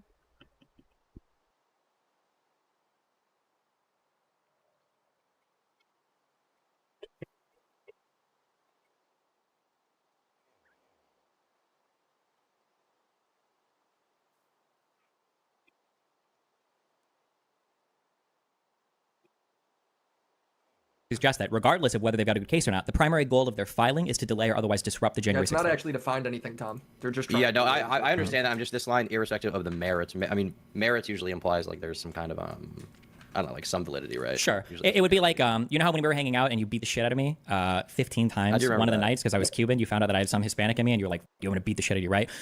Imagine if you and I have like a big debate coming up because you're a professional debater now. And then like the day before the debate, I say like, listen, Tom, that dude beat me up just because I was Cuban, by the way. Even though that statement might be true, there might be merits to it. Obviously, I'm just bringing it up to with our debate the next day, right? So just regardless of the merits, the primary goal of me bringing that up is just to with our debate. And that's what the judge is saying here. Regardless of the merits of if this is true or not, irrespective, he's not saying it is true, but even if it was true, the only reason, the primary goal of filing this is to delay or disrupt the J6 vote, the certification of the presidency. That's what he's saying. I feel like in that case, maybe the line with merits could have been placed later in this kind of little blurb. And the reason I say that is just because merit, like imagine I'm like a conservative guy or somebody disagrees with you who's reading this. When I see the word merit, the second I see that, I'm going to be thinking, wait, there's merit. Right? There is like some validity to this. Okay. Like obviously, I'll doesn't add to happen that. to any extent, regardless. If you make a video, you got to normify some of this. Sure. Yeah, I got it. That's good. That's fine. I will. And also, yes, But if there's stuff like that is like, second, yeah, confusing. That's good to bring up. Okay, yeah. Well, the second you hear that, the the second I hear that, I'm going to be thinking like, oh wait, merit. There's merit, and then I might like stop watching. So I feel like what you have to do is like, because obviously this is like this is from the court documents, and they're just phrasing it after. Like this is at the end, I assume, of like compiling all the evidence, right? Is where this is. Sure. But in like a video format, when you present this, you're going to have to like be like, we're going to do an investigation to figure out what happened, and then you're not going to want to give a conclusion until after. But this will read as like preloading it, and when you have like merit in there, I think once again that kind of like triggers people's like, oh wait, merit, what the fuck? Sure. Okay. But I think you also have to keep the quotes themselves accurate so that you're not like cutting pieces out and putting them all over the place if this is how it's written in the document. But you could just like explain, irrespective of the merit, like just explain what you just told us, that what he's saying is that regardless of if they have a good case on this thing or not, the point is the primary goal is to delay or otherwise disrupt the J6 vote. So yeah. Sure. Okay. On the bottom section, we don't have to go through these, but basically just these are all the people who told Donald Trump that he lost. Some people say they're rhinos or whatever, but like there were a lot of people that were directors of like. They're rhinos? Yeah, that's what they end up calling them. Republicans and you got like Trump's national field director, director of National Counterterrorism Center. William Barr was his attorney general. Jeffrey Rosen was another. Attorney General, acting attorney, deputy attorney general, like people from Fox News, his campaign advisors, Mike Pence, his vice president. You've got Raffensperger and Kemp, Secretary of State, Governor of Georgia. You've got the the group of the people that went through that court thing earlier. The 8 different I think it was 4 federal judges, 2 former senators, a lawyer, and somebody who worked in Capitol Hill for 20 years. All these people are Republicans. 11 of the judges who ruled against Trump's cases were Trump federal judiciary appointments. Kamala Harris and Tim Walz, some tacos, music, and the future of, I'm assuming, America. I talk about it being halftime in America. We're a touchdown down, and I kind of like the idea of being a little bit behind. Well, I'm looking at Coach Walz right now. Hold on, there's gotta be a better version of this. Pistons, 2 dispensers, not droppers, 4 redstone torches, 1 lever, 3 buttons, hole, and you're gonna be placing 11. What a one fucking dumbass tutorial. Now you need to get rid of the block and try to push him in. It's actually really simple. As you can see, he just fell down. Here on top, you're gonna be placing 2 temporary blocks just like this. Go a little down and try to face a dispenser. So yeah, this is what it should look like. It should be facing down. Works is actually really simple. So you're gonna go to this side dispenser and click the button. So you're gonna be throwing that infestation potion. And now you need to be a little careful. You're gonna open the trapdoor and set the campfire on fire and quickly close the trapdoor again. As you can see, if you did everything correctly, a lot of silverfish are gonna be spawning. But you need to be careful. We don't want the iron golem to die, so I want you to click the stop dispenser after about 40 seconds of lighting the campfire. So it's been kind of like 20 seconds, but I'm still gonna use it. This is gonna extinguish the iron golem, so now click. Okay. It again. Okay, and now as you can see, we got all of these silverfish. So you're gonna go down here and click the lever. And now the trident killer is gonna start killing them, and you're gonna be getting a lot of XP. Dude, look at all of those silverfish. Okay, see how this one? I'm hoping the silverfish can't fucking get stuck in this one. Okay, we'll build this one later. Yeah, Ivanka and Kushner, have pushed against like a lot of this election stuff. Alex Cannon, Trump's campaign lawyer, said he told advisors there was no election fraud. Kellyanne Conway wrote in her published memoir that she told Trump that he lost. There's tons of people. Is there one credible person that did side with him? Not that I'm aware of. Some people have kind of no. That the election was stolen. I'm not aware of any like prominent lawmakers or media people that are on that still. But I imagine a lot of them might also be afraid of the defamation stuff too if they're just lying about shit. If you want, okay, and then after, I don't know why I said everyone. Okay, underneath like all this, just a list of random people. So this is specifically related to that black box of stuff in Georgia. So I'll read this and then we'll just click through and watch these quickly. Rudy Giuliani tweeted a heavily cut up video propagated by OAN that claimed boxes of illegitimately filled ballot boxes were being counted after election officials told counters to go home. Election officials investigated and released additional video and explanations showing that these claims were fabricated. Giuliani would later admit to lying in court about this case, claiming that it was his First Amendment right to lie. He would lose that case to the tune of $148 million. And then he would have a bankruptcy case dismissed that he filed to avoid paying this debt due to lying about his assets. Yo, that's crazy. That's how you play. I want to see that. I want to see that Where's quote the say about he lies, dude. That's crazy. Sure. So here's lying about the First Amendment. Sure. Yeah. Here's this real quick. This is the. Let me know when you guys have this. We're gonna do the playback speed 1.5, the 136 video. Giuliani, you can see I'm retweeting this, but you can see the origination of this Georgia claim. Let me know when you guys are ready. Okay, so I think this is supposed to be showing them. You see it under the table. I think in the top right, they're like pulling out the ballot boxes and they're counting again. You can see them pulling the ballot box. Yes, yeah, this is a really, really big. This was one of the central like voter fraud claims, one of the biggest ones that was claimed. I think Ruby Freeman is going to be in the top left. I think she's one of the people counting that they say she ran the votes over and over and over again. You can just watching this video and then we don't have to watch much more. It's just that's basically what this video is. Was OAN ever sued over this or no? I think Dominion has pending litigation against them. I think. So the original tweet coming out here is, watch video footage from Georgia shows suitcases filled with ballots pulled from under a table after supervisors told poll workers to leave room and 4 people stayed behind to keep counting votes. And then Giuliani quote tweets it and he quotes the text and he adds that as well. Your voice. If you want, here is the. Now keep in mind that the video footage that we're about to watch, not only has Giuliani and Trump's entire campaign seen this video footage, Trump himself has also been made aware of this video footage. None of this is like top secret. And look at the date of this video. The date of this video is December 5th, 2020. Okay, so a full month before January 6th, December 5th, 2020. Okay. The outcome not expected to change, but legal challenges are still underway, including one involving that video right there from State Farm Arena. President Trump's lawyer. Other supporters too call it the smoking gun proving election fraud. Channel 2 investigative reporter Justin Gray spent the day with Georgia elections officials, as we saw in that video. And Justin, we saw it. You went frame by frame to uncover and then really show everyone what happened. Yeah, George, we spent a lot of time today with the state's lead investigator. We looked at that video for hours, going through it very carefully, looking not just at that short clip that Rudy Giuliani shared, but also the critical hours before it and after it, going through the chain of custody for those ballots in question the entire time. You went through hours. Yes. We went frame by frame with state election investigators. They've already spent hours analyzing this video. Looking at the election night surveillance tape that President Trump's personal attorney, Rudy Giuliani, calls a smoking gun. Quote, suitcases pulled from under a table. We can show exactly when they were placed under there. So these were not mystery ballots that came from a mystery location? No. They were right there in the room. Yes. People watched them placed in those boxes. Yes. This is the short section of the video the Trump team has shared. It's not suitcases being pulled from under that table, but official sealed ballot containers. If we go back in the video to hours before, you can see that table being brought into the room at 8:22 a.m. Nothing underneath, no hidden suitcases. Then we can see at 10 p.m. with the room full of people, including official monitors and the media, as ballots that have been opened but not counted are placed in the boxes, sealed up and stored under the table. The reason? Employees thought they were done for the night. They were planning on going home. Yes. As you can tell by the fact they're sealing everything up and preparing to leave. Here's where there was confusion. Media and observers left as employees packed up. But this phone call changed that. Fulton's election director called the supervisor here to say, keep working, keep counting. After the Secretary of State's office called him to say you shouldn't stop this early. That's when employees pulled these containers of ballots back out, the so-called smoking gun video, and went back to work. These are the same ballots official monitors watched them put away. No magical appearing ballots. These are ballots that were processed in front of the monitors, put in the boxes in front of the monitors, and placed there in front of the monitors. So what about that gap? Well, this is what happened during the roughly an hour before an official state observer returned. Employees scanned ballots. Yeah, these are just typical everyday election workers who are just doing their jobs. I mean, it's not like this is an Ocean's 11 level scheme that's put together in the middle of the night. Now, there was about an hour there before the state monitor, the state official monitor got back. But if you watch that video, you see what they're doing. They're scanning those ballots. The state election lead investigator looked at all that video, hours of it, says she sees no evidence whatsoever of any wrongdoing. Reporting live at the state capitol, Justin Gray, Channel 2 Action News. Okay, so that's that. You can click if you don't trust my legal interpretation, you can click the first link says Giuliani would admit to lying. And that's basically it's a news article written about Giuliani claiming the First Amendment lets him lie about this particular case. But if you want, the next thing after... Where does he say that? Yeah, so in the next thing after, where it says claiming, can you click that and it'll open up a court pretrial thing. You see that? Mm-hmm. Yes. Okay. Does it need to be Soul Stand Campfire? 1 lever, 3 buttons, 1 soul campfire or any campfire, it doesn't matter. 1 flint and... Okay. Dude, this tutorial fucking sucks, dude. Get some water. You piece of shit. Yeah, okay. Okay, so this is filed by Giuliani in the top left. You can see this is the United States District Court for the District of Columbia. So this is a federal court, first stage. You can see that the plaintiff is Ruby Freeman. So she's suing the defendant, Rudolph W. Giuliani. This is so this is that case. And then this is a pretrial motion, okay? So whereas defendant Giuliani believes that he has legal defenses to this complaint, and whereas defendant Giuliani is desirous to avoid unnecessary expenses in litigating what he believes to be an unnecessary dispute. So basically he's saying that, like, I think I can defend myself against this. We don't need to go to court. This is silly. The next thing is, it is hereby stipulated solely for the purposes of this litigation, the defendant Giuliani, for the purpose of deciding this case on the legal issues and recognizing that all other defendants previously identified in the complaint have resolved their claims with all plaintiffs and without admitting to the truth of the allegations, hereby does not contest the following allegations. So all he's saying up here is that I'm not admitting to anything in this thing that could be used in any other case, and all the other plaintiffs and everybody else has settled their shit. So he's not making it so wide that it would cover other cases. This is all like probably standard boilerplate stuff that would show up in any complaint or pretrial thing. So there's 4 parts in here. 1, defendant Giuliani concedes, solely for the purposes of this litigation before this court on appeal, that defendant Giuliani made the statements of and concerning plaintiffs, which include all the statements detailed in the plaintiff's amended complaint, and he does not dispute for purposes of this litigation that the statements carry meaning that is defamatory per se.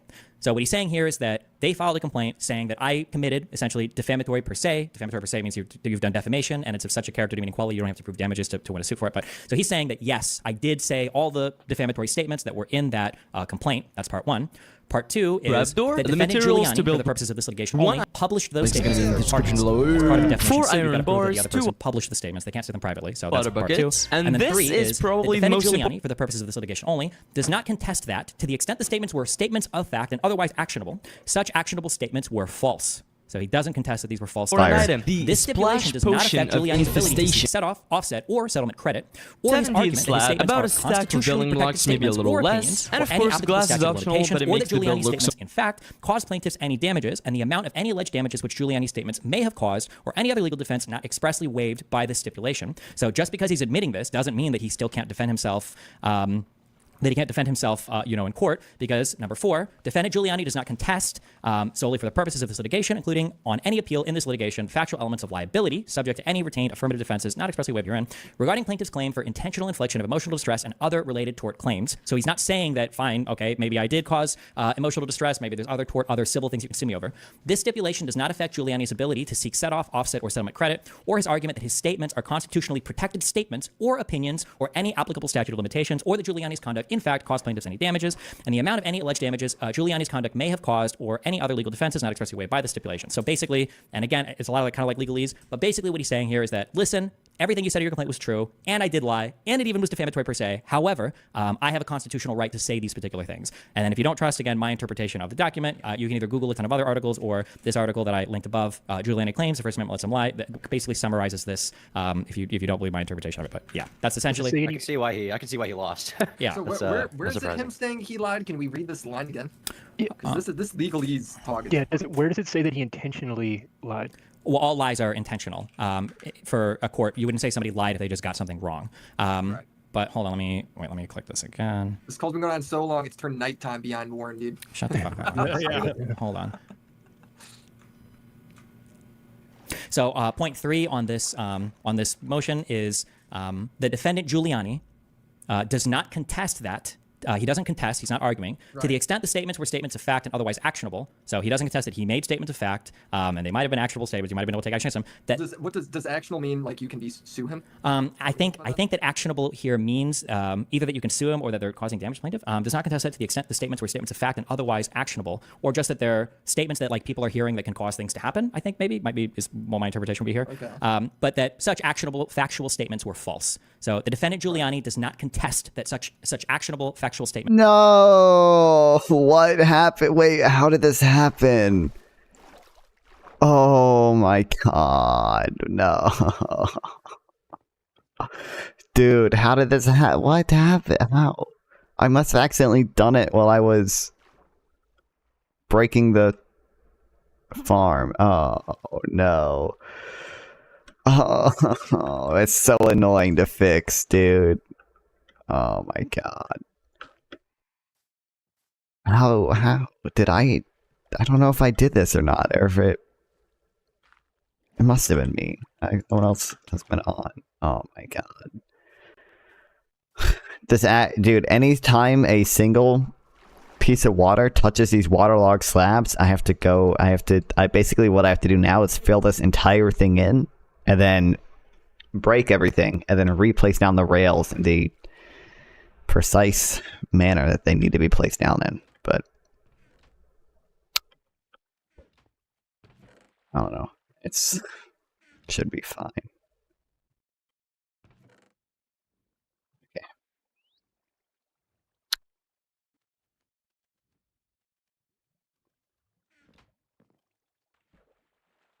Were false. That's the part 3 He's of not this. even arguing that he believed it at any point. That's what that is saying. Correct. Yeah, that reads plain enough when you cut out all the bullshit. Sure, yeah.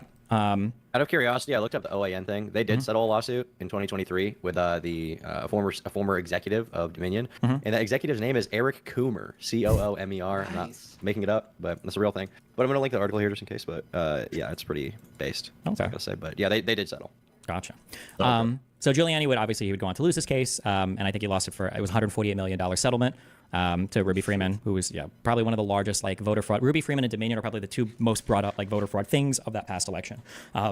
And the Ruby Freeman thing was just a lie invented by Giuliani, as we've seen, and the Dominion thing was just a lie invented by Sidney Powell that was spread by Fox News. And a lot of the Dominion lie has to do with there was some rigged election in Venezuela or some shit. I can't give you a good. It was just basically claims saying that these machines are rigging the vote somehow. There is no good there's no factual reason to believe any of this. There's no good. Yeah, they're just saying Hugo Chavez because Venezuela because buzzword, basically, yeah. Clickbait. Okay. Whew. All right. Moving to the next part. Okay. All right. As a quick civics thing, in the United States of America, citizens don't technically vote for president. The states vote for president, and the way that the states do it is they assign electors to a presidential candidate. Now, the way that all 50 states have decided to run their elections is they have their citizens all vote in a popular election, and then based upon who the majority of the citizens vote for, they assign their electors to vote for that presidential candidate. Does that make sense? Yeah. It's a little weird, and it's kind of not, we don't usually think of elections that way. We think of every individual voting, but this is how the voting system is constitutionally structured in the United States. Yeah. Okay. Kenneth Chesbrough was an attorney from Wisconsin who began working with the Trump campaign at the behest of Jim Troupis, another lawyer for Trump's campaign, around November 9th, 2020. He was responsible for the creation of the first few memos outlining a potential scheme that Trump could utilize to challenge the certification of the electoral vote on January 6th. Chesbrough believed that if people gathered and falsely attested to being legitimate state electors and transmitted said votes on December 14th to Congress and NARA, that it would keep Trump's chances alive to win the election should a court rule in his favor from between December 14th and the date that all electors in all 50 states certify their votes for president, and January 6th, the date that Congress was scheduled to count the electorate slates. Ultimately, there were 7 different states whom were selected to send false slates of electors out from. Here are those states and the accompanying state laws that dictate how slates of electors were legally supposed to be chosen. And we don't have to go through all these, but these are just the 7 states of, like, this is what the law states, how you do your elector shit. And then part 2 of all of these is, like, you can click, like, again, none of this is contested. In all 7 of these states, if you click on part 2, you can click the false slates of electors, and you can see the paperwork that was sent in. All of this paperwork that says that, we are the electors chosen by the state that was sent into NARA and to Congress are false. These people were not voted for by the state. They weren't appointed or duly granted the authority or ascertainment or whatever by the legislature. The governor didn't sign off on it. All of this is a lie for all of these slates of electors. Yeah. These were all swing states in the election? These were the 7 that Trump thought he could fight over. It was Arizona, Georgia, Michigan, Nevada, Pennsylvania, Wisconsin, and New Mexico. It would have been funny if you sent the false electors to, like, California, and they're like, yep, we vote Republican. Yeah. So the electors, who were the electors traditionally chosen by? So what I believe that the process that'll happen is actually, we can actually just read it because I've linked the laws in each of these. I'll get them to reset their trade. I'll read out for Michigan. The electors of president and vice president shall convene in the Senate chamber on the capital of the state at 2 p.m. Eastern Standard Time on the first Tuesday after the second Wednesday in December following the electors' election at any time before receiving the certificate of ascertainment of appointment of. So the electors are basically just the state legislature says, here's our 7 Republican electors and here's our 7 Democrat electors. And then when the state votes, who you're actually voting for are each of these electors. You're voting for them to send their vote to Congress for who's going to be the president, basically. So when you vote in Florida, you're not actually voting for Donald Trump or Kamala Harris. You're actually voting for the electors of the legislature that will vote for Donald Trump. So the elector is chosen by the state legislature. Correct. Ultimately, yes. Okay. Yes. So my question is, how does this process work? Like, were these false guys just going to show up and be like, I'm the guy, actually? Like, how's that going to work? So basically, Pretty much, Tom. Yeah. So TF2 spies, man. TF2. Yeah. So basically, what they did was they just wanted to like basically sign a piece of paper and mail it to Congress, pretending that they were the actual people that were chosen. I think I have this later on. So basically, he wanted to do mail-in ballots and commit fraud. I mean, yeah, you could say that. Was it Michigan? What am I thinking of? Hold on. Nick, I saw you taking this selfie earlier. What were you doing there, buddy? Who's that for? Snap streaks. Oh, there you go. Okay, I saw you like looking around. After you took it, you were like, anyone see me do that? Yeah, you're on live stream, right? We can see. Am I live right now? Yeah, you are live. Way to go, dumbass. Yeah, you're live, bro. We know. Why don't I have this video? I think it's gonna be later on in this document. Fuck you. Not bad. Yeah, So it is. hold on, the Go ahead. 7 electors are those. So each party puts up 7, right? So No. It's however many electoral votes I think you have in your state. It's not. I just use 7 as an example. So But like, there would be like, let's say Illinois is 21 or whatever. It used to be 21. I don't know if it's 18 now or what. But Mhm. then there would be 8 and 8. yeah, I believe so. Yeah. And then they just come together and they're like, yep, the vote did go this way. And then they just go to, they just like certify it. Like they say yes. Yeah, that basically the state legislature, I think with the governor being there, will say that like, well, here's who our votes went for, and then they Each elector is like an actual person. Yes, each elector is an actual person. That's why if you click any of the fake elector slates, you'll see that there's like a signature for every single elector. Some of these people, because they wanted to try to pretend to be more legitimate than they actually were. Here, I'll link a video here. I think this might be later on in my document, but you can click this video here. They went to this is the an example actual of, Jesus Christ, this is loud. Let me know when you open capital. this, and then we can 1.5 times this. Okay, what is this supposed to be? So these are these were the electors chosen by the Trump campaign to try to go to the Capitol and sign their own like electorate slate, even though they didn't win. They didn't win, and none of this was real. But only the electors that win go. Correct. Yeah, are the ones that are signed off by the governor to transmit their votes to Congress, saying that like yes, the state of Michigan is voting for all of our electoral votes. Yeah. Okay, and then we can watch this. Put it at 1.5. You're at the beginning. Let me know when you're ready to go. All set. Ready. 3, 2, 1, go. What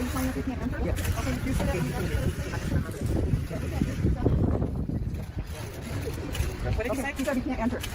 What I said was, for the Capitol Commission, for the governor's office, for the Speaker of the House, for the Speaker of the Senate, Capitol is closed unless you're an officer that conduct business today, or if you are taking part in the electoral college process. Anybody else is not permitted to come in. The electors are already here, they've been checked in.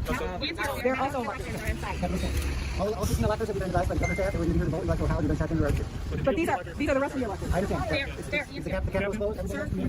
Captain, the electors are also, the GOP electors are also on the governor's certificate of ascertainment. I'm not going to get into a political debate. I'm following orders. It's the official sealed document. Their certificate of ascertainment has also the GOP electors. They are here trying to do their constitutional duties. And the constitutional duties. Standing his ground, though. I understand they're not being permitted in. If you have a problem, you can contact the governor's office, the Speaker of the House, the Senate Majority Leader, or... Okay, so you can close this now. If you click underneath, if you look where I've got each of the 7 states, so like this is Michigan, for instance. So those people that you just saw, these are the this is the elector slate that they sent in, even though these people weren't the actual electors, even though these people weren't given a certificate of ascertainment by the governor, even though these people didn't represent the state legislature or the vote. You can see they sent this in, pretending basically that they were actually, and there's the USPS, the United States Priority Mail, where they mailed it to Congress, because we'll see why later on, but yeah, you can see that. You can see that. Did they get convicted of A number of people have been charged with crimes in these states. I don't know the right now the status of every single one of those court cases, but I believe at this point, I think every person, or I think every state has had at I least think one those person are charged. Georgia people. I think there have pleaded been guilty. some I know charges. Janice Ellis did, one along that with I some read, but I other can't co-defendants. And then my other question is, just curious how much longer you think this will go on. Not that it's like going too long, but about 30, 45 minutes, I gotta head out. Okay, I'll go as fast as I can. If you have to leave in the middle, that's fine. You're good. Okay. Okay, yeah. Well, Okay. yeah, don't just keep going at your pace. I'll just let you know if I gotta head out. Yeah. Okay, I'll read this excerpt from the J6 Select Committee below. On December 14th, using instructions provided by Chesbro, the fake Trump electors gathered and participated in signing ceremonies in all 7 states. In 5 of these states, Arizona, Georgia, Michigan, Nevada, and Wisconsin, the certificates they signed used the language that falsely declared them to be the duly elected and qualified electors from their state. This declaration was false because none of the signatories had been granted that official status by their state government in the form of a certificate of ascertainment. The paperwork signed by the fake Trump electors in 2 other states contained partial caveats. In New Mexico, the document they signed made clear that they were participating on the understanding that it might later be determined that we are the duly elected and qualified electors. In Pennsylvania, the document they signed indicated that they were participating on the understanding that if, as a result of a final non-appealable court order or other proceeding prescribed by law, we are ultimately recognized as being the duly elected and qualified electors. Okay, the next part is... So Chesbro was the guy that originally penned this idea. He admits even in his December 9th memo, quote, in conclusion, it appears that voting by an alternate slate of electors is unproblematic in Arizona and Wisconsin, slightly problematic in Michigan, requiring access to the Senate chamber, somewhat dicey in Georgia and Pennsylvania in the event that 2 or more electors don't attend, which requires a gubernatorial ratification of the alternates, and very problematic in Nevada, given the role accorded to the Secretary of State. So he's kind of like, he's going through like, this is kind of not legal, but it kind of could be, or maybe it could be. Like he's basically looking at every state to see like where around the edges they maybe could get away with doing something. But obviously like all of this is being done in bad faith where they're just trying to assert that like, well, look, electors came from this state, even though they clearly didn't win the election there. On December 13th, Chesbro lays out to Eastman how Pence could declare the ECA. The Electoral Count Act is basically a law that tells Congress how to count the electoral votes. There's like a whole process where they unseal the vote and they count it and they all jerk each other off everything. On December 13th, Chesbro lays out to Eastman, who's a Trump lawyer, how Pence, Vice President Mike Pence, could declare the ECA unconstitutional and disrupt the expected electoral vote count, proceeding to allow Trump to win the election. He says that Pence should break from the stated procedures of the Electoral Count Act, claiming it to be unconstitutional in violation of the 12th Amendment. Once Pence has recused himself from his role in the Senate, some other Republican leader will take over and act confused about how to read which slate of electors is legitimate. And then, quote, he then opens the 2 envelopes from Arizona and announces that he cannot and will not, at least as of that date, count any electoral votes from Arizona because there are 2 slates of votes. And it's clear that the Arizona courts did not give a full and fair opportunity for review of election irregularities in violation of due process. Basically what he's saying is that like on the day of counting the votes, Trump could basically, or not Trump, Pence could basically say, listen, I don't know if I can actually do this. I either don't agree with the law as written because I think that I shouldn't be doing this, or I'm going to act confused and say, I don't know which votes to count. And then he'll put them aside. And like all of these different plans basically allow Pence to kind of circumvent how you would expect the Congress to count the electoral vote. There's kind of a lot of civics bullshit, but go ahead. Chesbro is a random lawyer guy that is basically giving the Trump campaign information on how to toss the election. So yeah, he's laying out like what is the legal, what is the way to circumvent procedurally, like how would they do it if they were going to? It's bedrock. Why would I be able to They're put torches in my... fall for this, right? They're saying he should recuse himself of his role, which doesn't mean he leaves, but he's saying like, oh, I can't do my role in the Senate, and then some other guy will just be here and like be confused. So they're trying to involve like a lot of people in this essentially. Correct. His proposition is kind of, yeah. Which is why they kept saying like, if Mike Pence does the right thing, that's kind of why. Yeah, this is the right thing. This is the right thing. This is what they're talking about. Yeah. Destiny, do you think there's any possibility that like Pence, his motivation could have been where he looks at the 2 lists and does everything that you've laid out here with the intention of just buying time to uncover what they genuinely believe is irregularities?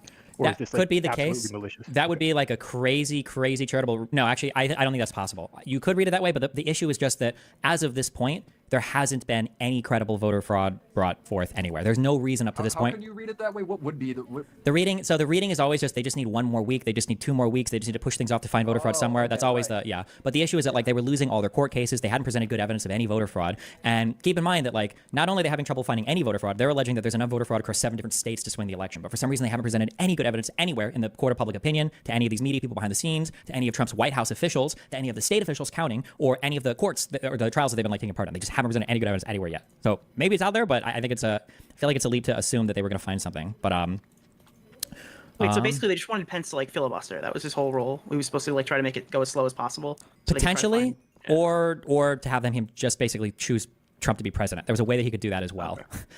Isn't his role in that certification process, wasn't it more like ceremonial? Yeah, It's previously. it's That's supposed what to the be. court That's ruled, how yes. it's understood. That's why, even though people will say, well, this was legal theory, part of this legal theory was Pence saying, actually, the ECA, the Electoral Count Act, this is actually an illegal law, and it's in violation of the Constitution. It was supposed to be for him to make that judgment, which is like the idea that this was, like Pence's legal team went over this, and they said, this is not legal. There's no way you can do this. And even Chesebro's own thing is basically saying, like, we have to say that this law that was passed by Congress isn't actually legal, that the Supreme Court would shoot it down. And there's no evidence to think that they would do that either. There's no reason to think that. Yeah.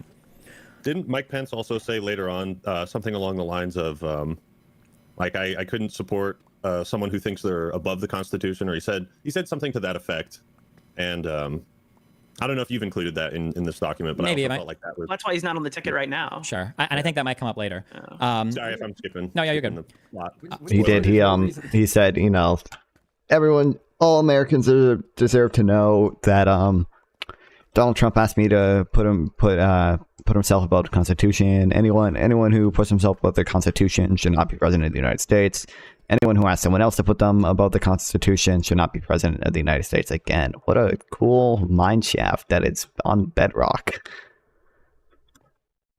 I think that do you mean in relation to Supreme Court? Do you mean there's no reason to think that they wouldn't shoot down this crazy idea? No serious legal person thought that this was possible. This was a legal theory, like me killing you and then saying that, like, well, I think the First Amendment protects my right to speak, and the way that I killed you, was by stabbing you in the ear, and I think that's kind of like speaking something violent into your ear. Like, it would be like that. Like, that is a legal theory, but it wouldn't. That's like the whole like Ben Shapiro defense for why it's not a big deal. Maybe, yeah, sure, yeah. There's also Chesebro in the media. He had his secret Twitter account got leaked, and there's funny tweets of him where he's like tweeting shit about how like if you click the let me see, hold on.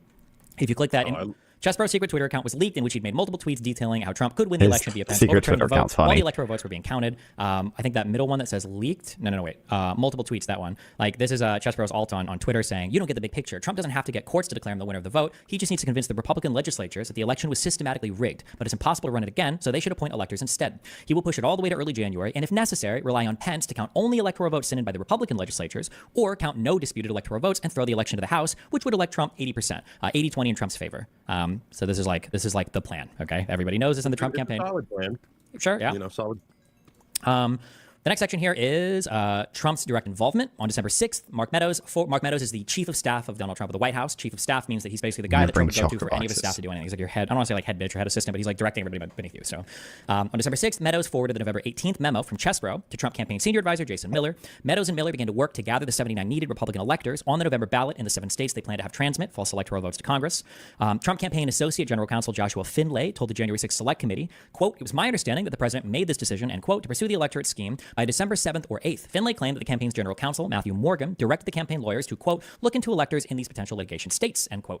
In deposition testimony provided to the J6 committee, RNC chairwoman Ronna Romney McDaniel said that on or around December 12th, Trump, along with Eastman, called her to stress the importance of gathering. That was like a half sneeze. That was awesome. We don't have to read her testimony, but that's all linked there too. But Trump was like personally involved in all of this. Testimony from Special Assistant to the President, Cassidy Hutchinson, also confirms that Trump knew of the legal dubiousness of the electoral plot, especially after most of the lawsuits had failed by mid-December and his legal staff on his campaign began to quit and distance themselves from the campaign. Quote, committee staff, to be clear, did you hear the White House counsel's office say that the plan to have alternate electors meet and cast votes for Donald Trump in states that he had lost was not legally sound? End quote. Hutchinson, yes, sir. Arizona Governor Doug Ducey. Oh, this was so when the Arizona governor was doing the certificate of ascertainment. You can click this if you want. It's just like a quick video that we can watch this. It's like 20 seconds or whatever. Timing of a cell phone ring played out Monday as if it was a TV political drama. Governor Ducey's cell phone has a special hail to the chief ringtone when the White House calls him. And it just so happened as the governor was preparing to sign certification documents of the election that would declare Joe Biden the winner. Listen closely. He gets a phone call. The faint sound of hail to the chief can be heard. Ducey didn't take the call, and with his signature, affirmed he's rejecting Trump's ever more aggressive attempts to stall certification of elections in swing states. Later in the day, again, and the video there, yeah, just Trump is like literally making phone calls to people to try to get them to like not sign off on their electoral votes and shit. That does seem like it plays out like it's television for sure. Yeah, it's pretty goofy. We don't have to do this next session. Many doubted the alternate electors' legitimacy. Like a lot of the electors themselves, What does that mean? basically a lot of the electors themselves weren't sure if it was legal or not. I think I've got a video later on where a lot of them felt like they'd been misled by the campaign because the campaign was telling some of them that it's all on the up and up, and they were like, well, we thought that this was fine. We didn't know because like people like Chesebro or people in Trump's campaign were just lying to us. It's basically them complaining about that. These are the electors, so these are the people that actually signed those false certificates. You've got beneath this, there's a section called the coup memos from Eastman. They're referred to as the coup memos. Obviously, he didn't call them that. But if you click on the one from December 23rd and you click on the one from January 3rd, you can literally read out, like, none of this is like conspiratorial or like, well, maybe they said this right. Like, all of this is like in emails, like sent to each other. So for instance, if you look at the first memo, for instance, the one on December 23rd, if you go to page 2, like he has here, like, here's the scenario that we propose. 1, VP Pence, presiding over the joint session, begins to open and counts the ballots, starting with Alabama, without conceding that the procedure specified by the Electoral Count Act, the ECA, of going through the states alphabetically is required. When he gets to Arizona, he announces that he has multiple slates of electors, and so he's going to defer the decision on that until further finishing the other states. This would be the first break with the procedure set out in the Act. At the end, he announces that because of the ongoing disputes in the 7 states, there are no electors that can be deemed validly appointed in those states. That means that the total number of electors appointed, the language of the 12th Amendment, is 454. This reading of the 12th Amendment has also been advanced by Harvard law professor Lawrence Tribe here, and then he tries to quote some other wacky law dude who's like, oh, I think that, like, you know, we would know what would happen if there weren't enough electors, basically. There are at this point 232 votes for Trump, 222 votes for Biden. Pence then gavels President Trump as reelected. The fourth part here is howls, of course, from the Democrats, who now claim, contrary to Tribe's prior position, Tribe being the law professor, that 270 is required. So Pence says, fine, pursuant to the 12th Amendment, no candidate has achieved the necessary majority. That sends the matter to the House, where the votes shall be taken by states, the representation from each state having 1 vote. Republicans currently control 26 of the state delegations. The bare majority needed to win that vote. President Trump is reelected there as well. But like, yeah, all of this is like laid out. More Republican states. Yeah, exactly. California would then be 1 vote. Yeah. They have like written out an email. This is nuts, dude. What the? Like Plan B, C, D, E. They have all the plans lined up. I have a question. How exactly did like what was the proposal process or communication process like for the Trump campaign to get these false electorates in each state to do what they wanted? Like, what was that process like? So that kind of was in the section I skipped. Many doubted the alternate electors' legitimacy. Well, and it was in the one that I read a little bit before. Basically, what the Trump campaign started to do is they started to make calls in these states to try to find people who would volunteer to be like the electors. So they're looking for, I think, like people that had worked in government or people that worked ostensibly like with the Republican parties in these states to basically show up and sign and say, like, I'm an elector from the Republican state legislature. I attest to voting for Donald Trump or whatever. It was basically just the campaign reaching out to and trying to find a bunch of people. Yeah. Okay. How many people were involved in this then? I mean, it seems like it's a pretty wide-reaching... if you go under Donald Trump's direct involvement, it says that Trump campaign senior advisor Jason Miller... Meadows and Miller began to work together the 79 needed Republican electors on the November ballot in the 7 states they plan to have transmit false elector votes to Congress. So it was 79 different electors that they had contacted to get together in all of these states to do everything. Yeah. Okay, so 79 electors, and then at the top you have, like, Trump, Jason Miller, Eastman. That's basically the main guys. Yeah, and everybody basically involved in, like, the Trump... So... As the president of the United States, you have a lot of resources available to you. You've got like the Office of Legal Counsel, your Department of Justice. These are kind of like all your like official people. But then Trump had his own people on the side that he was using to kind of farm all the crazy conspiracy stuff. So that would be people. Anytime you hear the name Giuliani, Eastman, and Powell and Chesbro, these are like the wacky, crazy side people. They're not part of the White House. They're not part of the government. These are just like Donald Trump's like crazy dudes that he has that are basically like doing his kind of like bidding for him. If that makes any sense. Jason Miller was a member of, he was like chief of staff or something, right? Mark Meadows was his chief of staff, yes, but he's like pretty clearly operating as like kind of just Trump's like personal bitch here. He's not like, it doesn't seem like he's not performing like official White House duties, basically. I know this name Jason Miller. Who was this guy? So you're just living with 2 women? Are we gonna acknowledge that? They're just, I don't know. They're just 9 p.m. and you just got 2. They wander around in the background. I don't know what they're doing back there. Okay. Okay. So hold on. Men are talking. Yeah. They escaped. Do not go to his apartment. Do not go to his apartment. Okay. Scrolling down. Okay, we're blazing through this. Okay. Okay. Past the coup memos. Oh yeah, Eastman. I think it might be disbarred. His license has already been suspended. I think he's on his way to disbarment. Pressuring Mike Pence on January 2nd. Pence went over the procedures of the certification of the election as set out in the Electoral Count Act with his counsel, Greg Jacob, Chief of Staff Mark Short, and the Trump campaign's general counsel, Matt Morgan. Mark gave a statement to CNN intending to clarify that the vice president does not have the power to unilaterally change the election outcome, attempting to clarify as concisely as possible to the public as to the role of the vice president on January 6th, and that only lawful objections to the election should be entertained. On that same day, on Steve Bannon's show, Bannon's War Room, they went live with an episode featuring Rudy Giuliani, Trump campaign strategic advisor Boris Epshteyn, and John Eastman. So I won't make you watch this, but like you can click at whatever point. But like this is just like basically it's a Steve Bannon show. Remember, that's the Breitbart guy. Worked with the Trump campaign before. He's been pardoned by Trump. So Giuliani, Eastman are on the show, and they repeated many of the same false claims, both about voter fraud existing across multiple states. And Eastman continued to falsely assert that Pence has the authority to contravene the Electoral Count Act and subvert the expected process on January 6th to certify the election. He also claims that Congress can make a decision on their own. I'm sorry, can make a decision on their own about which slates of electors to accept, hoping that the states will accept all the Republican slates due to the false claims that they were continuing to push concerning voter fraud. Eastman said that the outcome of the election comes down to the courage and spine of Mike Pence. In his January 3rd memo, where Eastman goes over several ways for Trump to remain president, he makes it clear that the only way Trump can possibly steal the election is if Pence acts in a way contrary to the ECA. So Pence has to break the law of the Electoral Count Act in order to make this plot work. No, he has to do the right thing. Yeah, true. On January 4th, Trump and Eastman hold a meeting with Pence to pressure him to throw out the election. Wait, Go ahead. hold Yep. on. They're being, where are they very clear about, like, they're, like, when you have this written out here, Eastman goes over several ways for Trump to remain president. It makes clear that the only way Trump can possibly steal the election is if Pence acts in ways contrary to the ECA. That's written in the memo. That open earlier? Yes. Yeah, that was one we brought up because they were saying he needs to basically That's, say like, the those ECA. points. Right. Okay. Yeah. If you want, here, trying not to bore you too much with the legalese stuff, but so open this thing and you can see the January 6th memo. Yeah. So scroll down here and on the PDF, go to page 4. Okay. And you see this thing called Wargaming the Alternative. Or no, wait. I'm sorry, hold on. Actually, scroll up. Go to part 2, basically. Okay? It's like at the bottom of page 2, top of page 3, kind of. Part 2. Okay, yep. So it's kind of confusing the way that they're saying this, but 2 is the constitutional and statutory process for opening and counting of electoral votes. A, the 12th Amendment provides that the President of the Senate shall, in the presence of the Senate and House of Representatives, open all the certificates and the votes shall then be counted. 1, this is very solid legal authority and historical precedent for the view that the President of the Senate does the counting, including the resolution of disputed electoral votes. And all the members of Congress can do is watch. Now, it's weird, but okay. Civics, okay? We have 3 branches of government, okay? We've got the executive, which is the president. You've got the legislative, which is Congress. And then you've got the Supreme Court, which is the Supreme Court, right? The courts, right? There's a thing that powers all 3 of these branches called the Constitution, okay? Sometimes people say like constitutional law or the law of the Constitution. And while it's kind of true, the Constitution does not sit on the same level as the laws passed by Congress. It powers the Congress, okay? The Constitution is always the supreme law of the land. So whenever he's referencing and hear things like the 12th Amendment, what he's saying, and it sounds like, oh, the 12th Amendment, what he's saying is, I think that this law passed by Congress isn't allowed. I think that if it got challenged in the Supreme Court, they would say that this law is unconstitutional because of the 12th Amendment. Amendment is the Constitution. Correct, yes. Yeah. But when he's alluding to the 12th Amendment here, he's trying to say that I don't think the Electoral Count Act, I don't think that's a legal law. I think that the 12th Amendment would overrule that. But that's just his opinion. The Supreme Court hasn't ruled on that. He's just saying it, right? And then that's why believe in this constitutional amendment. Well, not the constitutional amendment. He's saying he doesn't believe in this law passed by Congress, basically. Yeah. Oh, okay, that's why you see here, and like in B in the next section, it says the Electoral Oh, Count Act. yeah, you're referring to the woman that Destiny has in the background, aren't you? Yeah, the three woman. 87, which is likely unconstitutional, provides, and then that's what That he they goes through have here. not But addressed. basically that 1887. Yes, exactly. So yeah, we've used this for a long time. Yeah.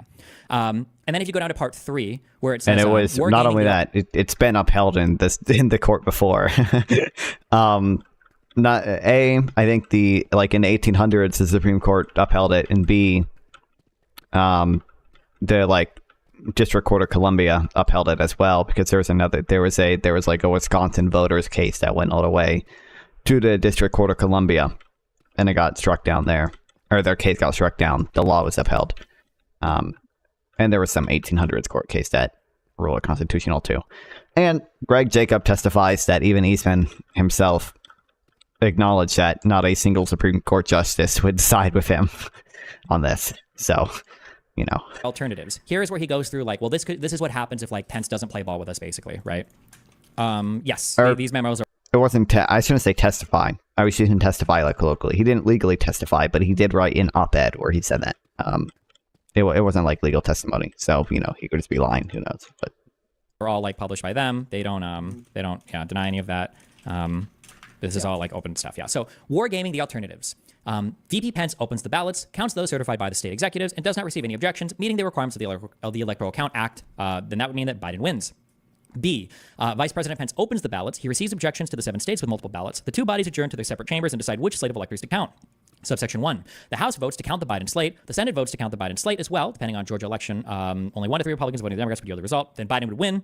Or subsection 2, the House votes to count the Biden slate. The Senate votes to count the Trump slate under the Electoral Count Act. Because the two houses do not agree, the slate certified by the executive prevails. Biden wins, so that's following the law, the Electoral Count Act. And then subsection 3, the House votes to count the Biden slate. There's a filibuster in the Senate, contrary to the time limits of the Electoral Count Act. The standoff until the filibuster ends by a closure vote, which would only take 10 to 12 Republican senators to accomplish. After the closure vote, either section 1 or 2 above, then Biden wins, okay?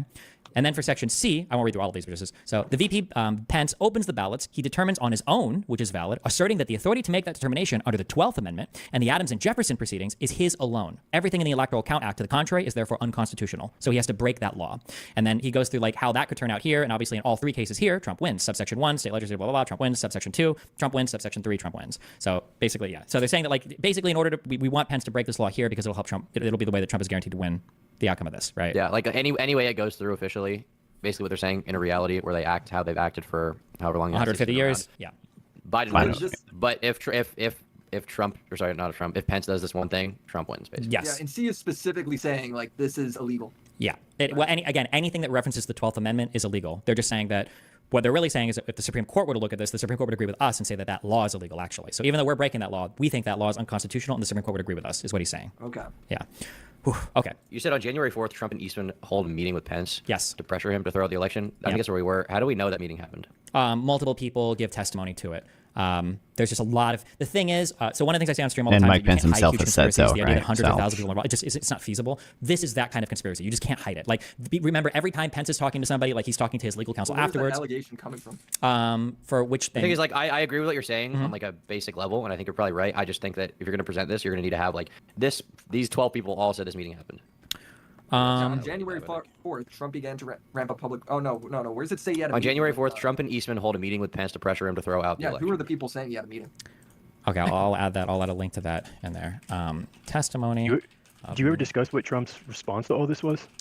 Trump's response was to go to the Supreme Court. I and say need he needs criminal immunity. absolute immunity from criminal actions unless he's been impeached for it first.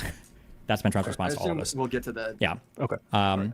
Are you showing us all this stuff, basically trying to find the best way to present your arguments to kind of a more like layman audience like us, like guys who aren't super into politics typically? Is that kind of yeah, basically, because there's like, well, you're not retarded, but there's a lot here, and there's like a lot of there's like this could be like 5 times longer, right? The J6 committee report, just on their report on everything that happened, is like 800 pages long. So I've cut out a ton, and I'm trying to be like, and even from this, if I were to make like a 10 or 20 minute video on this or 30-minute video, I have to cut out even a lot of this. So I'm just trying to see what's the most compelling or what's like, does it like, who cares about this or whatever, right?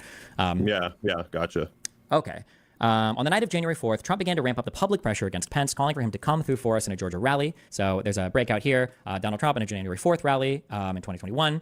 Quote, I think a lot of you despise them. As you know, there's nothing the radical Democrats will not do to get power that they so desperately crave. Even the outright stealing of elections like they're trying to do with us. We're not going to let it happen over the pass. And I hope Mike Pence comes through for us. I have to tell you, I hope that our great vice president comes through for us. He's a great guy. Of course, if he doesn't come through, I won't like him quite as much. No, Mike is a great guy. He's a wonderful man and a smart man and a man that I like a lot, but he's going to have a lot to say about it. One thing with him, you're going to get straight shots. He's going to call it straight. And you can click that link if you want later. You can watch it. It's just Trump speaking at a rally. On January 5th, another meeting was between Eastman and Greg Jacob and Mark Short. Jacob recorded Eastman's request that the vice president needed to unilaterally reject the electors. Trump made multiple tweets that morning, one claiming that 2 senators would join in his plot in the Senate to stop the steal, another claiming that the vice president has the power to reject fraudulently chosen electors, applying more pressure to Pence. At Trump's request, him and Pence had another meeting that same day. Although the J6 committee was unable to inquire about the exact details of the meeting, Mark Short seems to suggest that it was concerning Trump requesting Pence once again toss the votes during the certification. That night, in response to a New York Times article leaking the earlier conversation, Donald Trump put out a statement containing multiple lies, the principal one being that him and Pence were in total agreement about what Pence could do on January 6th. I think this is a tweet that includes a statement by Donald Trump. Mike Pence has an interview that he gave on Fox News, kind of talking about all this stuff going on. He says, I had no right to overturn the election, and despite the fact that President Trump is continuing to insist that over the last 2.5 years, I want people to know that I stood strong on the Constitution that day by God's grace, and I always will. All they asked you to do was to just take a pause that day. I say that's completely false, and it's contrary to American history, to our Constitution, to the laws of this country. I never considered it, Martha. Look, the first time when I heard the speculation that I, as the vice president, had the authority to overturn the election by returning or rejecting votes, I frankly dismissed it out of hand. Look, the founder, blah, blah, blah, blah, blah. But there are those in our party who believe that, as the presiding officer over the joint session of Congress, that I possess unilateral authority to reject electoral college votes. And I heard this week that President Trump said I had the right to overturn the election. But President Trump is wrong. I had no right to overturn the election. The presidency belongs to the American people and the American people alone.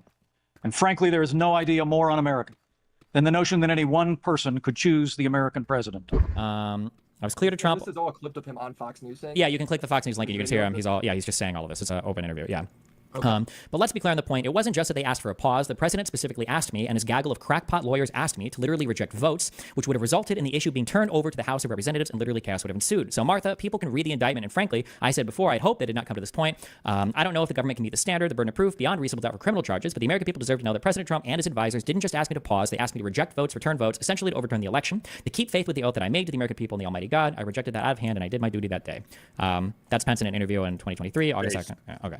That same night, The electric fence. Yeah, I think this is on January 5th. That same night, Steve Bannon went live with another episode of The War Room, applying even greater pressure to Pence while claiming, quote, all hell is going to break loose tomorrow. Just understand this, all hell is going to break loose tomorrow. It's going to be quick. It's the fog of war, end quote. Bannon also discussed putting Senator Grassley's number on the screen and suggested they encourage users at thedonald.win to contact the senator. Pence ultimately carried out his constitutional duty as vice president and certified the vote for Biden on January 6th.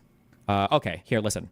We don't have to do J6. I'll just do these last two sections and I'll catch up. We'll see where we're at, okay? All right. The next section is pressuring the Attorney General for false election claims. So under Barr's final days, President Trump began making claims of voter fraud on the same night of the election before all the ballots had even been counted. On November 9th, 2 days after Biden was declared the winner, Barr authorized widespread investigations by the DOJ and the FBI into allegations of voter fraud. On November 23rd, Trump had a meeting with Barr trying to figure out why the DOJ didn't have any strong cases yet for voter fraud, with Barr explaining that all of the accusations that had been made were without merit. On November 29th, Trump falsely claimed on Fox News that the FBI and DOJ were missing in action and that he would stay out of it despite him interfering at multiple levels of federal and state government in investigations into voter fraud. On December 1st, Barr invited an AP reporter for an interview about the ongoing DOJ and FBI investigations, stating that they'd found absolutely nothing credible up to that point. Trump fought with Barr over the following 2 weeks, desperately attempting to get him to substantiate any kind of voter fraud, repeating the same false claims to Barr that he had been over the last month. Nothing was ever substantiated, with Barr eventually turning in his resignation on December 14th. You can read the just two excerpts from Barr's deposition. And in that context, I made clear I did not agree with the idea of saying the election was stolen and putting out this stuff, which I told the president was bullshit. And, I didn't want to be a part of it. And that's one of the reasons that went into me deciding to leave when I did. I observed, I think it was on December 1st, that, I believe you can't live in a world where the incumbent administration stays in power based on its view, unsupported by specific evidence, that there was fraud in the election. Good for that guy. This next section here is, Clark is introduced to Donald Trump. On December 15th, Trump had a meeting with his new acting Attorney General, Jeffrey Rosen, and his new Deputy Attorney General, Richard Donahue, and then a bunch of other, a couple lawyer people, Pat Cipollone, Chief of Staff Mark Meadows, other people. This meeting was largely focused on a report on the Dominion machine fraud by the Allied Security Operations Group, which Barr had the DOJ investigate and found no evidence supporting. I won't go into all of this, but there's this group called ASOG. This report is a joke for 50 billion different reasons. If I have to get into that future, I can. But Barr and the DOJ had already looked into this, and all of it was bullshit. On December 22nd, Representative Scott Perry introduced Donald Trump to Jeffrey Clark, the acting head of the Civil Division and head of the Environmental and Natural Resources Division at the Department of Justice, environmental law, basically. On December 24th, Trump mentioned Clark's name to Rosen, which was his attorney general, which Rosen felt was strange because he had no idea why Trump would be communicating with Clark, and Clark communicating with Trump would be against the DOJ policies. So you've got the president, you've got his attorney general, and the president shouldn't really be going into the Department of Justice and talking to people in the DOJ. It's an egregious breach of norms, and it's a violation of department policies for obvious reasons. You don't want the president going in and talking to underlings, telling them what to do. It would undermine the Department of Justice, right? Who even is this random guy? I've never even heard of this role before. Pick who's in the Department of Justice? The President of the United States, with the authority granted to the Constitution, is allowed to choose his officers, who are the head members of the offices that he has. The Department of Justice is one such office. He can pick the head, but then that guy, those people, depending on how Congress says, they fill out the department. So he doesn't pick every single person. He just picks the officer, and sometimes inferior officers, but generally they do all that. Unitary executive theory. Just who is this random? I've never even heard of this role. Yeah, that's talking to this. Sure, that's what. Good question. That's what Clark and Donahue are wondering. I don't know why the you're talking to this random dude. It's because Rick Perry, basically a guy in Congress, introduced him to Trump because Clark seemed like a cool guy that would play ball. We'll get to that. This is coming over here. On the 27th, President Trump had another phone call with Rosen and Donahue, in which he continued to make false claim after false claim, with Donahue debunking each and every claim. The Georgia claims about Ruby, the Pennsylvania claims of the 205,000 supposed additional votes, the ASOG report, et cetera, et cetera. Eventually, during this phone call, Rosen said to Trump that he needed to understand, quote, understand that the DOJ can't and won't snap its fingers and change the outcome of the election. It doesn't work that way. Trump responded to Rosen saying, quote, I don't expect you to do that. Just say the election was corrupt and leave the rest to me and the Republican congressman, end quote. No, no. So Donahue explained in his deposition that this was an exact quote from the president. So this is a deposition that Donahue's given, under oath. This was an exact quote from the president. He attests to this. Trump brought up that people had told him that Jeffrey Clark is great and that he should put him in, laying the groundwork for the events to come. So again, Trump is bringing up Clark to Donahue and Rosen. On December 28th, okay, so we're about a week and a half out from January 6th. On December 28th, Clark had Ken Pawlowski, who was a senior counsel under Clark in the DOJ Civil Division, draft a letter to the Georgia governor and legislature alleging that the DOJ had, quote, identified significant concerns that may have impacted the outcome of the election in multiple states, including the state of Georgia, end quote. Everything in the letter, however, was a lie. The DOJ had zero reason to suspect any voter fraud at this point in time, and every investigation thus far had been a dead end. Clark emailed Rosen and Donahue asking for a promotion so his title would look more authoritative on the letter, as well as requesting both of them to sign a letter. So you can click here like that Clark emailed, and you can see like this is the email that he sent. From Jeffrey Clark, Jeff and Rich. 1, hey, I'd like to have your authorization to do a classified briefing over some voter fraud stuff. 2, attaches a draft letter concerning the broader topic of election irregularities of any kind. The concept is to send it to the governor, speaker, and president pro tem of each relevant state to indicate that in light of the time urgency and sworn evidence of election irregularities presented to courts and to legislative committees, the legislatures thereof should each assemble and make a decision about elector appointment in light of their deliberation. I set it up for signature by the 3 of us. I think we should try to get out as soon as possible. Personally, I see no valid downsides to sending out this letter. I put it together quickly and would want to do a formal site check before sending, but I don't think we should let unnecessary moss grow on this. As a small matter, I left open me signing it as the AA Attorney General, which I think stands for, it's like the underneath the Deputy Attorney General or something. After Acting Attorney General. No, not acting. It's something else. It's like you've got the Attorney General, you've got the Deputy Attorney General, and then you've got the it's like the Assistant Attorney General. So he would be the Acting Assistant Attorney General is what he would be. Okay. And he's saying like, oh yeah, like if you promote me, yeah, you can designate me as the Acting AAG of Civil under the titles and wholesale opinion, blah blah blah. But that was that. Jeffrey Clark, you can click just to. Underneath this, you've got Donahue responded. If you click that responded, you can see their responses to him. You can see from Jeffrey Rosen, he says, Rich, thanks for responding to this earlier. I confirmed again today that I am not prepared to sign such a letter. You can also see the email from Richard Donahue to Jeffrey Clark saying to Jeff, I have only had a few moments to review this draft letter, and obviously there is a lot raised there that would have to be thoroughly researched and discussed. That said, there is no chance that I would sign this letter or anything remotely like this. While it may be true that the department is investigating various irregularities in the 2020 election for president, something we typically would not state publicly, the investigations that I'm aware of relate to suspicions of misconduct that are at such a small scale they would simply not impact the outcome of the presidential election. AG Barr made that clear to the he basically just goes through like roasting Clark in this email back to him, saying that like, yeah, would never, ever, yeah. Over the following days, Clark continues to speak with Trump against department policy, as well as Donahue and Rosen, eventually making it clear that Trump wants to appoint him to being the acting attorney general, replacing Rosen, as Rosen was unwilling to co-sign Trump's fraud, while Clark was willing to play ball. Okay, and there's the last section of this. With tensions building in the White House between Trump and his DOJ, events would finally culminate in a dramatic meeting in the Oval Office on January 3rd. Rosen requested a meeting at 6:15 p.m. with Donald Trump through Mark Meadows on the 3rd. Before the meeting, Rosen and Donahue, your two heads of your DOJ, discussed the potential leadership changes in the DOJ with Cipollone and Pat Philbin, who both opposed a change in leadership. Rosen and Donahue had previously had a conference call where almost every assistant attorney general agreed that they would resign if Rosen were removed from office and replaced with Clark. They went to the meeting in the Oval Office. They had an argument. Clark made an impassioned argument for why he should be made the new attorney general, but every person present in the room confirmed to Trump they would resign, along with hundreds of others in the DOJ, if Trump actually appointed him to the role. Ultimately, Trump was too scared by the threat of mass resignations to push through with Clark's appointment, despite Clark's pleas otherwise. Basically, it was a huge event where Donald Trump was going to kick out his attorney general and throw in Clark, this environmental dude, because he was willing to sign this letter and send it out to all the states to try to get the states to flip their electoral votes because of the voter fraud. He was willing to do what Rosen and Donahue wouldn't, basically. Yeah, what Rosen wouldn't. Yeah. Right. Yeah. Basically, he found some random member of government that he could put in that would do what he wanted. Correct. Is it his now? Sorry, I just want to ask: is it his as president? He can kick the guy out and replace him if he wants, right? Correct. He could theoretically. He can fire and hire anybody he wants. Now, is the reason they wanted to resign because they thought that him being in the role was retarded? Did they know what Trump was planning to do? Everybody knew what Trump was planning to do because, again, none of this is a secret. Everybody knows what's going on. So they talked to a lot of people beforehand, and basically half the DOJ was like, all of the assistant attorney generals were like, yeah, if you send this guy in, like, we're all quitting. This is insane. Everybody. They're quitting their job. Yes. Like they're choosing to lose their job. They would all resign. Government. Yes. And that's because they are just like so opposed to what's going on. Because they know that Trump is doing this essentially just to have Clark send out lies from the DOJ. Trump wants the Department of Justice to lie to all the states and say, hey, we found really good evidence of voter fraud. You guys should hold off on your elections. Not true. Correct. This is what Barr kind of resigned over. And yeah.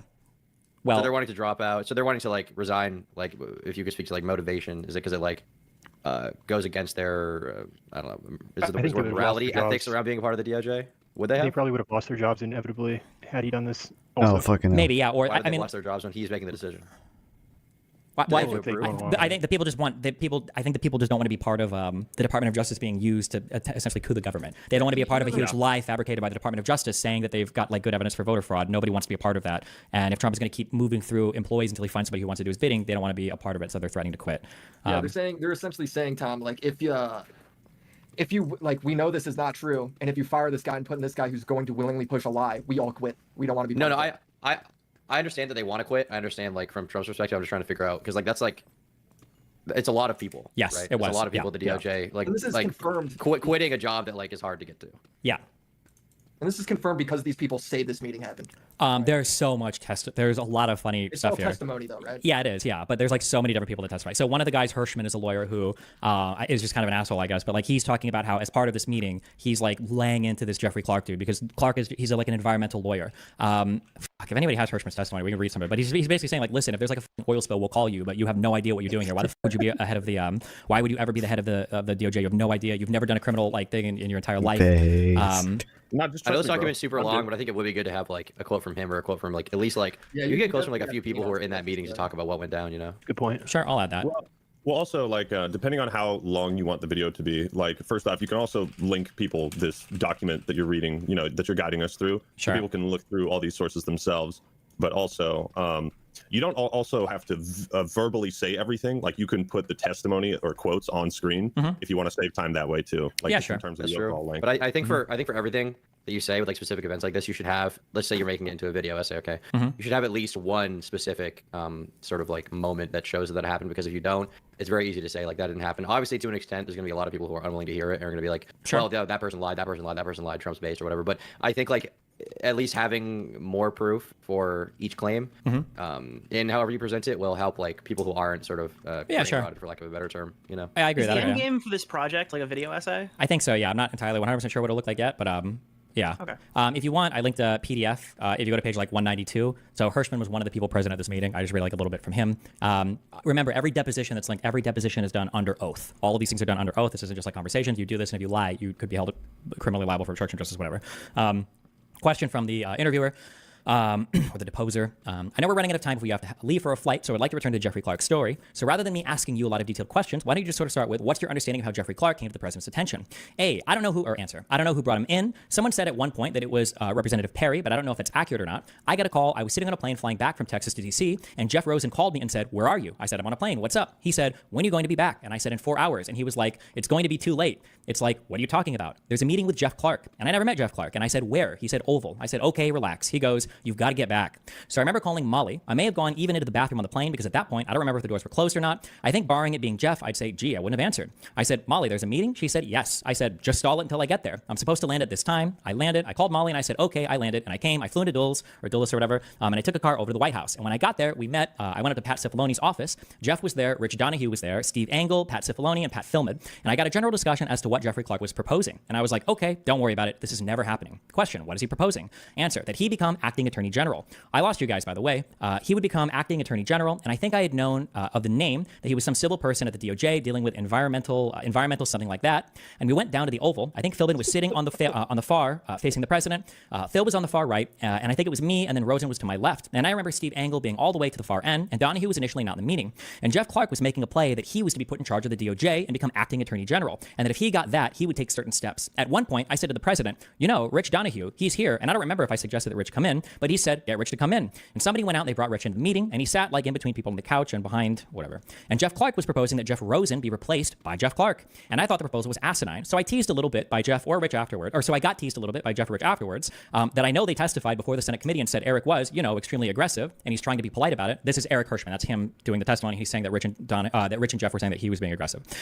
Yeah, it was. I did not think that Jeff Clark remotely was qualified to become attorney general. And I thought this was like his lifelong dream to have this opportunity. And he was making a pitch. And every time he would get clobbered over the head, he would say like, call to order. You're the president. It's your decision. You get the chance to make this decision, and you've heard everybody, and you can make the determination. And then we jump back in and, really clobber him. And at one point, I remember saying, let me walk through. Jeff, what do you want to do? And I cross-examined him in front of the president as to what his strategy was. And when he finished discussing what he planned on doing, I said, fucking asshole, congratulations. You just admitted your first step or act you would take as attorney general would be committing a felony and violating Rule 68. You're clearly the right candidate for this job. And then, and he was, and it was clear, everybody was on his case. The guy had never been before a grand jury, let alone having any idea how a criminal case would be prosecuted. And the people at the DOJ people said that they would quit if he got the role. It went on for a while, and Jeff would keep coming back and trying to get the president to consider it. And the president at the end, kept on saying, listening to Jeff. And then the second Jeff would call, I forget what term he was using, like, a call to order or something, to get a vote. Was it call the question? Call the question. Sorry, I couldn't remember the term. And it was just like, what are you talking about? Where are you? And later on, I made fun of Bill Cifaloni and Steve Engel. I said to them, what's up with Kirkland and Ellis? I get you three guys, Jeff Rosen and Bill Barr. And then I get, this lunatic. And others that all had gone through Kirkland and Ellis, I said, you're either a brilliant lawyer or you're in the nut job category. But I thought Clark's proposal was nuts. I mean, here's a guy that at a certain point, listen, the best I can tell is the only thing you know about environmental and elections challenges is that they both start with E. And based on your answers tonight, I'm not even certain you know that. But it was, he was completely berated at that point, and I can't even tell you where he got in his head that he should be the acting attorney general. But the president listened, and it was like, I'm not doing this. There's like a whole, there's so much testimony to people that were in this meeting that like this was just like that is killer important. That's like. He fucking that's the shit right there, man. Sure. Like question on 196, what was he proposing that he would do if he became acting attorney general? It was seizing machining, confiscating voting machines. And he didn't explain how he was going to do that. I said, you're not going to get a search warrant, right? Why don't you tell me how to get a search warrant, Jeff? It'd be nice education for me. I said, I've gotten a few in my professional career. Why don't you walk me through how that process works? And I was like, let me guess, you don't have any fucking idea, do you? And I said, so you'd obviously go to a grand jury, right? You'd obviously have to issue a grand jury subpoena to get a hold of this equipment, right? And I go, yeah, okay. And you're going to take it and you're going to hold a press conference and make it all public, right? Yeah. And then you're going to make these articulations, right? I said, well, did anyone ever explain to you Rule 68? Right? And then it deteriorated down to, literally congratulations. Bro, they're literally doing like debate pro strategies in the Oval Office. This is fucking awesome, man. Be the first AG candidate in history that admits the first act as AG would be to commit a felony. And then Donahue laced into him. He couldn't even find a grand jury. He didn't even know where it was. And Steve Engel he was on an island trying to pitch this idea. But yeah, this is, I guess I'd include, screenshots. Or this is like it's like a TV show level, like. Yeah, this is all really super wacky, but it was like so crazy at this point. Yeah, this guy like did this shit, right? Like this was like an insurrection. Sure, yeah. Yeah, but this is like they're trying to find, Trump is always trying to find people to like sign off on his shit. This is one of the frustrating parts when people are like, well, he had lawyers supporting him. I was like, not really. He just had whoever he could find to support him were the people that would support him. It's so interesting when you like get into the minutia of like different checks and balances of government and how like along the way every single one would be like no, and then he'd be like, okay, well what about this way? He'd like try to find some guy to put him in, and they were all like, no, we'll resign. And then he's like, okay, well now I've got this thing with Pence. Like he's got like all these different angles that he's hitting. Any possibility other than like Dude, and once again like it's like the SpongeBob movie where the rally at the Capitol, that's Plan Z. Basically, yeah. By the time he got there, And A through Y, and then he finally got to Plan Z. Yeah. But it's also like if he did believe the election was stolen. Let's say he did believe that genuinely. Like all this stuff isn't even like within the bounds of that. Like he's this is yes. Okay, so this is one of the big. The election was stolen. He really knows how to steal an election. Yeah. We're so far past it being like he's the expert. He thinks this and he's misunderstanding X, Y, Z. Then he's senile. Like I mean, what's the alternative here? I don't know. Because like all of the accusations he's made, at least that we've seen so far about voter fraud or election integrity, none of them have been verified in such a way that they would reasonably like do what he wanted, like either delay the election or The best you have is just usually like one or two people that will fill out an affidavit saying like I saw like a whole like machine like destroy 1 million ballots or whatever. It's just people filling out some affidavits. There's no strong evidence for any of these cases. Yeah, I think this does a great job of just like being so blatantly malicious. I mean, the thing is like to be on Trump's side of this one, you have to believe that somehow every single member of government is lying in unison. And they're all deep state actors, obviously. In unison, in lockstep. Well, assuming that all of his supporters know all of this exact information, then yeah. But I imagine most people probably don't know all the nitty gritty stuff. Sure. It's not just government. It's no. What I'm saying is that to believe that there is some conspiracy to keep Trump out of power and that like the election was stolen from him, you have to believe that every single member of government ever like lied. Like, all the protocols, everything. Acted against like and not just the federal everything. government, but the state government, and I guess the people in media and Dominion and the Fox News people that admitted that in court. His own attorney general. Yeah. Yeah, they just paid out all that money to Ruby Friedman and Dominion for no reason. Yeah. Well, the court is rigged, right? The justice system's rigged, as we know from this, as we can tell clearly. So potentially, yeah. This last thing before the Wait. Let me just do this last chunk. Warren, hold that thought, and then we won't do January 6th, but this is just like if you scroll down on the next part, the January 6th rally, motivation and purpose of the protest. A lot of people will make this claim that like, well, nobody knew what they were going to protest. Because I remember this one guy, the one guy like in the bottom left. I forget who he is. I think it's Nicholas. I don't know of him, but he initially said he strongly disagreed that Trump was responsible for the violence on J6. So they definitely need to go over this. Or nobody knew exactly what was happening. Like people just showed up to have a protest. I'm wearing your Radiohead thing right now. Wild. I just listed, and there are more if you want, but like these are a lot of tweets from Donald Trump leading up to the election. Like it was very obvious what they wanted. It wasn't just supposed to be a protest. Like you can see that he does a lot of the voter fraud claims. He says that this is going to be a huge protest. It's going to be historic. On December 20th, he tweets out the greatest election fraud in the history of our country. He tweets like bullying people, you know, like, oh, the senator's going to challenge the electoral college. And he says like other people won't. And he's disappointed in them. Like on the 21st, he says that he's disappointed that Brian Higdon, Wisconsin State Supreme Court Justice. Did you ever use the V-Bucks I got you? I'm pretty sure I did. Him, despite the fact that Trump endorsed him in his election, he always does this. He's like, I helped this guy win his election. Yeah, I did. Because if I didn't, I have no clue where they are. Another thing, by the way, on the point they're on, Trump started calling people. He only started calling people to protest on protest on J6 after Troopers and Kenneth told him that J6 was the real deadline for overturning the election. And then literally, this text is so funny to me. Troopers and Chesbro texted each other, and there was an article written on December 19th when Trump first called for a protest on J6. It was like, it just said Trump calls for protest on January 6th, and then Chesbro literally texted Troopers and he said, wow, based on 3 days ago when they had the meeting telling him J6 was the real deadline, I think we have a unique understanding of this, which is a interesting thing to say.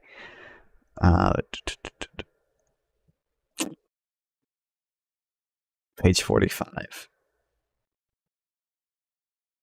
These text messages are so funny, especially because Chesbro literally like fifth tuple text.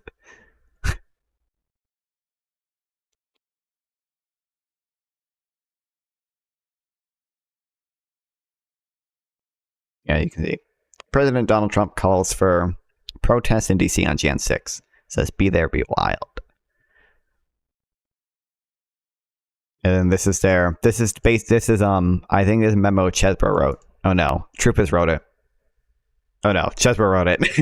It was two Troopers. You're gonna give me more V-Bucks this year? Awesome, dude.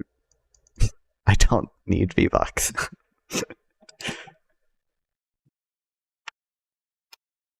And then this is basically what they told Trump. This is a memo that they sent to each other and then had a meeting with Trump, and they basically summarized this memo. The date which has ultimate significance under federal law, as Justice Ginsburg aptly noted, is the 6th day of January, the date set by the law, which the Senate and House determined the validity of electoral votes. Bush v. Gore. That is the first date on which any electoral votes are actually counted. On that date, the 12th Amendment directs the President of the Senate, which is Pence, that's the Vice President, in the presence of the Senate and House of Representatives, open all certificates, and the votes shall then be counted. Election, you won't even fucking... And then this is all their fake elector stuff. So what must happen on December 14th is about them organizing the electors in Wisconsin to cast fake votes for Trump. And then they're comparing it to the 1960 election, which everyone likes to do, even though they're not the same. They're not the same because when these electors cast their votes for Trump and said that they were the duly qualified and certified electors, they were doing this funny thing called lying, called not telling the truth, called they were not certified by the state at all. Rule in favor of me or whatever. You can, I won't go through all these. You can click through like all of these tweets are like tweets that are like Donald Trump has made. A lot of them are either still up or they're like on a Wayback Machine. Like all of this is like super open. They start to get pretty egregious if you go down to December 31st. He tweets out 2 different OAN videos.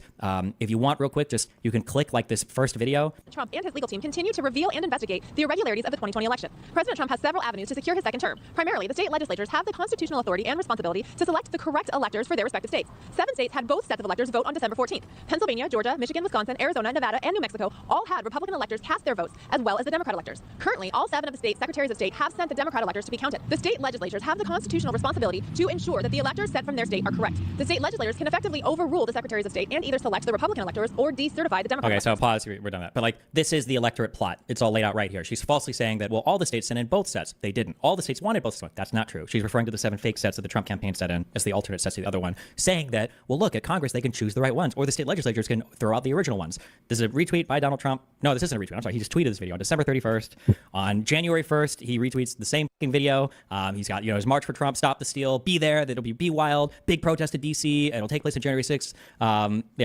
Yeah. But I have all that. And then so everybody going to this rally, if you were watching any of Trump's Twitter or any of the videos or any of the media, all of you knew, not you guys, but everybody that went here knew exactly what the protest was about, what they were being driven to, that like the election had been stolen. Turkey Tom was there. We all know. Pence or the state legislatures like choose the right winners, that something could happen on January 6th to make it so that Trump still won. That was the, on January 5th, one of Trump's last tweets where I hope the Democrats, and even more importantly, the weak and ineffective rhino section of the Republican Party, are looking at the thousands of people pouring into D.C. They won't stand for a landslide election victory to be stolen. Okay. That's all the stuff laid up to before the day of January 6th. Okay. Any questions, concerns, anything of all of this, anything? Yeah, go for it. I think, Warren, I think you were going to say something before, and I cut off. Yeah, I mean, all right, so it seems like he genuinely, Trump's biggest flaw is his ego. Like this is messed up. So I'm in this predicament where it's like, okay, we have a deeply, deeply flawed candidate, but he is the candidate representing these values. There's really only 2, if you take out Kennedy. So there's a lot of people in this country that are feeling like in this predicament. Oh, wait, you know what I need to do? I forgot about this. What do I do if there's these things that I care about deeply? And I definitely don't want to go with what these people are standing for. And I understand there's like flaws. And thank goodness the founding fathers were able to create this systems of checks and balances that we referred to several times tonight, and that worked. It saved us from ourselves. And so I don't know what to do.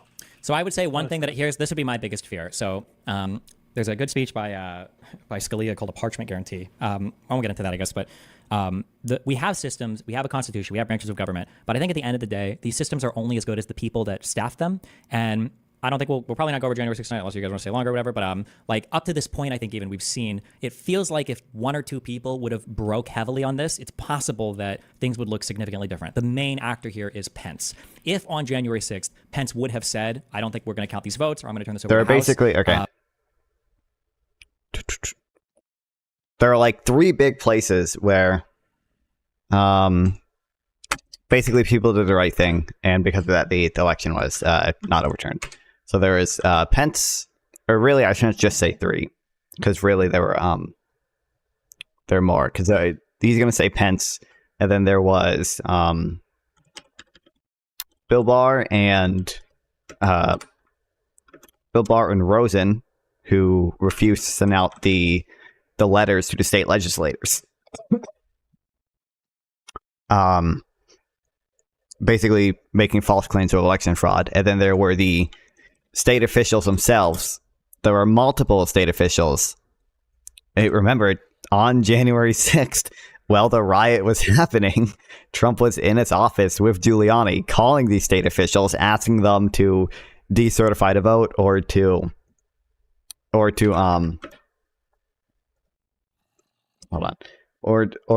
certify the false slate of electors that he sent in. Yeah, those are the 3 big places where something bad could have happened. I think there were so how people claim that like Pence or like Eastman was saying like that Pence had the unilateral authority to decide whether or not to count the votes. They were like this happened in Nevada, right? We were looking at it earlier, where like on a smaller scale, they argued that or maybe it was here. How did I already forget? Because I had to check this early in the stream. I think it was Arizona, where they said the Arizona Speaker of the House had the authority to not certify the vote in her state.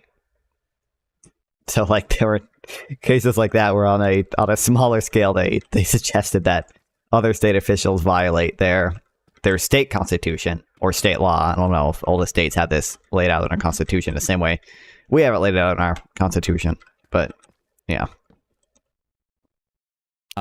there's a huge question in mind of like, okay, well, who the fuck knows what would actually happen at that point? Because there were a lot of Republican senators that were also willing to go along with this plan as well. There were 11 that Donald Trump calls out in all the tweets going up to January 6th. It would almost certainly go to the courts, right? Maybe, but then the question is, well, then what? So in the meantime, does Trump remain president?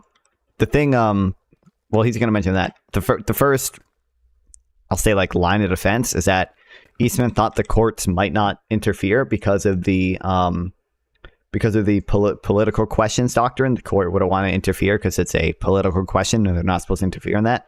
And then he's going to mention delaying it would at the very least give them time to try to pressure state officials into certifying the fake slate of Trump electors. And then, in theory, if that happened, then what the court ruled wouldn't matter because the states already certified the fake slate of Trump electors. I'm assuming that's what he's going to say, but. Do you wait until that gets all the way to the Supreme Court to hear it? Do you wait?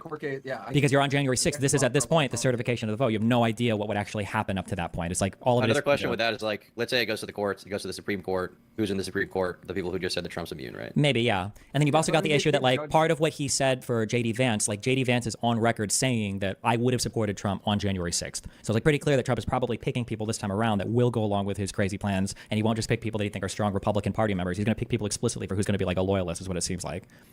Which is also important to note is that like how many of his former cabinet members are no longer part of his new cabinet or that he's like ostracized in some way. And I think if you count them up, isn't it like, I don't know how many, there's like 2 or 3 from his former cabinet that are still like with him and everybody else is gone.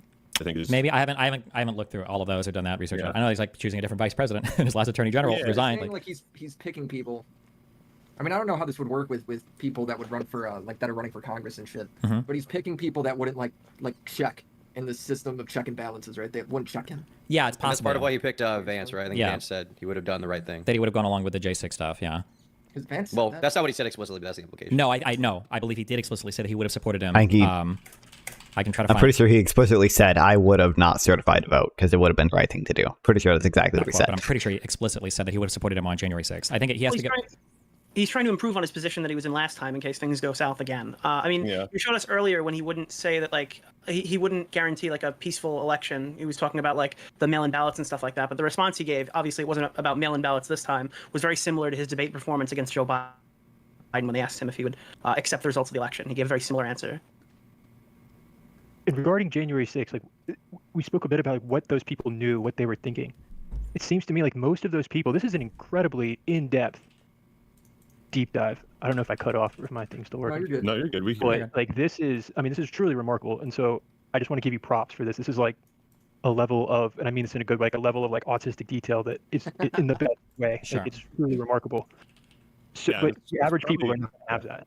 Like, they're thinking what I was thinking, or what most people, and not that I would agreeing with them.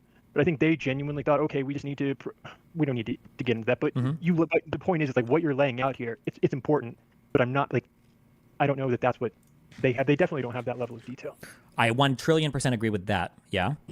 You also made a good point about like being in a predicament where you have a candidate that is based like your candidate for these specific sets of values, but there are other things with this candidate that you like vehemently disagree with. So like what do you do? Do you vote for this candidate because of the values that they represent? Or I think the argument Destiny would make, and I think other people would make, is probably that ultimately, while we do live in a two-party system, if any one person tries to, when you vote, you're basically respecting your right to vote, right? That's what we have as American citizens. That's democracy, right? By voting, you're using that right to vote for someone. And by voting for Trump, if you believe everything this document is true and, you're in Destiny's position, right, you would probably say that because Trump tried to destroy the voting process and overrule your vote anyway, to vote for him in the first place would be, like, retarded. Yeah. Or that, like, yeah, the Republic, like, I think the biggest issue for the Republican Party is they have to be broken out of, like, the Trump sphere, especially because if you are a traditional conservative, or if you're conservative anyway, Trump doesn't even really represent, like, people, like, even I'll say, like, Trump is far right, or he's not, in terms of policies, he's not actually, like, Trump policy positions are kind of wacky. They don't even represent, like, good conservatism in my mind, but. Yeah. I guess. But that's the problem with the two-party system is that, like, you end up feeling like you're picking between the lesser of two evils rather than, like, the perfect ideal candidate. So, like, I understand why people would still vote for Trump because they feel that he represents their values. I understand that. I don't agree with that. The issue right now is not a problem with the two-party system. The issue is that like even if we had 50 parties, conservatives genuinely really, really, really like Donald Trump because he does have like really good energy. He's hilarious to watch on stage. Like he works crowds really well. Like he's a funny dude. Like nobody can deny that. Okay, I've been like obsessively watching like Shane Gillis Trump impersonations for like the past like week, and they're hilarious. Like nobody can deny that. Where does that energy come from? It's like he genuinely believes what he's doing, like, even when he's wrong, and that's his biggest. I mean, there is there's a argument to be made. I don't agree with the lesser two evils thing or whatever, because like you're always fucking, even if we had multiple parties, you're going to be voting for lesser two evils. Like any perfect candidate for you is going to be lesser two evils for somebody else, right? But regardless, you could argue if we had a better multi-party system that like Trump would definitely definitely have the support of 30% of the country or whatever. He would still have a fairly large party, but there would also be a more centrist sector of the Republican Party. Which we already have, right? I mean, there's the freedom. Basically, if we had a better multi-party system, the Republicans would definitely be split in two. Because right now their party consists of, the relatively center-leaning people, and then you have the like Freedom Caucus people. That's why they can't agree to a Speaker of the House, right? So you would definitely have a split there. I mean, if we had a better multi-party system, we definitely also see a split in the Democrats as well, but they're not nearly as insane as the Republicans, and even it's the extreme sectors of the Democratic Party getting smaller too. The two members of the squad just lost their primary, right? Cory Bush and Jamal Bowman both just lost their primary. The girl from Minnesota won. I forget her name. Oh fuck, I'm lost. But she did this win. Will Stancil lost though, unfortunately. Can't believe it. Believes the nonsense when he's wrong. What do you do with a person like that? That's why we saw all these people bailing. It's a little bit. I think that Trump's a really good salesman, but I think that everything leading up through this and all the little plots and schemes that are going on, I think that Donald Trump knew that he had lost this. I think that because to pursue like really wacky things on the side like this, it just doesn't come across as a person who genuinely believes that like they're in the right and they're going to win. Like, I think we've all seen, if we've watched, I know the commentary people, you've all seen like these like interrogation rooms where some dude like thinks he's correct and he goes in and he does this shit and he just like destroys himself. But like, you never find these like scheming people who think they're in the right. Like everybody that's scheming and trying to do all these little plans, they know that they f***ed up really hard. They always know that they f***ed up super hard. Let's put ourselves in his mind for a second, because he genuinely seems to believe that there is a deep state. He has been put through all these legal challenges, a recent assassination attempt. There's all the media attacks and fake media. We've seen this battle ensuing for like 8 years. It's got to wear on a person's psyche to the point where it makes him extremely prone to these things. And then we're listening to him with Elon last night, and he does have his strengths regarding business, regarding economy. And I think that people are weighing these. Everyone's weighing this, and they're not everyone. They're most. Yeah. I mean, I guess he is a billionaire. There is that. His economic proposals, though, are not good at all. Not in the slightest. Non-fun pre-recorded video on that coming soon. Okay, it'll be after whenever I get my new microphone. But look forward to that, guys. Who are considering voting for him? People see his faults, but they also say, "Oh, Elon Musk." Things that Elon Musk are saying: deregulation. We need border security. Do I care more about people like issues at the border, or am I going to hang up on the past?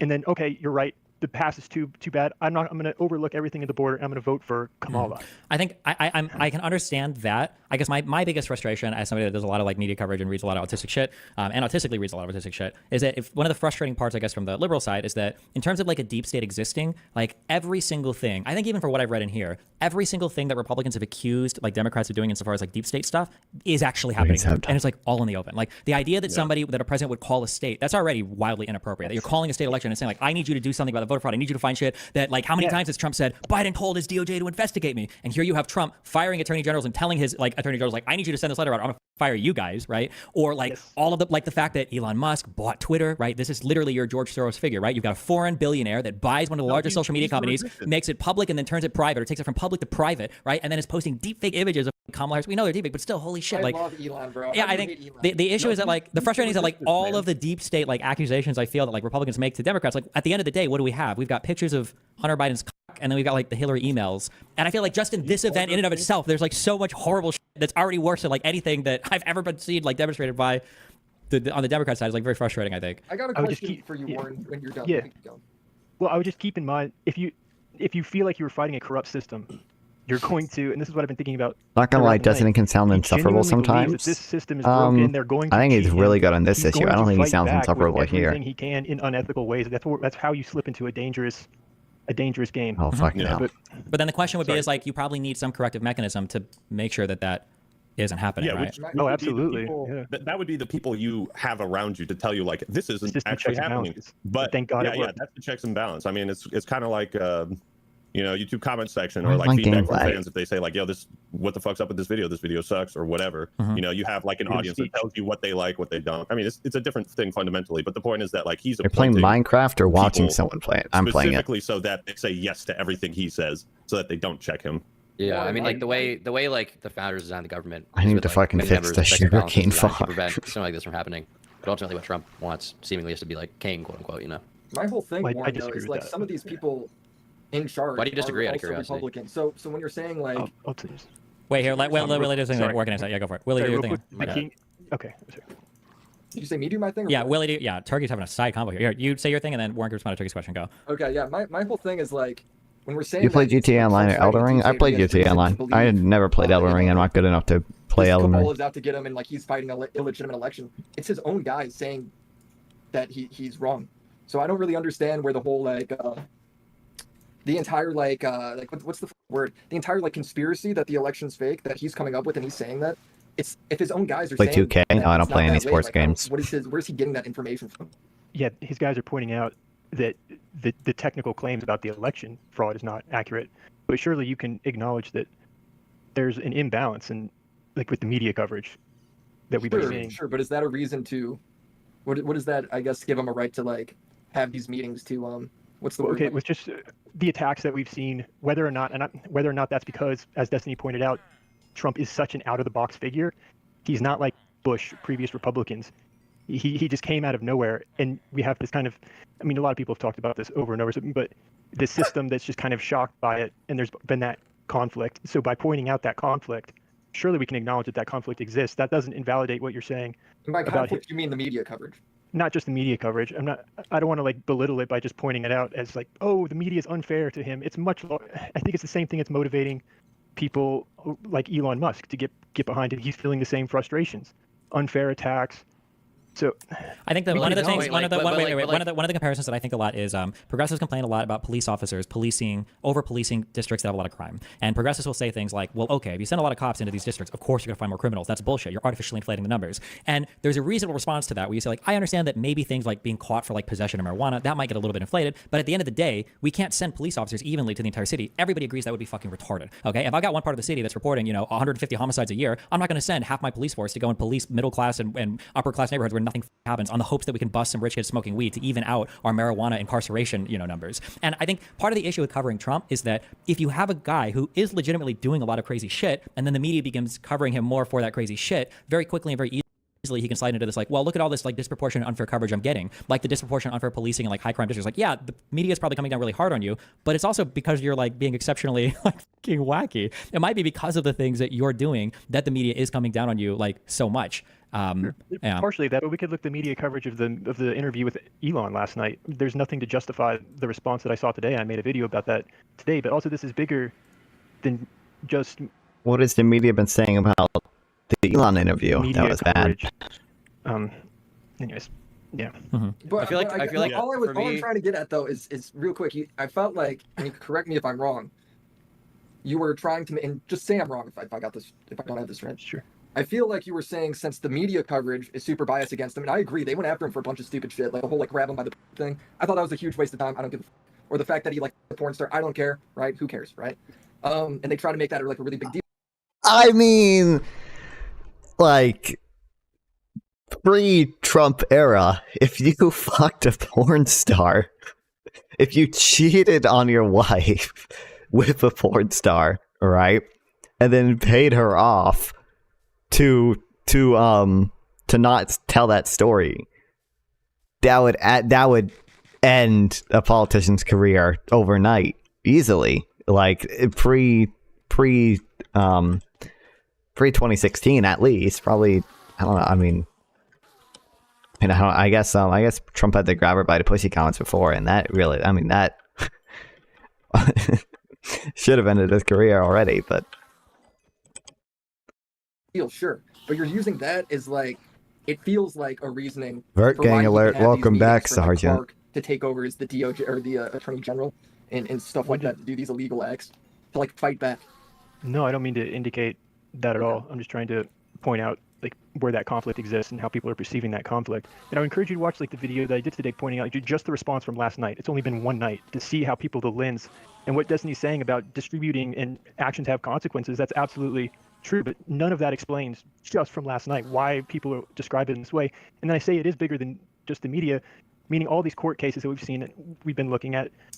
I sound like a spokesperson here, but the collusion cases with Russia. I remember when he was elected, my mom was in tears claiming, "Oh, this was a fake election due to Russians on Facebook." She believed real. meddled with. Base mom. And, yeah, but like the difference between like that and this to me is like they did that investigation.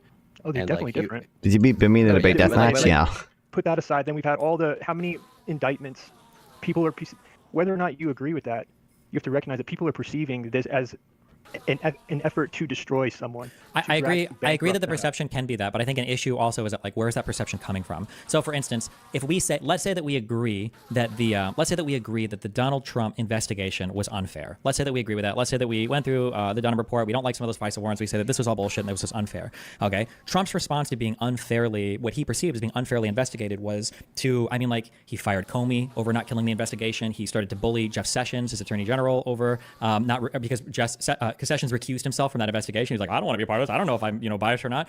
Trump went after everybody to try to fire and kill this investigation. If you flip it, well, I mean, like, what are some bullshit investigations that we feel like the Republicans have done? The Hillary email stuff, right? The Benghazi stuff. Like, there weren't even criminal charges that came out of that. But Hillary sat and she did her 12 hours in front of Congress over Benghazi. She cooperated as much as she could in providing as much as she could to all of the investigators for the email shit. And these are things that are still to this day, like, attacks used by conservatives about, the Democrats, like Hillary's emails and all this shit. It's like, there wasn't even a criminal charge there. But then you look at, like, criminal convictions that Donald Trump has and be like, well, these were unfair. And it's like, wait, what? And then and then it's hard because then you run into this talking about, well, the perception is that it's so unfair. And it's like, well, what if he just did do a lot of bad things and now he's being held accountable for it? No, you're absolutely right. So I'm not trying to go into the minutiae of those cases or even claim that that they are unfair. That's why I'm trying to take the larger perspective and say that we can't.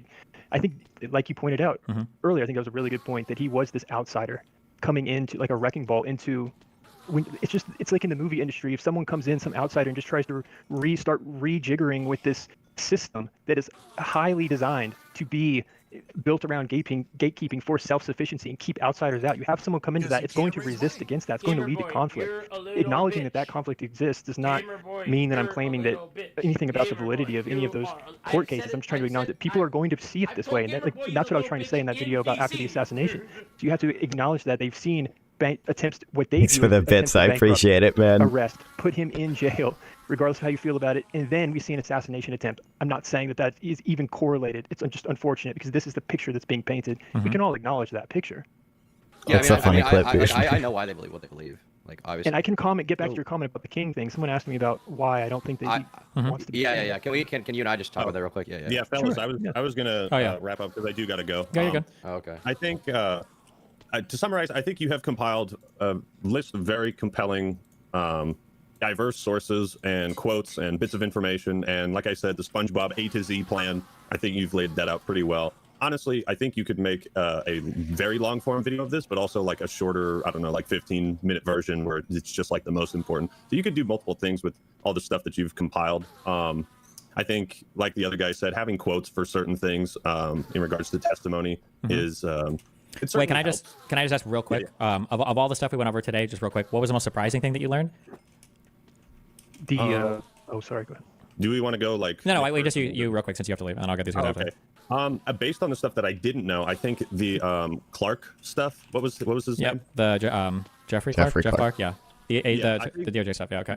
Yeah, that whole story of basically trying to put an industry plant in a position, in like a really powerful position where he has no fucking business being in. And also those quotes of the guy from the deposition who was just like, yeah, how are you gonna file a search warrant? You don't even know how to do that. Okay. I thought that was pretty. Is there anything that you had a mind-blowing. perspective or opinion on that you feel is there a thing that changed the perspective on a particular thing at all, or the most? Thing that changed the perspective. I would say probably just not that my perspective necessarily changed. Because I kind of lean towards this. That's fine. Okay. Was there anything in here where you're like, I don't give a f about this? Like, even if this was like presented in a more entertaining way, I just don't care about this. I don't think this should be included at all. Or there wasn't too much stuff. I would say. Okay. And then final thing is, like these death threats to Dominion. I mean, I guess those are kind of like those are kind of crazy, but you know, it's yeah. No, I think a lot of stuff in this is important, and that's always the trouble with like cutting up videos when you're trying to like battle the time code of how long the video is. You have to be like, okay, what's the most important? And most of this stuff is important, you know. Sure.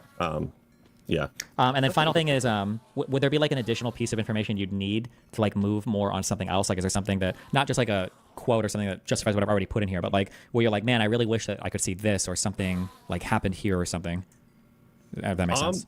No, I think this is pretty comprehensive. It's like you would need to compile an even more insanely detailed document to counteract the points that are listed here. You know what I mean? Sure. Okay. And that information just doesn't seem to exist to counter a lot of the claims here. But yeah. Gotcha. Okay. As far as I've seen. Gotcha. Yeah. Okay. Yeah. So at the end of the day, here's where I stand on things. I think like when you have someone who's like basically trying to circumvent the Constitution is like the oldest government charter in the world. It's gotten us this far. It's worked. Dude, what the for a fuck long am I time, doing? And when you have a Same candidate that's thing like I was basically before, trying to man. put themselves above the Constitution, like I just can't support that. I value my constitutional rights and my ability to take part in a democracy more than any single candidate. So that's pretty much where I stand on things. Okay. Oh, and I just want to say for the future, and I doubt this will ever come up in any of your videos or conversation or whatever because it's boring, Supreme Court shit. In regards to the Donald Trump immunity thing, okay, without getting into the minutiae, all of that, Roberts, the Chief Justice who penned the decision for that court, and talking about core powers of the president and stuff that you could never criminally review or ask about, he outlined essentially the entire part about Jeffrey Clark. That entire part, he said, no criminal court should ever be able to review what was going on there. So if anybody ever brings up that future, like the immunity case, that was the situation that Roberts, and that's not all. He's just saying that specifically, this is a thing that would be beyond the question of the courts for criminal activity. Just as a heads up if that ever comes up, but okay. Gotcha. Yeah. Well, it has been fun. Gentlemen, good discussion. Also, let me know if you ever want to do something like this in the future. Yeah, sure. You can always just message me if you want to find man. Yeah, I never get to talk about with me, bro. All right, I'm gonna head out, fellas. Thanks for See having you. me on. Good to meet you. Yep. Take it easy, bro. Peace. Yeah, I think he said he's gonna do more of those, which will be really cool to. I don't think we'll watch unless there's someone really cool on there. We're probably not gonna watch the rest of them. We're gonna be covering the exact same stuff. But I do think that video essay once it comes out, it's gonna be banging, bro. Hopefully, at least. I don't think he's made a video essay before, but he knows. But Loner Box makes banging video essays, and he knows Loner Box, so he's got to enlist him. Okay, I have to build a Minecraft farm. And then we'll probably read shit. Okay. I gotta go back to the world.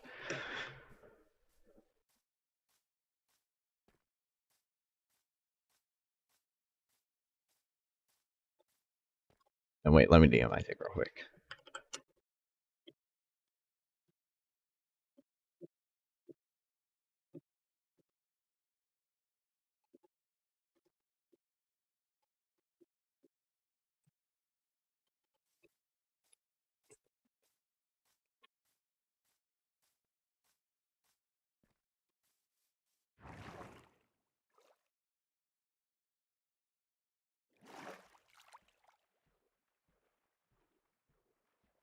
Okay.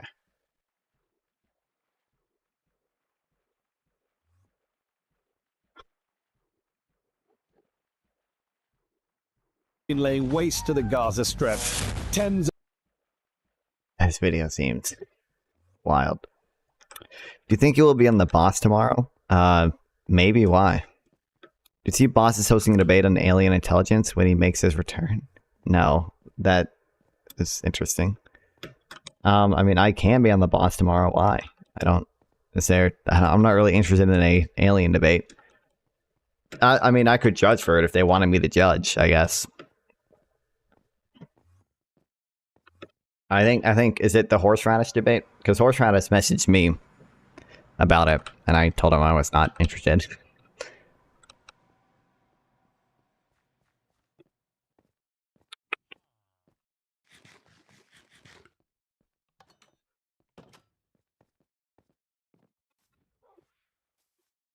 Yeah, horseradish was a vegan. Okay. I might, if they want me to judge, I'll judge, but I'm not. I'm not that interested in it. Oh, I do need to. I think it could be interesting to do a Kamala Harris versus RFK debate with horseradish. I don't know that much about RFK. All I know is that he's like somewhat anti-Ukraine.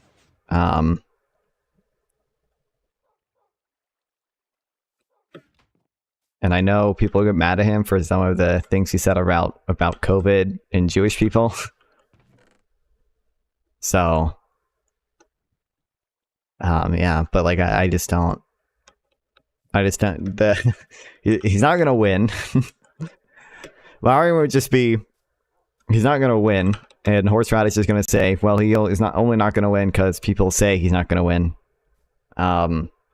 But realistically, he's not. There's no chance of him winning this election. I think if you want a third-party candidate to win, you would have to do some type of runoff election or ranked choice voting, which I think the best way to do that would be to put candidates in primaries that are in favor of that, or do some other form of like protest to voice support for runoff elections and or ranked choice voting and or some other type of voting that is not first past the post that allows third party candidates to win more easily. I forgot this fucking shirt came from.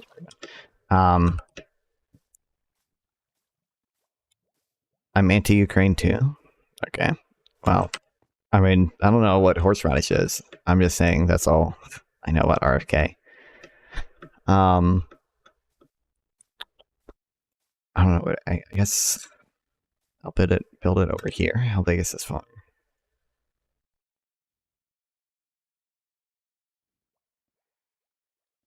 It's like, okay, clear out like a 10 by 10 area over here. I think I probably have room. Yeah, let's build it up there. I'm done building things next to the sugarcane farm. I've done it. I've done the same thing twice. RK chances of winning is similar to Ukraine winning the war. True.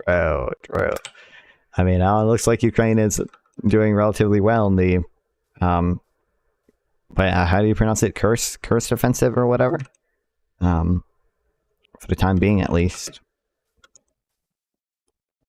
Yeah, that's all I know about RFK is the COVID stuff people get mad at him for, and the Ukraine stuff. I should watch that. I can't watch it on stream because it'll copy strike me, but I saw John Oliver did a segment on it, so.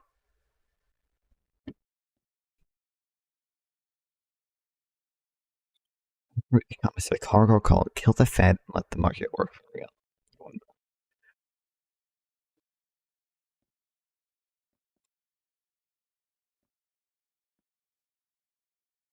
Yeah, I just don't know. I need to know more about Kamala Harris's record as a prosecutor. I want to read some of her book. She wrote a book about it, Smart on Crime. I probably want to read some of that to know her, at least what her positions were in 2008, I think it was written. I already know a little bit about the like inmate labor stuff or like the school truancy stuff. I don't think anywhere it's especially bad, and I don't think anything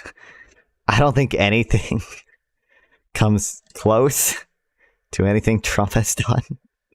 It's just like so.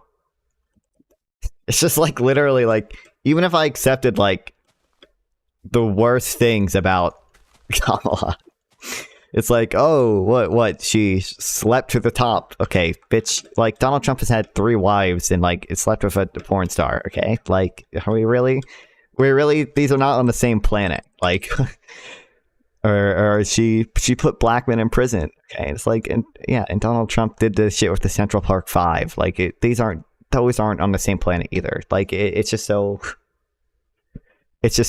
unbelievably wild. It's like...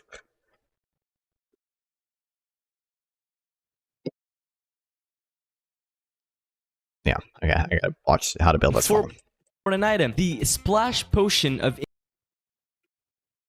1 trapdoor, the materials to build 1 iron golem, so 4 blocks of iron, and 1 carved pumpkin. And by the way, if you don't have iron, you can build an iron farm. Link is gonna be in the description below. 4 iron bars, 2 water buckets.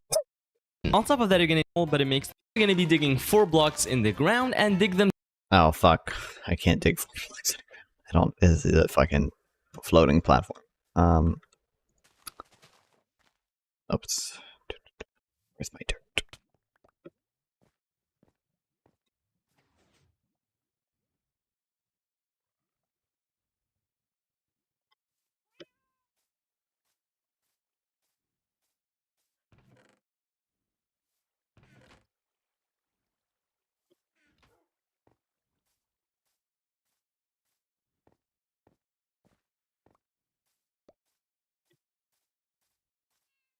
I could. It's probably not this tall. Actually, maybe I don't know. I don't care.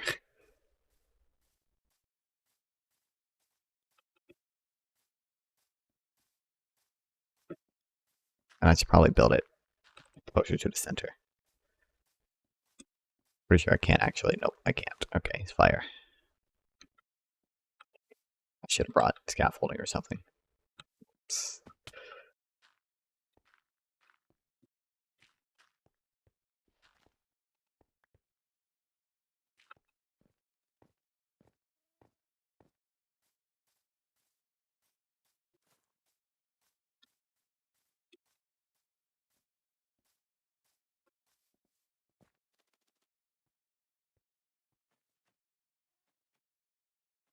And 2 more blocks down. Now you're gonna jump in the Oh my hole. god, okay. I'm building it down here.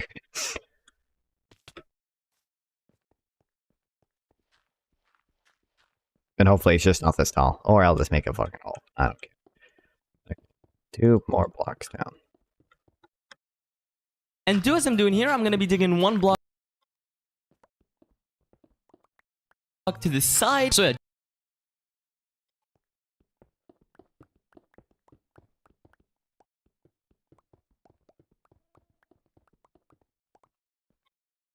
just make some room like this. Now we're gonna move on to the trident killer, and we've done thousands of those, so it's really simple. You're gonna start by placing 4 pistons going at each other just like this. And now I usually go for observers and then make the little joke about observers and everything like that. We're not gonna do it this time. Since we don't have a lot of This tutorial makes me want to shoot myself. What? Okay, what do I do? really simple. You're gonna start by placing 4 pistons going at each other just like this. Wait, where do I start? Done thousands of those, so it's really simple. You're gonna start by placing Doesn't matter. Okay.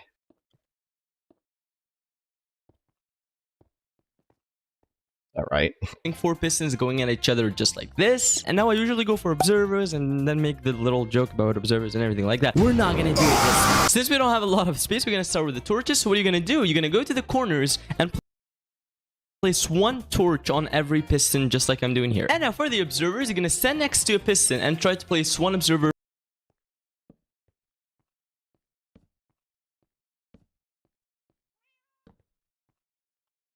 facing into it.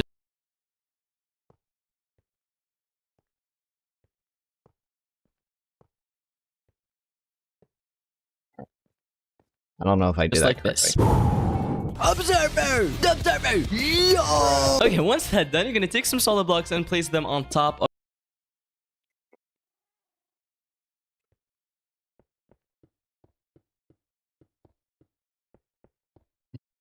of your trident killer just like this. And on one of the sides, you're gonna skip 1 block and then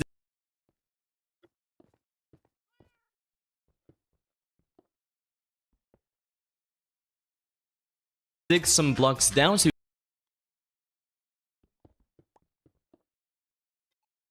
you should find your piston and absorber, and you're going to be placing a lever on the piston and click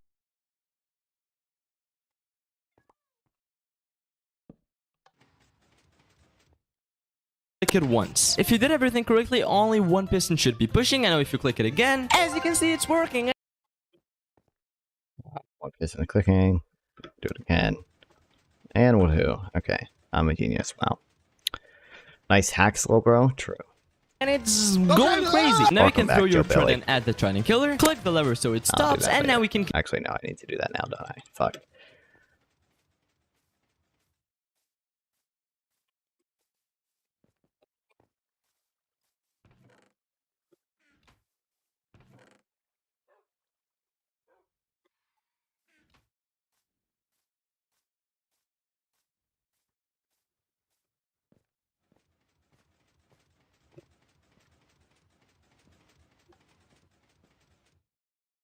It doesn't matter which one I grab. Going crazy. Now you can throw your thread and add the Trident Killer.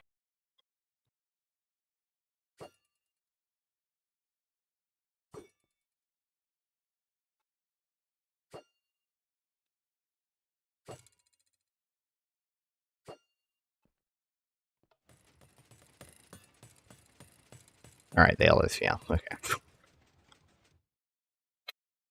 You look like you eat carrots? Good one. Is that... I don't even know what... Is that, what type of insult is that supposed to be? I don't even eat carrots that much. I don't know when the last time I ate carrots is. I don't particularly enjoy carrots. They're fine if they're in something. Like sometimes I have salad and they're in the salad sometimes, but...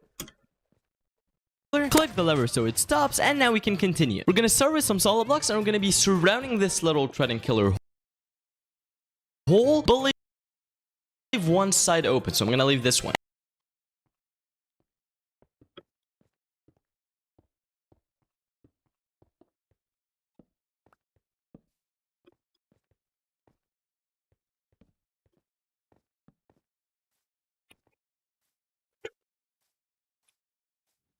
Oh fuck, my bed is then I'll need to sleep. God damn it. Okay.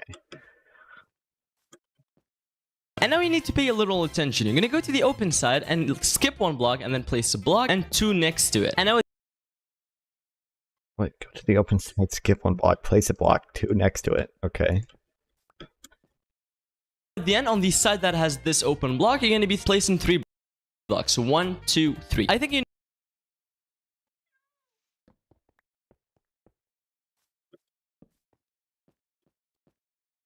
know where I'm going with this, so you're basically going to be making a 3x3 square next.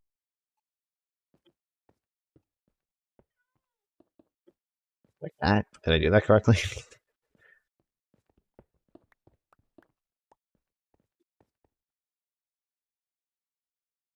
Not until you just look like your diet is balanced enough to keep it a healthy life. Oh, 1, okay. 2, 3. I think you know where I'm going with this, so you're basically going to be making a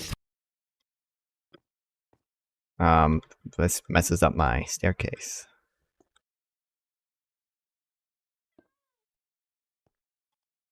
Three by 3 square. Just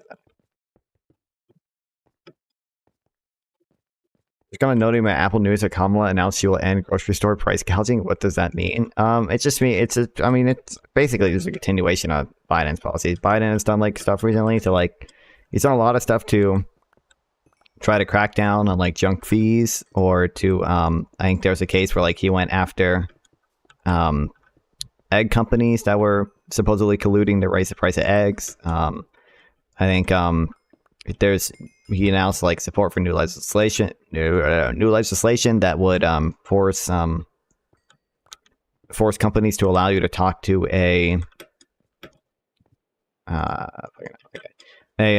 person instead of a robot if you request it, and to allow you to cancel subscriptions with one button instead of a maze of buttons. Yeah. Square next to this hole right here, so it should be on the corner or in the corner, whatever. On what am I doing? A 3x3 square next to this hole right here, so it should be on the corner or in the corner, whatever. On this block right here that's still open, you're going to be placing a button, and on the corner opposite to this hole, you're going to be placing one water bucket. And if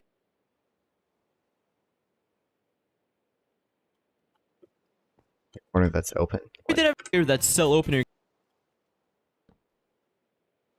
gonna be placing a. That's cool. I hate dealing with robots at stores. McDonald's in my town is now all digital. It sucks. Oh well, I mean, like it means for customer support, not like your McDonald's is still going to be digital. I hate to break it to you, Sergeant, but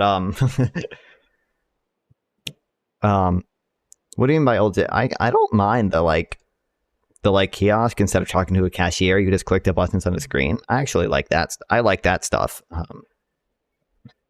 because I hate talking to people. It just means like if you call like a customer service like agency or whatever for something, they just have to like talk to a person like immediately or not like necessarily immediately if you request it. You can't just talk to robots the entire time. Button, and on the corner opposite to this hole, you're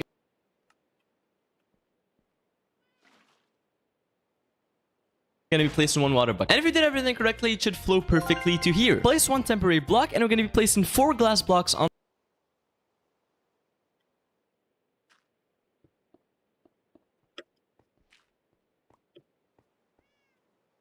top of the Trident Killer. This is really important because you're gonna stand on top of this glass blocks, and this is how you're gonna get the XP. And you're gonna go on one of these walls, and you're gonna build up 5 blocks. So 1,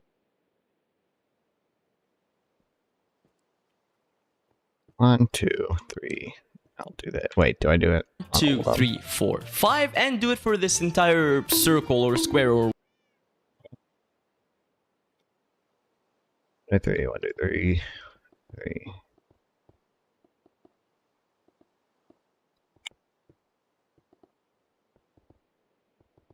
Including this whatever. one? Just like this. Yes, okay. And then 4, 5, which is at the ceiling.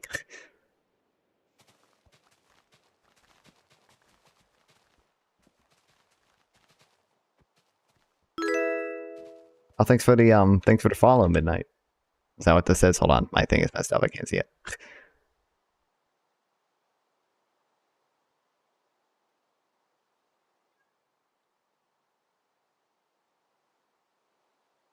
Oh, why can't I? Come on. Oh, there we go. Fixed. All right. Thanks for the follow. I appreciate it.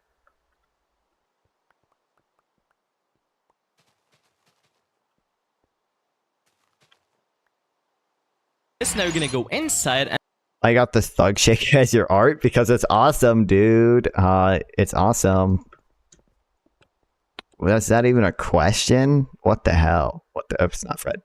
What the hell is wrong with that? It's also not the thug shaker. It's Parse Black Man Egg GIF. But I feel like I went up one too high. I wasn't paying attention. Yeah, I did. Right. Oh no. 1, 2, 3, 4.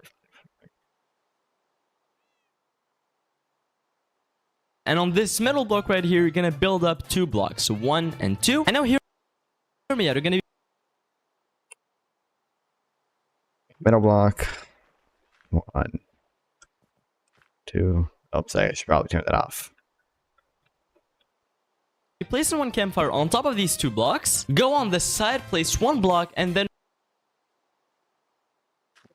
Campfire on the side. 1 water bucket here, so it should.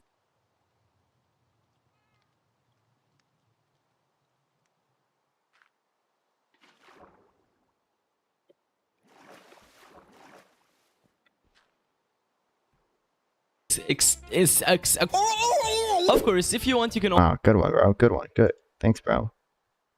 Also use a shovel. Now we're gonna get rid of these 2 blocks. Now we're gonna be counting. Why is this here? What's this? 4 blocks up. So 1, 2, 3, and 4. And you're gonna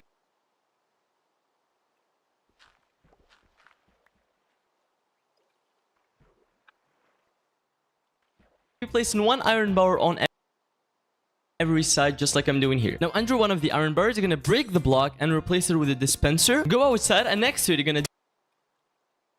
Hold on, let me get my fucking shit, bro. Okay, what are we doing? 1, 2, 3. Did he? Is it 4 from where? Under one of the iron bars, you're gonna break.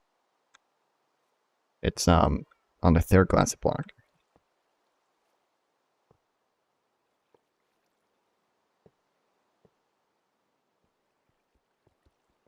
Fucking hell, dude. Oh my god, this game sucks.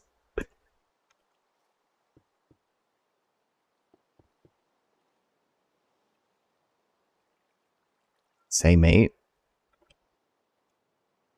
Break the block and replace it with a dispenser. Go outside, and next to it, you're gonna destroy. Okay, under one of the iron bars, break it. Dispenser.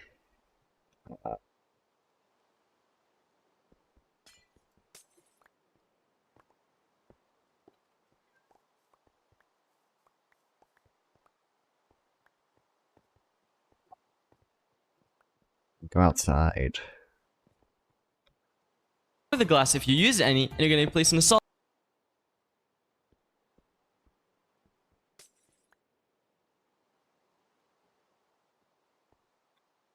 block and one button on that solid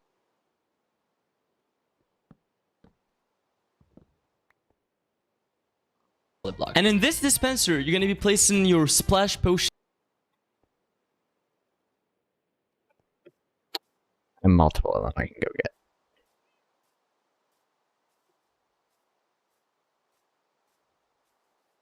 I need to move all of this, which is going to be annoying.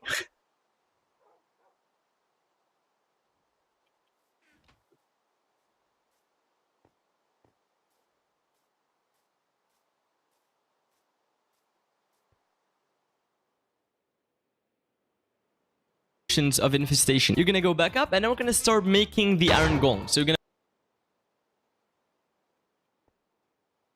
Want to play Bed Wars with me? Not really. I got stuff to do. I'm just taking a quick break to build this farm, but I like shit to read. Also, I don't really play Bed Wars. gonna place one block on top of the extinguished campfire, and then it's simple. It's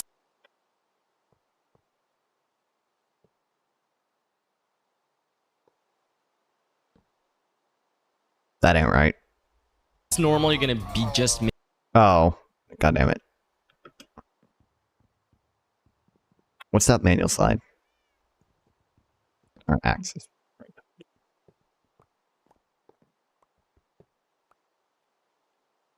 One, not iron block here, which I can't do. Awesome. Okay, cool.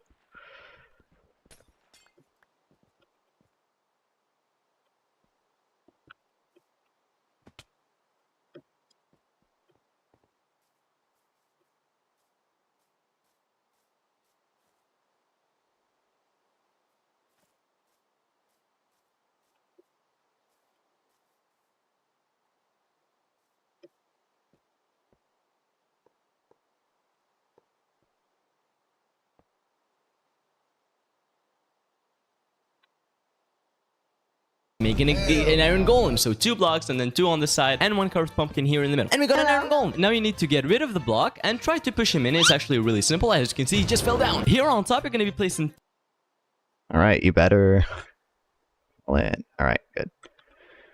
2 temporary blocks just like this. Go a little down and try to face the dispenser.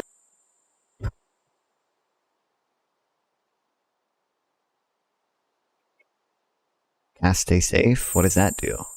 Thanks for the mana. Oh, 300 mana. Thank you, manual slide.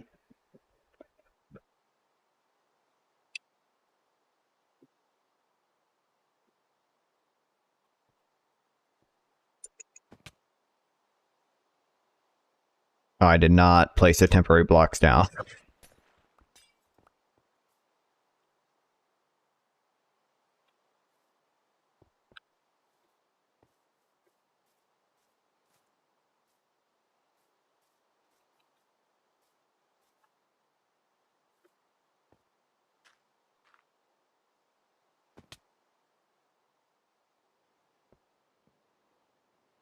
Under the iron golem facing down. Move. So yeah, this is what it should look like. It should be facing down. And now you're gonna click on the dispenser and put a water bucket in it. Place one button on top of the dispenser, and now you're gonna take your slabs and making kind of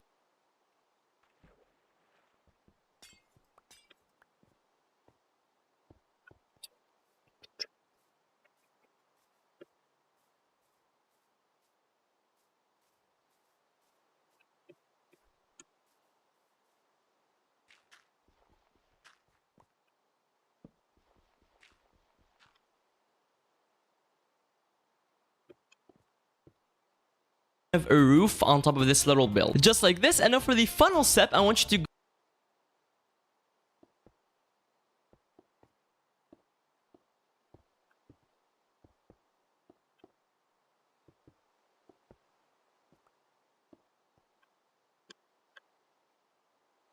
go down here, place one block.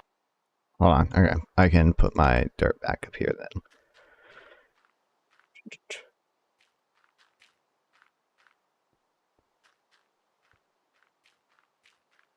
I could have just dug one block down and it would have been fine, but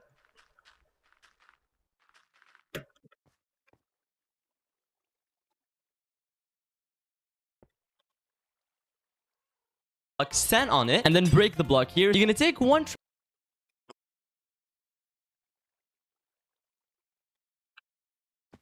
I need a way to get up there. I'm gonna need to hit that button, so I gotta build like a ladder. Yeah, where am I going?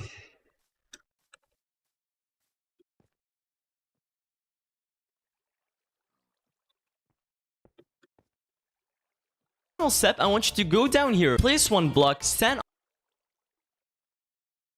on it, and then break the block here. You're gonna take one trapdoor and place it in that hole, so now you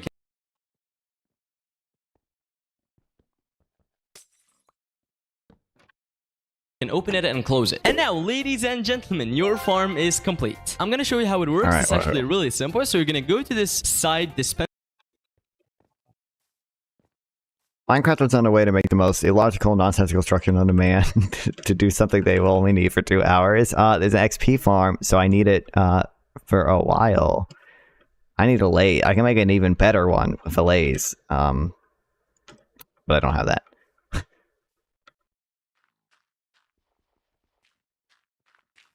Or here, let me actually just... Also, this is not illogical. This is perfectly logical. Okay.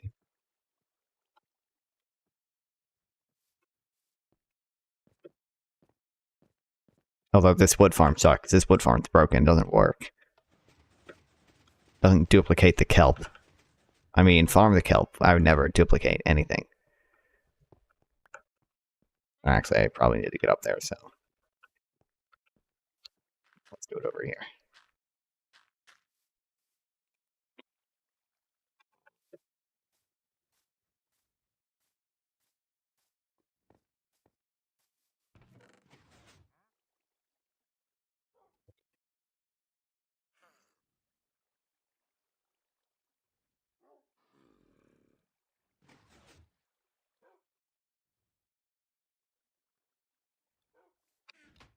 We're trying to do Minecraft. Were you trying to do on Minecraft, trying to do the farming on Iron Golem? How do I donate without gifting a sub? I mean, if you really want to donate, you do !donate. Or go to the description and there's a Streamlabs link. Not description, but like underneath there's a... On Twitch, I don't know how it works on Twitch, honestly, but there's a link somewhere. There's funny, you can donate bits, and then you can do funny text-to-speech things on Tangia or whatever. You can do text-to-speech with the with regular donations too, but you can't do funny voices. I don't know how to. There's probably a way to set that up. I should set that up.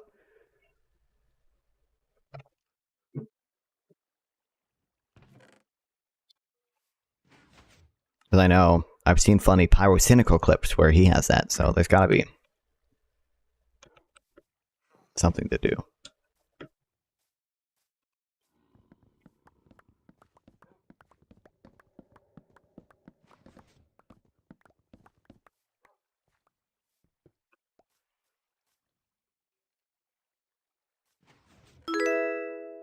Thanks for the follow manual side. I feel like you were following before, but I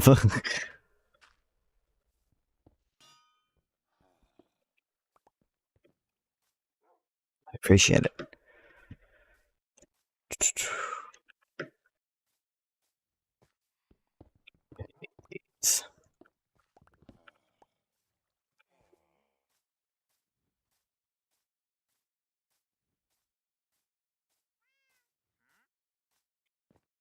This is where I stand to get XP. So let me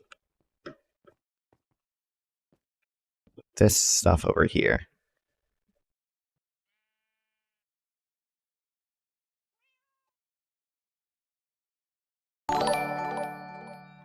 $1 for you, Mike. Thank you, Ness. I appreciate it, Ness. Thank you. I'm noticing how it's underneath this, which is not ideal. There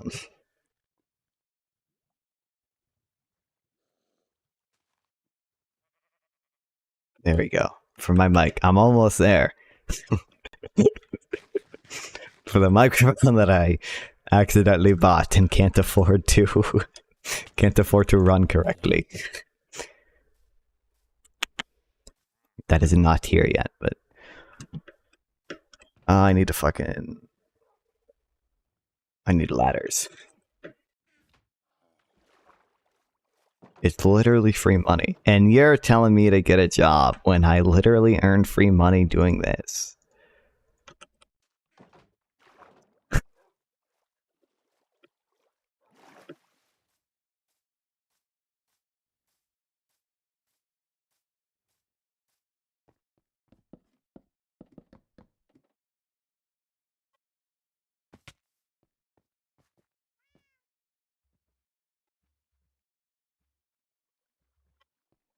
Brewing stand.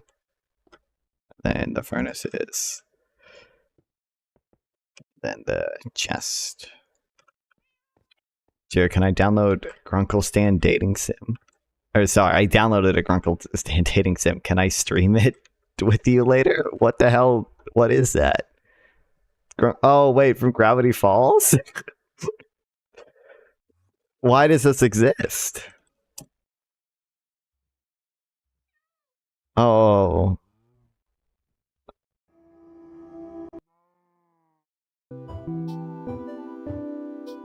Oh, come on, because Uncle Stan is hot.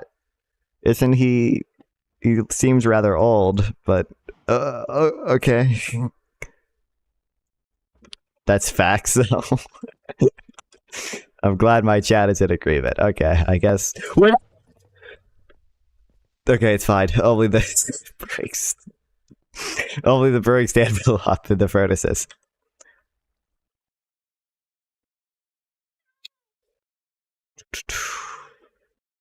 I'm a man and I don't scream like a girl, by the way. And the crafting table is no longer here. God damn it. Okay.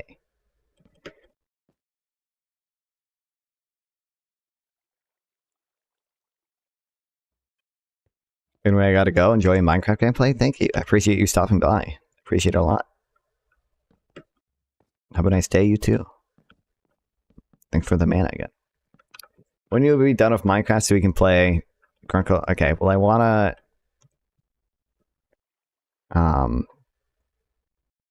that's a good question.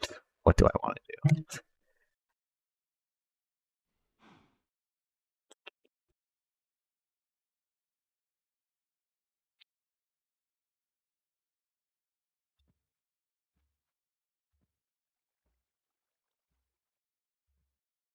I feel like I'm not. I haven't actually read anything today. I wanna. There's gotta be something I can read relatively quickly that I can.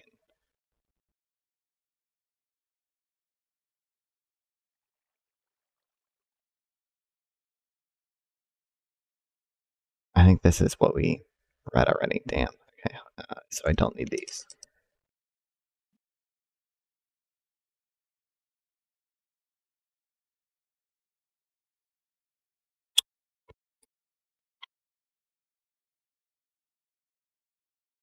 I don't know. I'll be done at some point. Maybe we'll read this. Yeah, this is relatively quick. And then I can say I at least read a little bit today. And I need wood again. God damn it.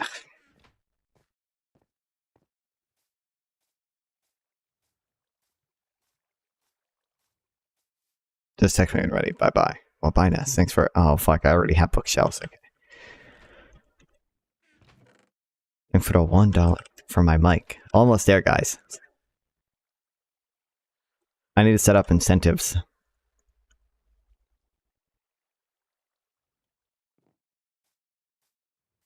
There is like the AI TTS stuff for the bits that I have already.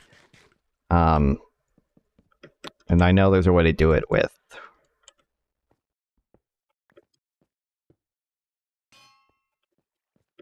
whatever as well. The regular donations. Spencer, and click the button. So you're going to be throwing that infestation potion. And now you need to be a little careful. I need flint and steel.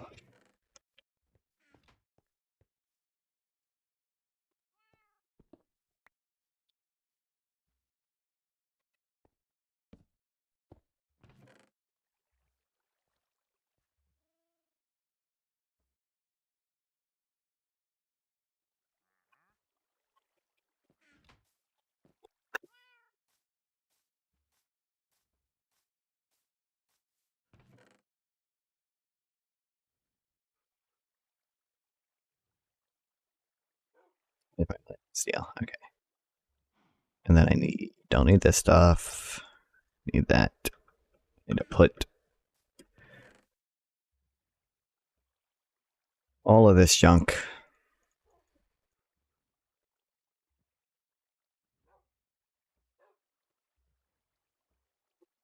We were watching a J6 focus group tonight. We just finished it not that long ago.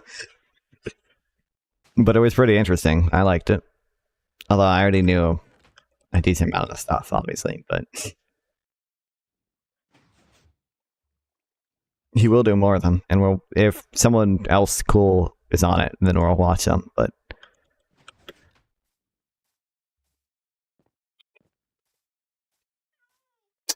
I'm late AF. You're good, Kinley, okay. But you're not late. I stream for long for a reason, okay? I know. I respect everyone's time zone.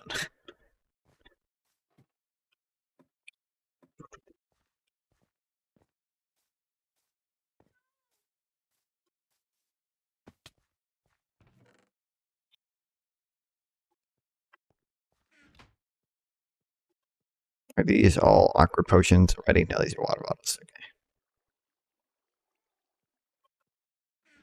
I'll make these all awkward potions.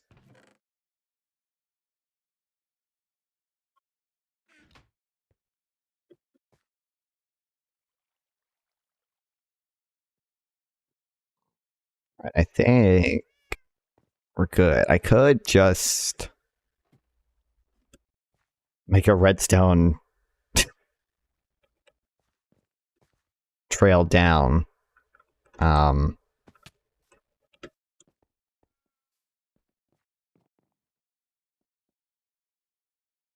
I don't have my iron on me. I need the iron so he doesn't fucking die.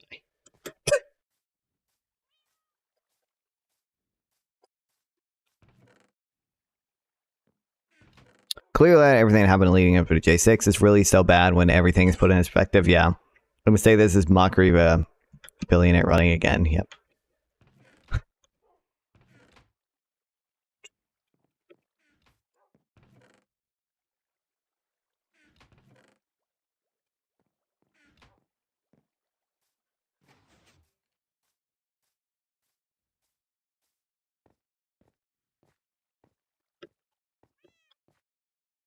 Okay. Now this is set up. You're gonna open the trapdoor and set the campfire on fire and quickly close the trapdoor again. As you can see, if you did everything correctly, a lot of silverfish are gonna be spawning. But you need to be careful. We don't want the iron golem to die, so I want you to click the stop dispenser after about 40 seconds of lighting the campfire. So it's been kind of like 20 seconds, but I'm still gonna use it. This is gonna extinguish the iron golem, so now click it again. Okay, and now as you can see, we got all of these silverfish. So you're gonna go down here and click the lever. And now the trident killer is gonna start killing them, and you're gonna be getting a lot of XP. Dude, look at all of those silver. Yeah, great phenomena. All right.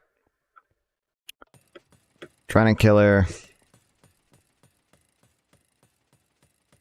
He doesn't. You can just heal the iron golem. And this was only 20 seconds. And now to use it again, it's simple. You're gonna open the trapdoor and heal the iron golem, close it back up, and repeat the same steps. So throw the potion, light the campfire, and after a couple seconds, click on this top dispenser right here. It's just insane. Bye-bye.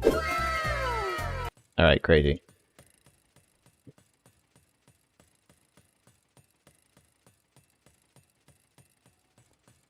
Okay, remember how long it was taking to get XP at the Enderman farm? Because they nerfed the Enderman farm. They, did not consider... Oh, wait, I forgot to fucking hit the dispenser. Did not consider that you can just do this.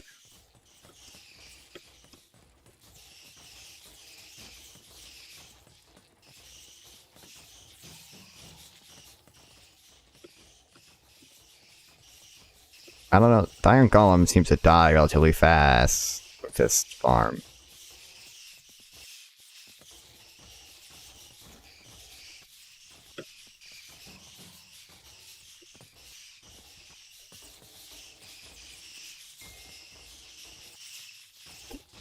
Game is lagging a little bit. You notice how fast I'm getting these levels, though? I can't. The game is lagging.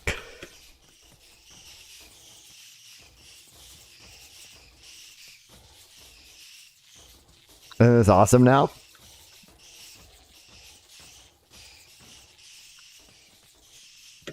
Yeah, I should just move to where the trapdoor is. I don't know why he put the trapdoor there and not just over here, because I could just sit here and get XP and keep reviving them at the same time.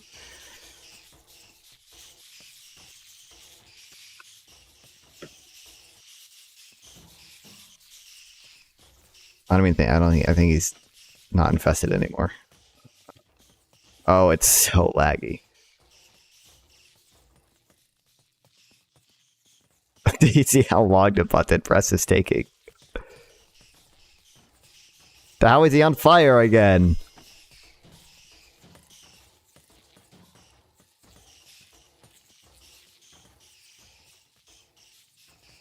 Oh shit, the silverfish are getting out. Oh shit. Big Biden drug price stuff today, right? Did you watch the speech? No, I didn't watch the speech. Did he announce more? Oh, I saw that Medicare is putting more like price controls and drugs or whatever, or negotiated drug prices again. Oh my god, it's so laggy. Okay, the Iron Golem's gonna die, dude. Okay, woohoo.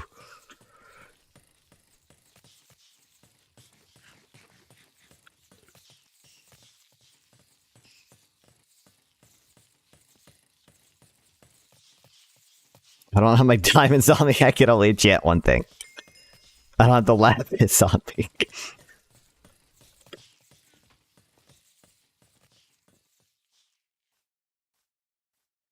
It's still lagging all the way over here.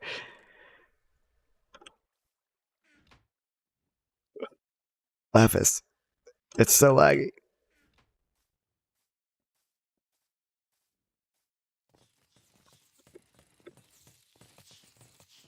All right. Protection 3. Oh, great. Definitely just want a protection 3, nothing else. Thanks, game. Okay. I think everything except boots I still need stuff on, so...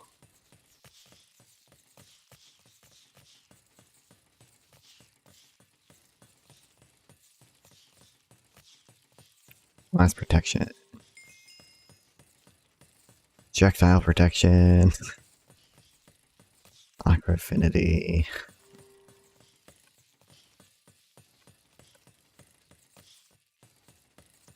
It's apparently 2 cap annually now for the amount someone can spend on purchasing drugs. Apparently a lot of cancer patients were paying way more than that. I would imagine cancer patients were paying a shit ton more than that. Yeah, that's good. Was that for Medicare people, right? Yeah.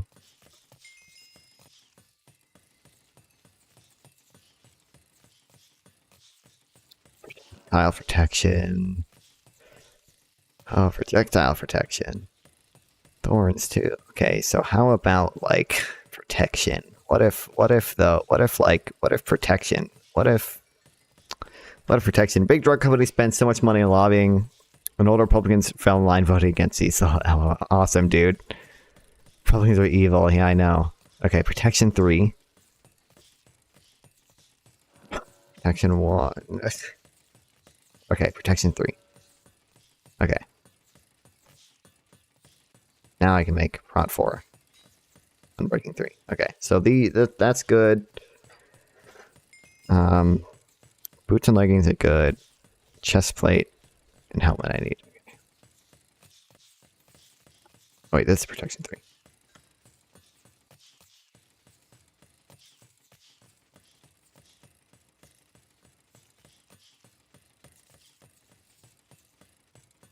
Okay, wait, I'm not level 30. I need to wait for more silverfish to die.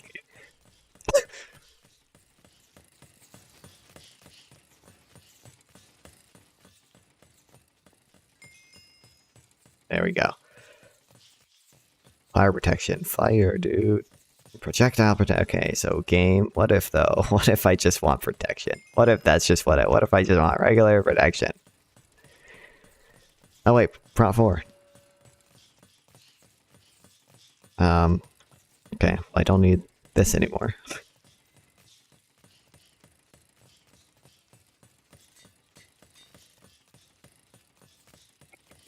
Do you think the protests and college campuses were effective in swaying public opinion? No, not at all. I don't think the protests were at all effective at any public opinion stuff. Maybe you could, it probably, I mean, got the attention of like Congress people, and like Democrats realized like, oh shit, people are mad at us. We might not get their fucking votes if we keep doing this shit. But public opinion, I don't think it's swayed by that at all. Well, it might have been effective at swaying public opinion against the Palestine protesters. I don't think any of the protester encampments swayed public opinion. But, I mean, there are other things that probably swayed public opinion more towards the more pro-Palestine positions. These 2 silverfish are just there and won't die. Cool.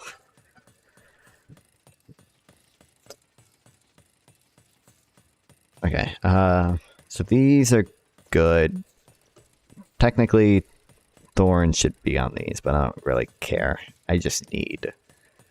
And I think there's other shit I can add to the helmet, but I don't really care. I just need prot 4.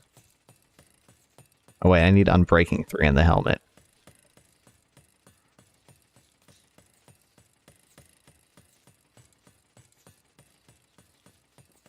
Public opinion swayed more pro-Palestine over last year, but I think that's mostly due to news coming out of Gaza. Yeah, I think it was all just like the videos and like and social media stuff. I don't think any of it was the protesters.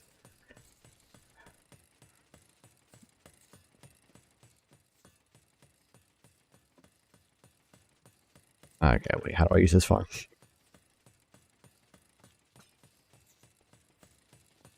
Okay, infestation. Light them on fire. Free XP.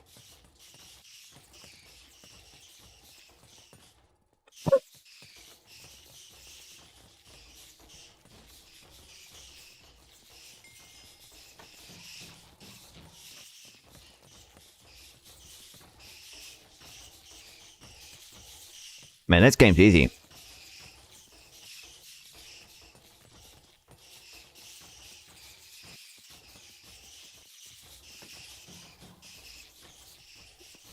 I should have moved a trapdoor. Let's move it over here later.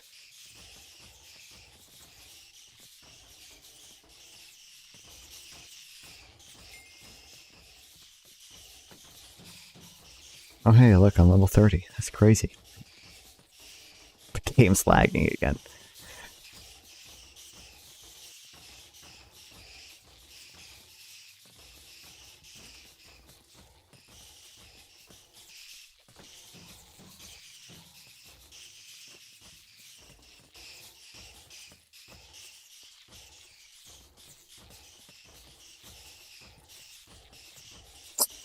Maybe make the game harder. What do you think causing the mental health crisis in young people? Always on the iPhone.com. I don't really. I think the mixture of social media and the online stuff, and I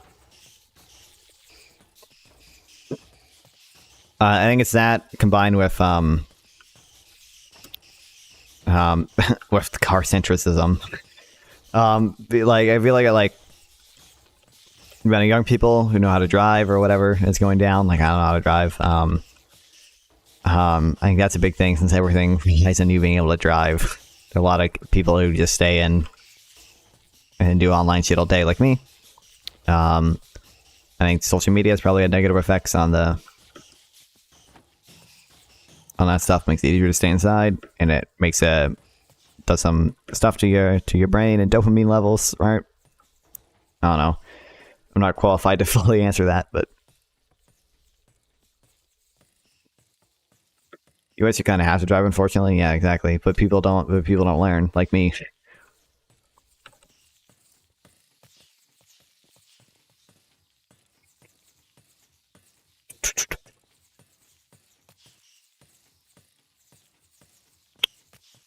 Action 1. Okay, protection 3.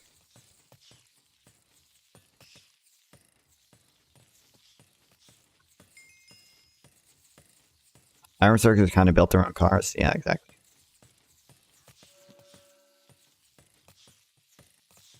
This was a major production. How are there silverfish outside? How did this happen? What is that? How? Oh. It's just so lagged out because there's so many of them that they're just glitching through. Okay, fire, dude.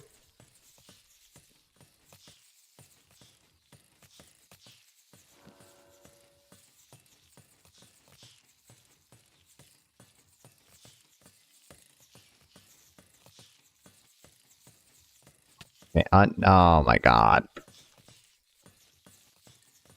I give it Unbreaking 3 and hope it also gives me Protection 4. Oh, it didn't? Oh, that's an IO2 Unbreaking 3 chest plates, dude. Fire.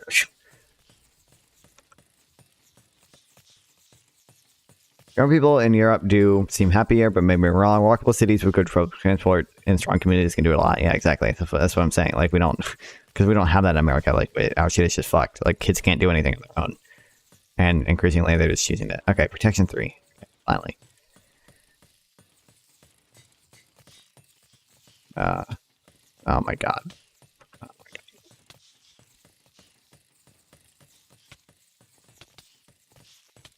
It's so wacky. How did this happen?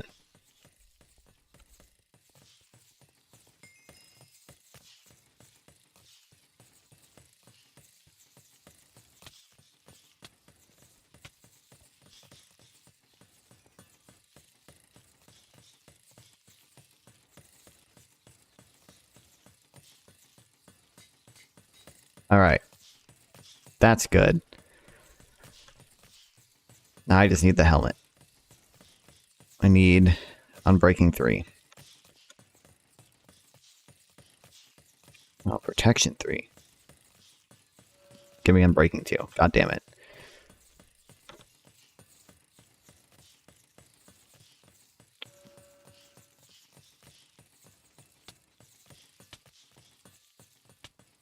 What, DC? He's just teleporting.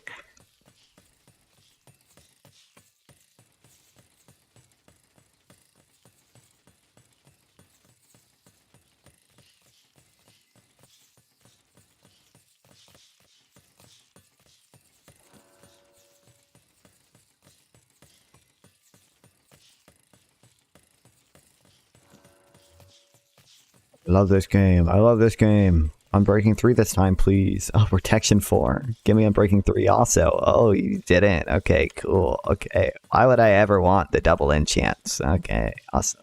Well, I gotta wait till I'm level 30 again. Oh, wow.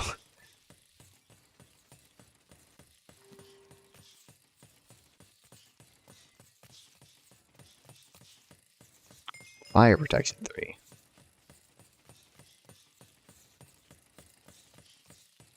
Nice protection.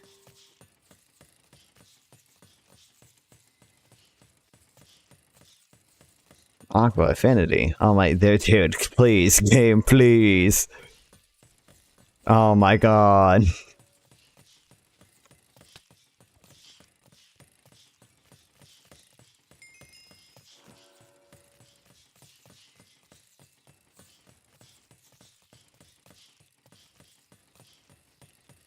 dude.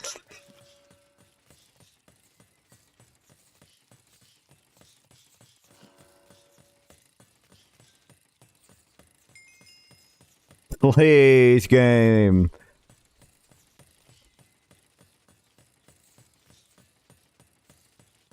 Oh my god.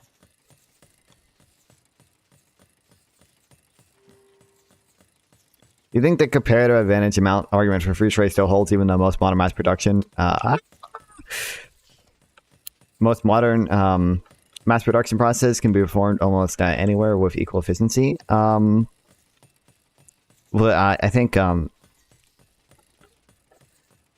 mean, like whoever starts to specialize in that shit first has the comparative advantage, yo, and it benefits from economies of scale. So like, I mean, actually, the comparative advantage argument still totally holds because there obviously is an opportunity cost for shit. Like the U.S. should not be making microwaves because the opportunity cost is way too big. Because even if we can do it just as efficiently as China, our opportunity cost in making microwaves is higher.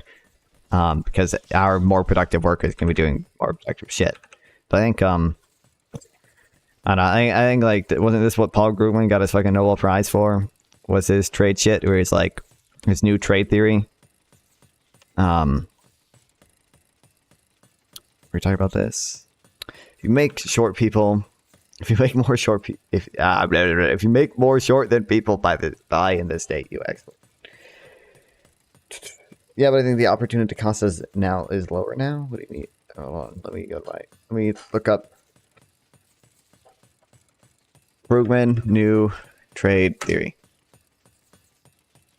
Contributing component of expanding. Okay, it implies that less developed, undeveloped nations may find it difficult to establish some industries as they enjoyed the economies of scale, like industrialized. Economic models in international trade focusing on the role of increasing returns to scale and network effects, which were originally developed in the late 70s and early 1980s. The main motivation for developing a new trade theory was contrary to traditional trade models or old trade theory, as the world suggests. The majority of the world trade takes place between countries that are similar in terms of development, structure, and factor endowments. Traditional trade models relied on productivity differences, Ricardian model comparative advantage, or factor endowment differences, Hexler-Oeltlin model to explain international trade. New trade theorists relax the assumption of constant returns to scale and show that increasing returns can drive trade flows between similar countries without differences in productivity or factor endowments.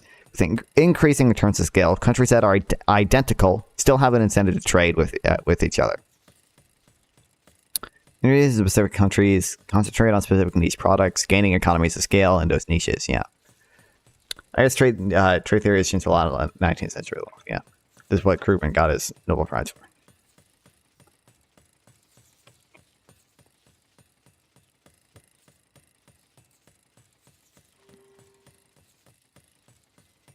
Please give me a break. Read the next paragraph. Some have used NNT to argue, or NTT to argue that protectionist measures to build up large industrial bases in certain promising industries and allow those industries to dominate the world market. Less quantitative forms of similar infant industry argument against free trade have been advanced by previous trade theorists. And that makes sense.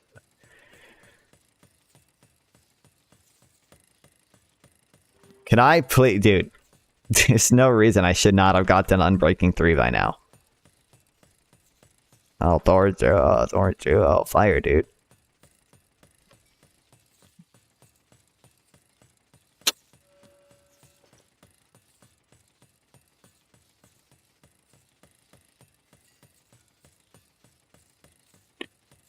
Oh my god.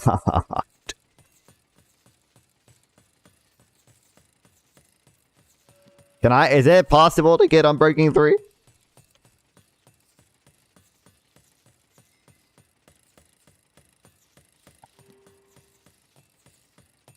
Make someone breaking 2 books and hurt some? I could do that. It'd probably be faster at this point. You know what? I might even have Unbreaking 2 books already. I think I took all the Unbreaking 3 books, but I probably have some.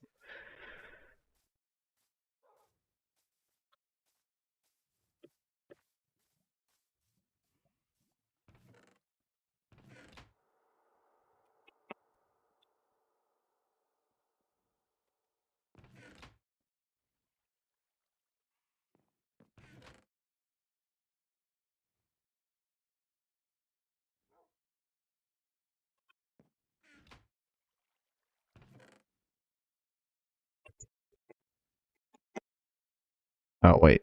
Something said I'm breaking, did it not?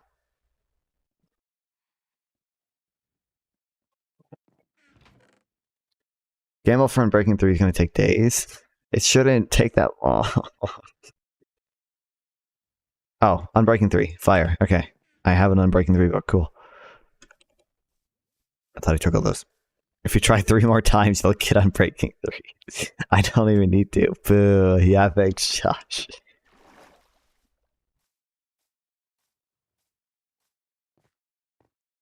All right.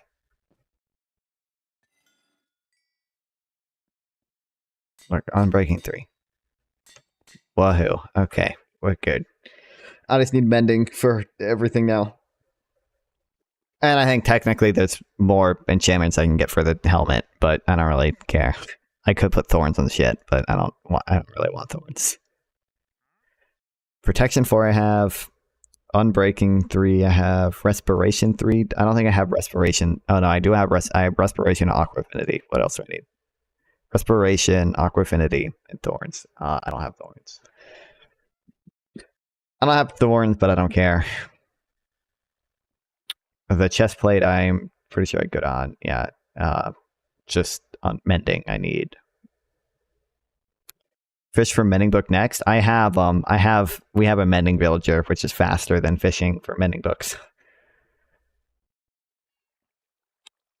Leggings, Swift Sneak 3. Oh, I didn't know. I forgot that they added that. I guess I need that. I don't know how to get that. Then boots. I have Protection 4, Feather Falling 4, Unbreaking 3. I have Depth Strider. Soul Speed I could do. But I think Soul Speed you have to get from a lucky villager. It took so fucking long to get a mending villager, dude. Dude, Bedrock sucks so much. Dude. The Bedrock villagers are so broken. I swear to God. They never change jobs. They never want to change trades. They constantly are using workstations so fucking far away from them for no reason. Like, they will literally, I'll show you where we have the villagers now to make sure that they don't use the right workstation or don't use the wrong workstations. They'll have like 10 empty workstations right next to them, and yet somehow 3 different villagers will use like the same brewing stand out here as a workstation. It's so fucked. I say college villagers. Like, we have this I hate Bedrock villager. It took forever to get this mending villager. I didn't do it. My friend Ed Zach did it. But and then way back here we have the other ones. This was also because I made an iron farm, and the iron farm was initially I thought the iron farm was too close to this village because originally we had the villagers out there, right? Turns out the iron farm was just too close to workshops. It can't be within like 150 blocks of workshop blocks, or else it just doesn't work, and it's just fucked, and it just sucks so much. Like, we've never had any problems like on Java, but with Bedrock it just sucks so much. I don't think we have. I could get discounts for shit, but I need 4, 5, 6, 7 mending books. I already have it on my sword and pickaxe, one of them, which is like a lot of paper. What's 7 times 20? 140. I need a stack in almost 3 stacks of emeralds. My friend's a big underground villager trap to prevent funky behaviors. I mean, these are underground. It's so Bedrock just sucks.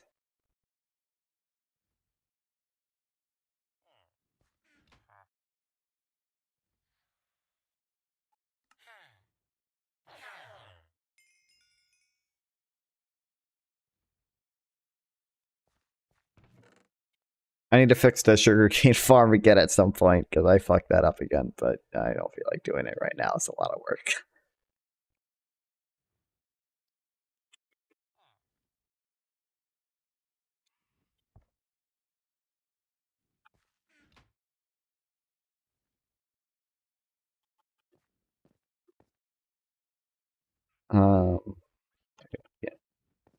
I just need mending books. Have you been to the Nether yet? I mean, I'm not sure how you play Minecraft, but we actually don't wait until we get full Prot 4 armor to go to the Nether. I feel like, yeah, we've been to the Nether. You can see we have brewing stands and stuff.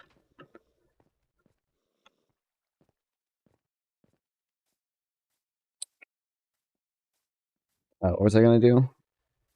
Oh wait, I need the sugar cane. I mean, you could. You don't. You just don't need to. You just. I mean, you can. There's nothing stopping you. It's just unnecessary.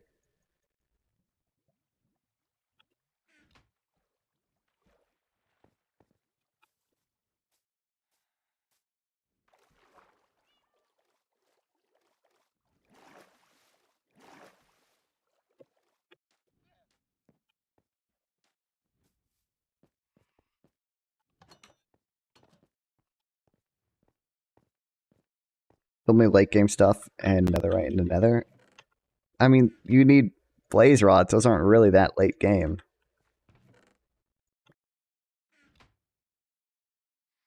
Oh fuck! I just made maps. God damn it.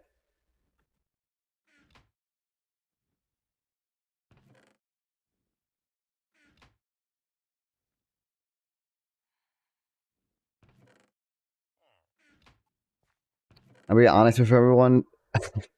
I'm gonna be honest. Everyone should take LSD and chill. Good one, bro. Welcome back.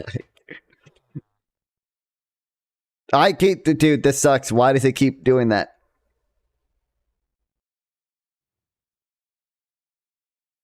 Okay, I guess I have 20 maps now. Welcome back?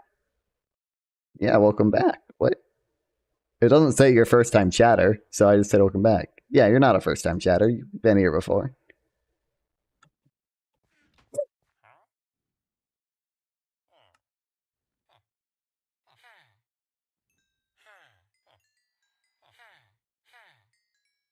I cannot recall. It says you've been here once before, like a month ago. All you said was what we chatting about.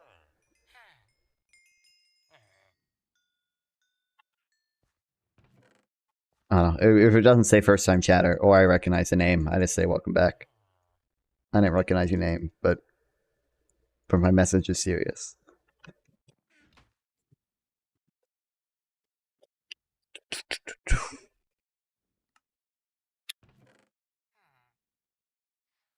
Alright. I'm gonna AFK into Iron Farm while I read something. Do you like LSD, sir? I don't do any drugs. Besides, I guess, I mean, I take Tylenol sometimes. Oh, thanks for the follow. I appreciate it. Ortonth Legacy 18. New chatter. Somewhat new.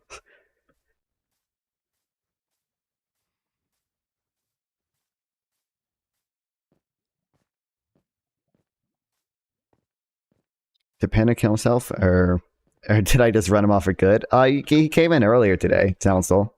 Welcome to the stream. He came in earlier, and then I told him I was not interested in philosophy stuff, and he left.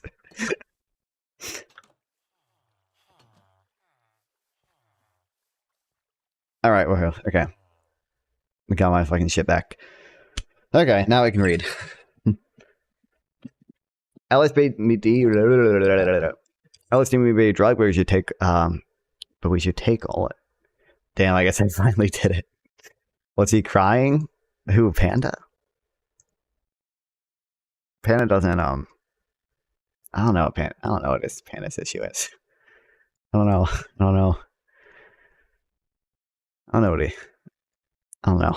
Okay.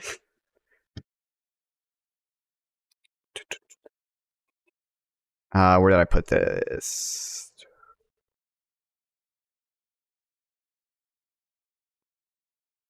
I think this mentions all of them.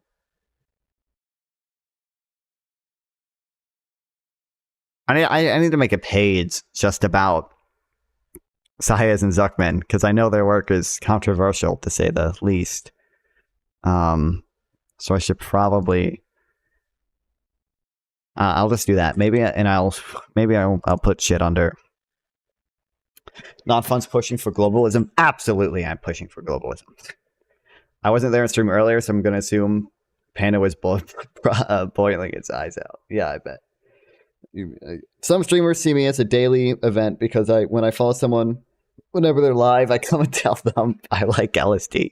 Would you like me to do a daily event for you? Absolutely, that'd be awesome. We will not be replaced. What do you mean replaced?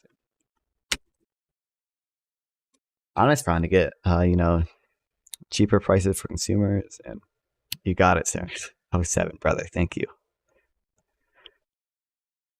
Nonfun wants to import the third world. You just mean immigration? I mean, I think immigration is fine as long as people are more or less aligned on constitutional values. You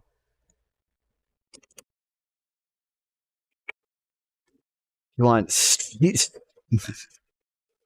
on every corner like India. Exactly what I want. Yep, you got it, sir. I have a political opinion, actually. Is it that LSD should be legalized?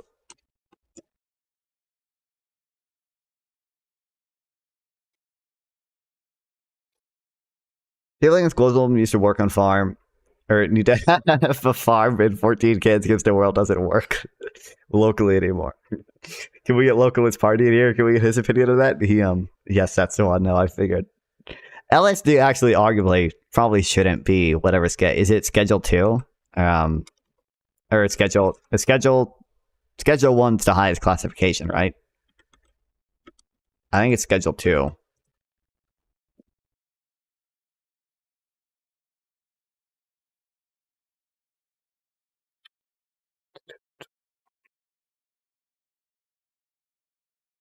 Oh, LSD is Schedule 1? It definitely shouldn't be Schedule 1.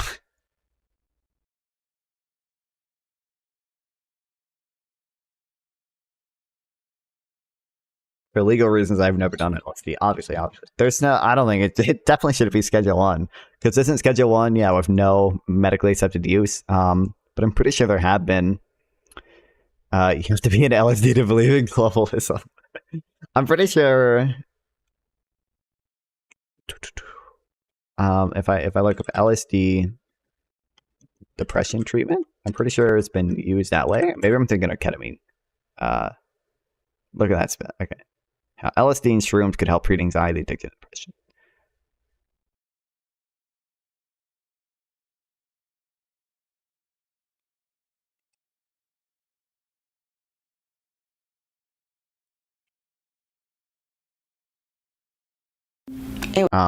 I've read about this before a little bit. Oh, I think it's been ketamine too.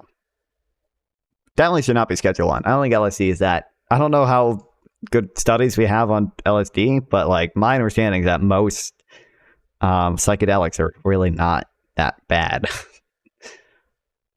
LSD even may be legalized in small doses for antidepressant. Okay.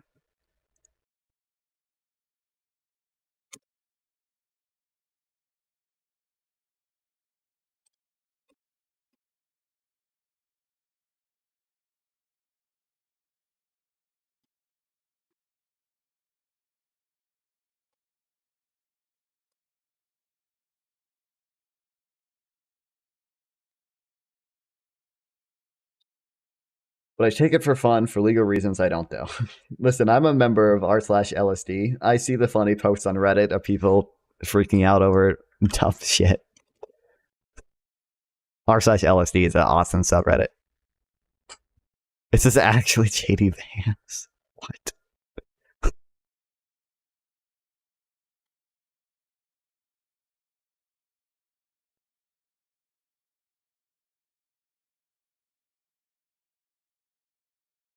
Never thought I think it was Vance. Beautiful. r/acid I'm in. Oh wait, it's not safe for work.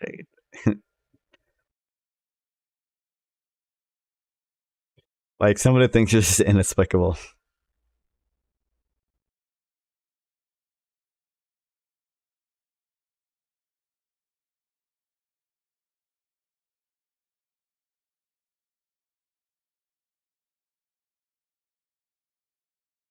Some of these posts aren't funny things I want. But yeah, here we go. Wow. A lot of them are things like that, and it's funny. I do drug in Minecraft every day. Not really. I love it. I don't for legal reasons. Jokingly for YouTube, I say hi. You can just say hi to them. I mean, they can see that. Like,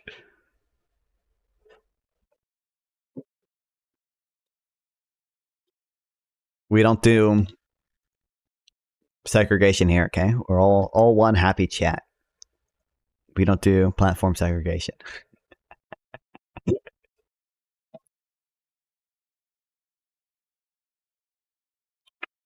Okay, little bit of reading, and then I don't know. We'll see what we do. Who knows?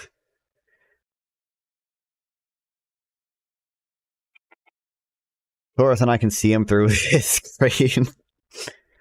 In their new book, The Triangle of Injustice, How the Rich Dodge Taxes and How to Make Them Pay, economists Emmanuel Saez and Gabriel Zuckman challenge seemingly every fundamental element of conventional tax policy analysis. Given the attention this book has generated, it's worth stepping back and considering the sweeping critique of conventional wisdom. Spoiler, my goal here is to present these issues, not to resolve them. Tell Kinley I fuck with him. What should be considered as a tax? Count that as a tax. Unlike most analysts, Zayas and Zuckman, hereafter SN, include state and local as well as federal taxes in their calculation. They also omit the refundable portions of the earned income credit and a child tax credit, which they get criticized for a lot, which they call transfers rather than element of the tax code, which, by the way, you probably should include transfers anyway. But both of these adjustments make the tax system look more regressive than under conventional measures.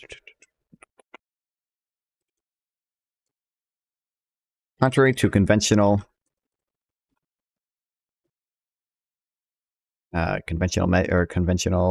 tactics. Analysis. I don't know how to spell analysis. And Zuckman include state and local taxes.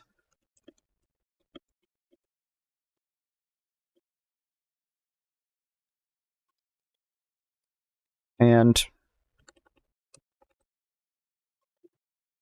omit the earned income tax credit and child tax credit.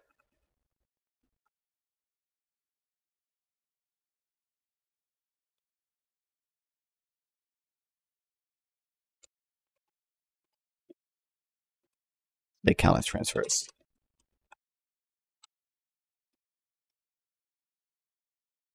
Mr. Streamer, so I'm talking to a girl. I was thinking about date ideas. We do LSD, but we don't for legal reasons. LSD in Minecraft, obviously. Because why not? Some saliva, I want to try something new. I don't for legal reasons. Or not saliva, salvia or whatever. I'm not the person to come to for dating advice. Listen, if you have a girl who likes LSD, then that would probably be cool. I've seen that funny clip of a little I forget which rapper it was saying that he was sir, you look like a pussy magnet. I assure you I'm not. Saying he was culling rainbows. I hope this comes up when I look it up. When he was dude, there was some rapper that was like, I had sex with LSD and I was coming rainbows. Which sounds fucking awesome, dude. Do ecstasy on a date. Sex and LSD. I feel like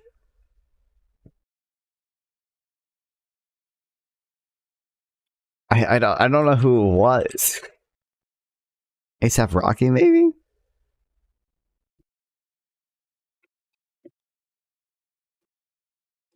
A$AP Rocky coming rainbows. Slipping on semen. I don't know if it was. Oh, a rainbow shot. Yeah, here we go. I found it on fucking Facebook. The thing she did to me just felt amazing, like times two, out of the ordinary. And it's a big graphic. It's a bit vulgar, it's a bit raunchy, you feel me? You feel me? But what can I say? It's life. No lie. A rainbow shot out of my dick. And it had a sound with it, like a piano or some shit like that. I have no idea why there was a rainbow. Sounds fucking lit, dude.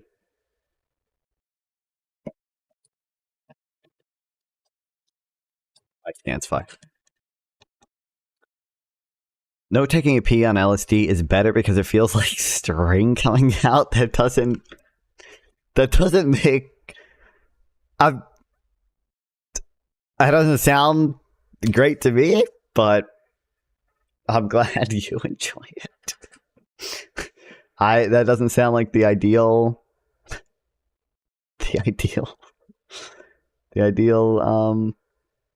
sensation. I'm not normal, sir. I'm sorry. Based. Okay, valid.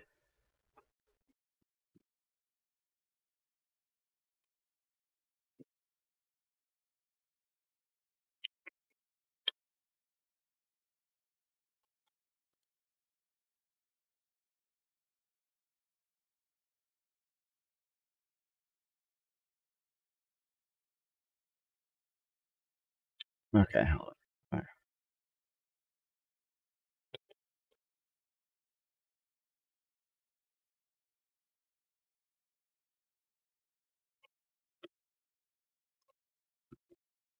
Both of these end up making the attack code look more aggressive. I feel like me and Kenley really get along. You know, I defend him.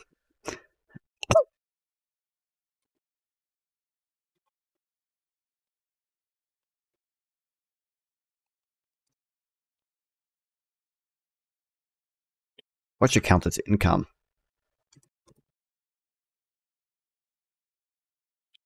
Unlike conventional analysis, SC distribute all national income, not just adjusted gross income or related measures to taxpayers.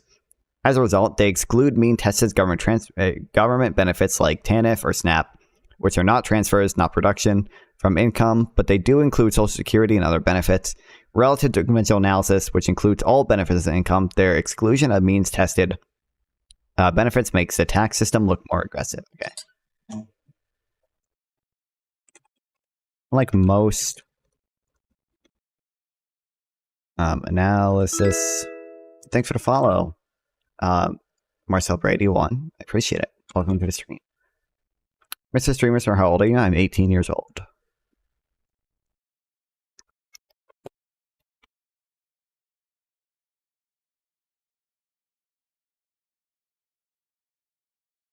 I'm 18 as well, sir. Paste.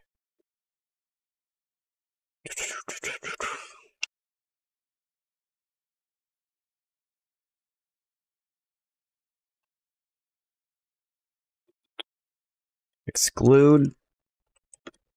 I don't promote using drugs.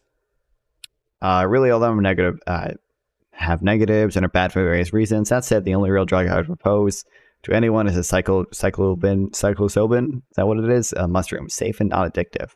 I live in England. What about you? I live in America. A real fucking country.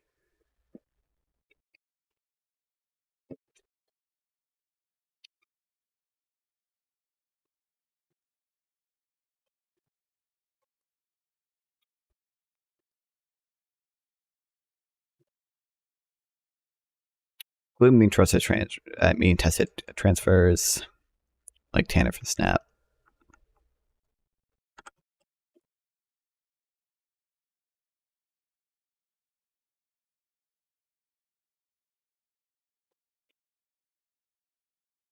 Do include Social Security and other benefits.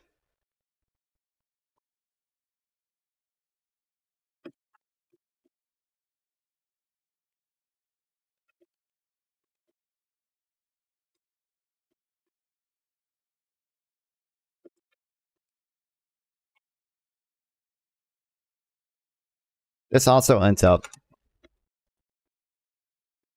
tax code look more regressive. England is the greatest. Inaccurate. Inaccurate. What's your fucking GDP growth? Didn't you guys already slip into a fucking recession? Okay. I want to hear it. I think you're probably out of the recession now. I don't know. Okay. You guys barely recovered from the 2008 crisis, and only in 2020, okay? Or maybe it was 2021, okay? After 2008, after our financial crisis, by the way, after we fucking wrecked your economy, you guys didn't recover until 2021, I want to say. Look, in 2008 or 2007, you peaked at 3.091 trillion, okay? You guys didn't get back up there until 2021, where you barely got higher, 3.142 trillion, and then you guys went fucking down again, okay? So, this is, by the way, our financial crisis. We fucking did this, okay? Not even your financial crisis. I mean, it did obviously cause a global crisis, but I'm just saying.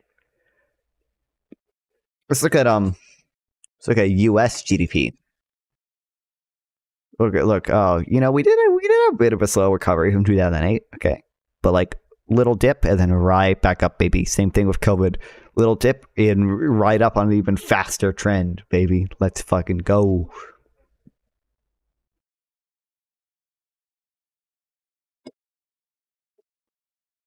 Get shit on. What do you guys even have? Universal healthcare? Universal healthcare? What a fucking lame ass country.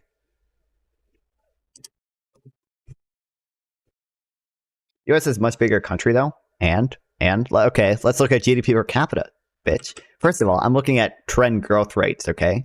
Okay, I knew you were gonna say that. I'm looking at like the growth rate trend. That's not like super affected by population, but like let's look at per capita, okay? You think you're doing better per capita? You're doing fucking worse per capita. You at 50,000? Did you ever get back up? No, you're doing even worse per capita, okay? So, I don't want to hear it. And we ain't super beasts. Okay. I see how it is. Okay. That's fair. Okay.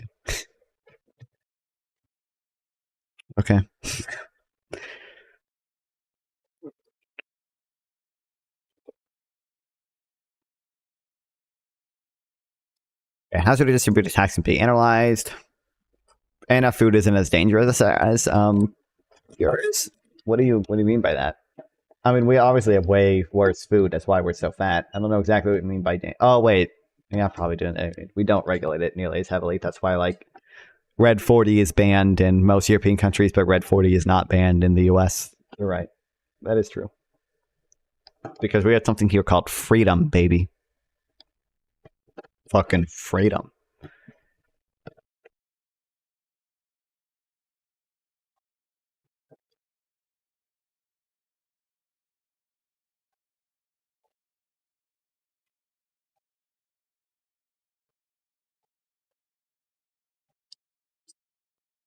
Fuck freedom, we want Trump. Good one, bro. Maple syrup is the only thing I drink because I'm Canadian. Based. Valid.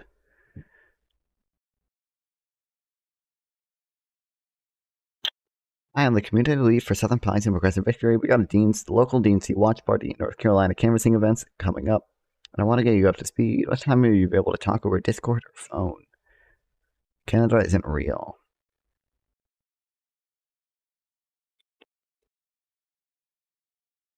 England raw. I already you wanna go to the fucking graphs I like page, okay, and look at how shitty your country's economy is doing, okay?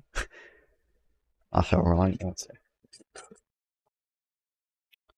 Okay. Conventional analysis allocates corporate tax to some combination of shareholders, all capital holders, and wage earners.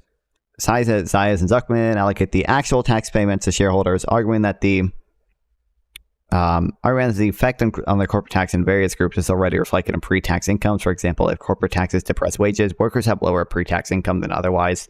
Compared to conventional assumption, which they argue is inconsistent because it shifts taxes without shifting income. Their assumption raises current effective tax rates for high-income households because shareholding is skewed towards the wealthy, but also increases the decline in taxes on the rich over the past several decades as corporate taxes fell.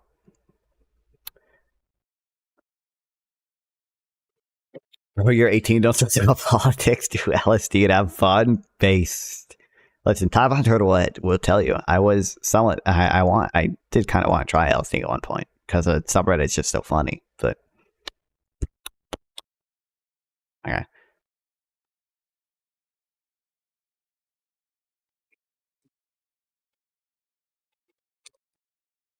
Most analysis distributes the tax incidence. Do it on Discord call with me. I'm not that interested in doing it anymore. Tax incidence of corporate taxes between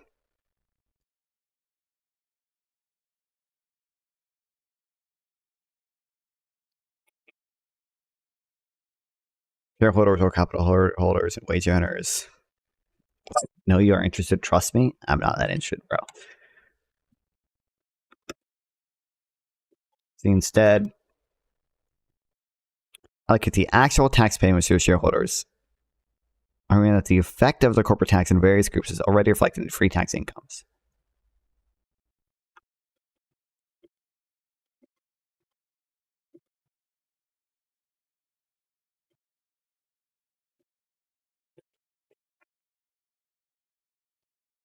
Where would he take the acid? That's true. Awesome. Where would I get it? Where and where I could do? I should do a stream on acid. That'd be fucking base, dude.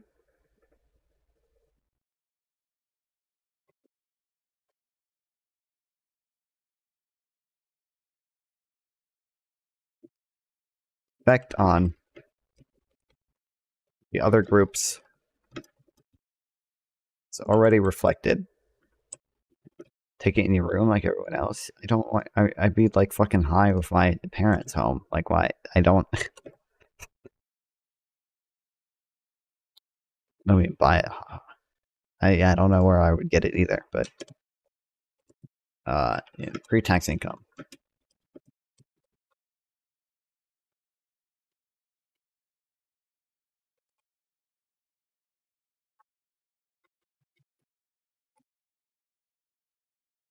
Also, Mom, if you're watching, everything I say is a joke, and I do not never seriously intended on taking LSD.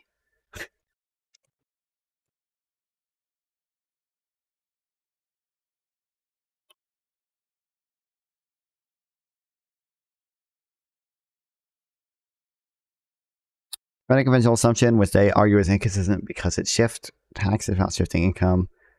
Their assumption raises the current effective tax rates for high-income households because shareholding is skewed towards wealthy, but it also increases the decline in taxes on the rich over the past several decades as corporate taxes fell. Look, you about to get nothing. I'm not finna play with you. You gonna be yellow bebber and your ass gonna be still hungry, so you better tell him what. Oh, why? Thanks for the 10 bits. What was that?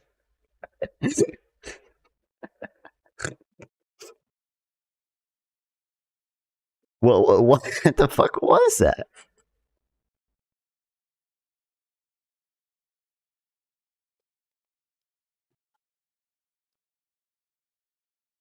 I think I'ma just let me get a yellow babber.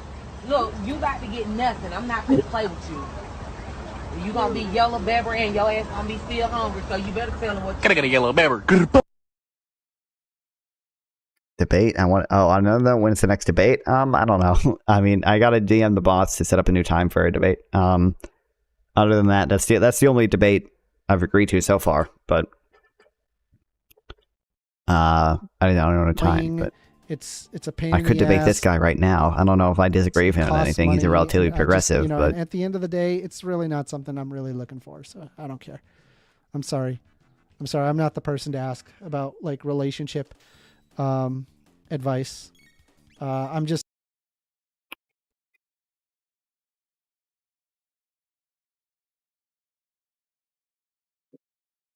Timbro.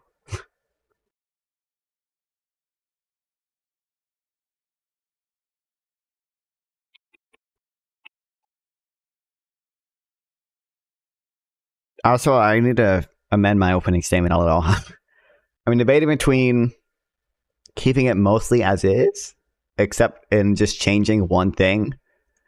ManQ had this good example. I think I might include this example in my opening statement where I say, let's take the case of, two billionaires. One will name Sam Spendthrift, spends all his money living a high life, buying expensive cars, expensive wine, and giving large amounts to political parties. Another will name Frank Frugal. He lives modestly, saves his money, as well as invested in successful invested in successful startups, which is quite good in identifying. He plans to leave most of his money to his alma mater, fucking his college, whatever. I don't know how to pronounce it. It's fucking Latin. Don't care. And his children. Who should be taxed more? There's an argument to be made that they should be taxed the same. However, Frank Frugal investment incurs more positive externality. Wait, hold on. But a wealth tax would end up taxing Frank Frugal more than Sam Spendthrift. So it's arguably. So it's just a good example to lay out like why wealth taxes are probably not great. I think I'm including that, and then also I was thinking of like just making my opening statement like I don't have a series of yes or no questions that I'm just gonna run down later and get this guy to answer, and then like that's it, and then like as soon as the debate starts, I'm just gonna start running through those, and it's like, do they have higher avoidance? Yes. Do they decrease? Do corporate taxes decrease wages? Yes, and like run through all these things, and then like once they then like. Drill them down on them if they disagree to them. Like if I ask, like, do corporate taxes decrease wages to some extent, and they say no, not at all, then I should be able to like drill them down on all these things. Like, does the wealth tax decrease long-run GDP? I should be able to get them to concede on that, even if they say it's not by much, like because it more or less just is true. So I should be able to drill them hard on that and like get them to concede, or they look bad because they just won't concede, and I'm obviously right all the time. And then I could just do that, and then at the end I can do what I did from my closing statement with Mimi. Where it's like, during this debate, PPG agreed that wealth taxes increase the incentive for capital flight.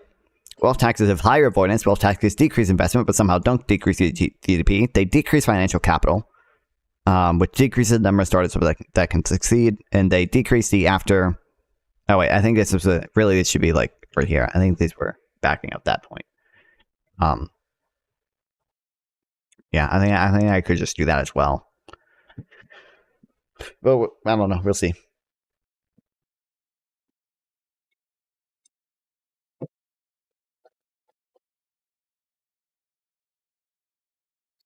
Anyway, okay.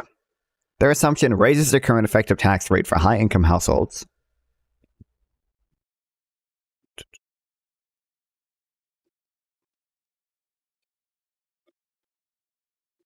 Raises the income or tax burden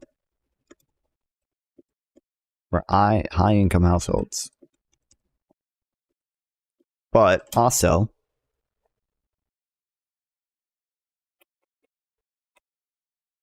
increases the decline in taxes on the rich.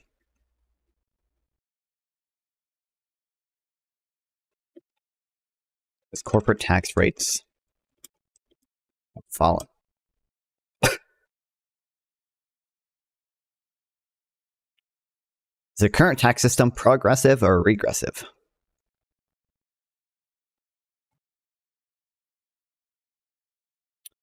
TPC. Who?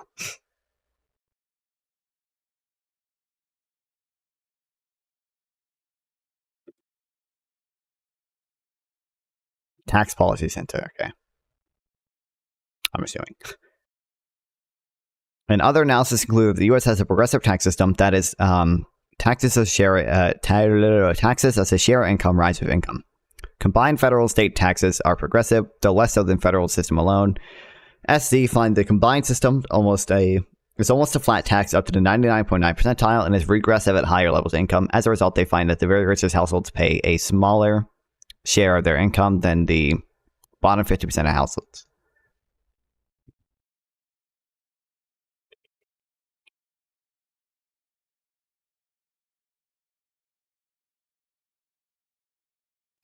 Most other analysts find that the U.S. federal tax system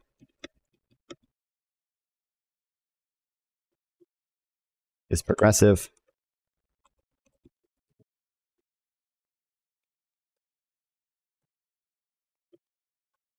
with the state and federal tax system being less progressive.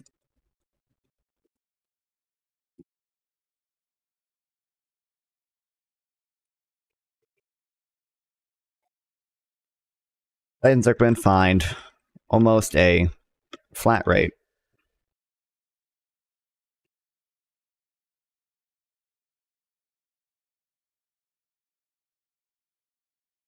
Or as I say, find a combined system.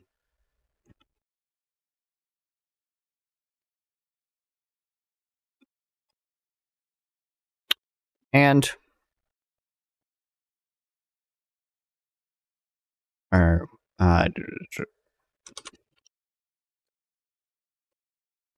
up to the 99.999 percentile,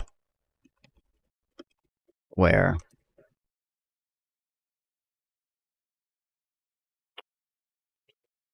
it becomes regressive, which makes sense. That part probably is true, I would imagine.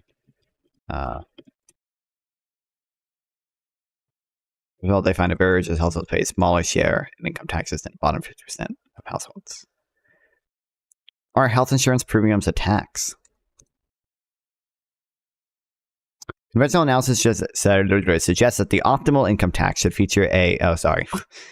SC argue that health insurance premiums are a hidden tax on labor income, though they did not include this in the analysis that argue the current system is regressive.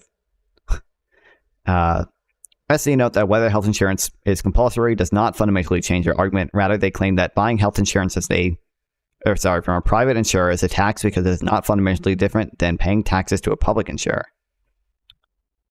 In contrast, conventional analysis would consider private health insurance spending to be the purchase of health services. Under this way of thinking, private purchases of health insurance are no more of a tax than private purchases of food, housing, clothing, or other items.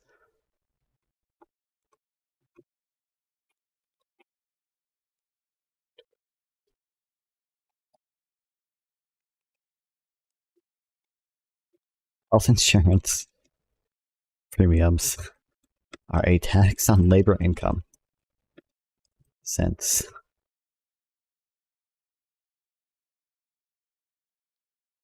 buying health from a private insurer is a tax since it is not fundamentally different than paying taxes to a public insurer.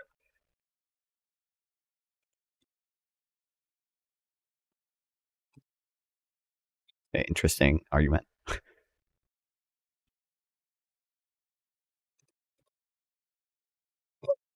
What is the optimal tax policy? Conventional analysis suggests that the optimal income tax should feature a broad base and low rates. This structure reduces the incentive to shelter wealth while maximizing incentives to save and invest. The standard view also commends a consumption tax due to its attractive feature and imposes a lump sum tax on existing wealth and does not distort decisions related to savings, investment, or organizational form of financing.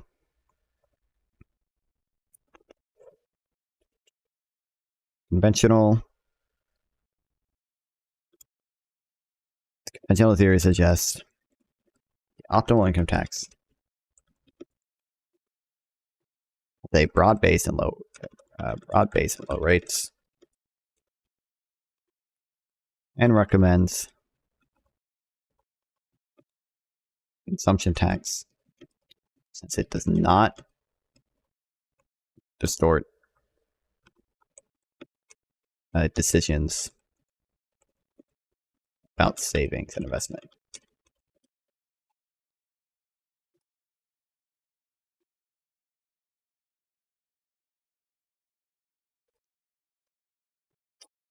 SC turn these arguments on their head. They argue that the optimal tax policy would impose near confiscatory taxes on those with very high incomes and on extreme wealth, and that consumption taxes are too regressive. Their goal for the tax system is not only to raise revenues from the well-to-do, but also to reduce what they see as rent-seeking, undue political influence, and other socially restrictive behaviors by those with the most resources. As a result, they argue in favor of tax rates that exceed the revenue maximizing rate, i.e. on the wrong side of the left.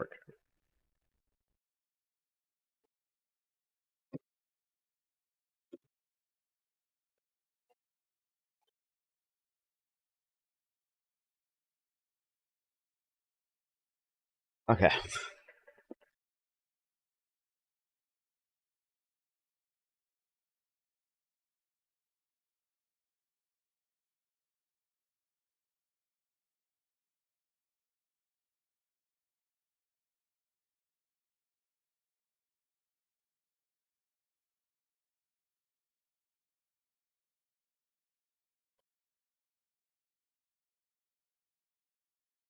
Wait, what? Hold on. I was looking at Discord real quick.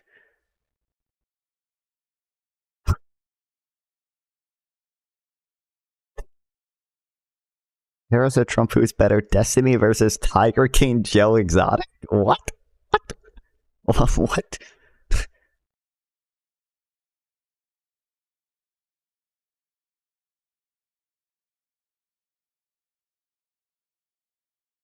I mean, I was the guy who streamed, but is usually in this.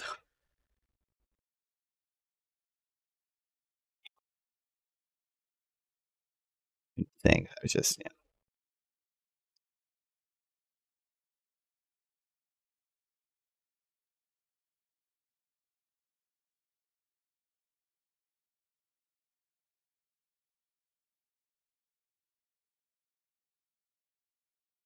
Okay, anyway.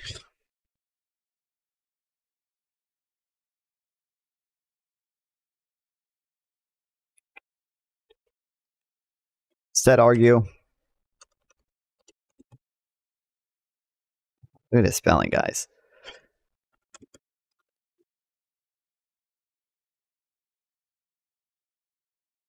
That optimal policy would impose near confiscatory taxes on those with very high income.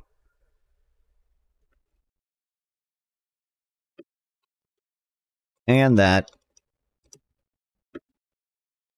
consumption taxes would be too aggressive.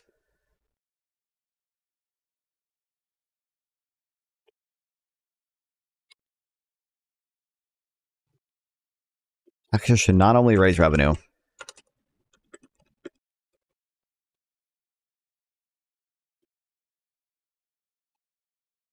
but also address social issues.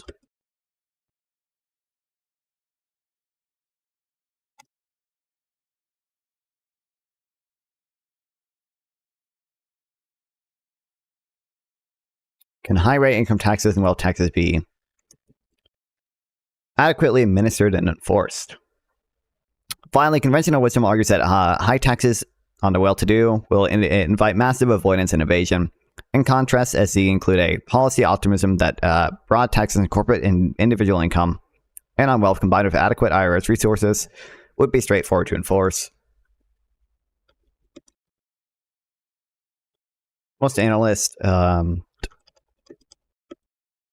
think that high taxes on the wealthy would suffer from high avoidance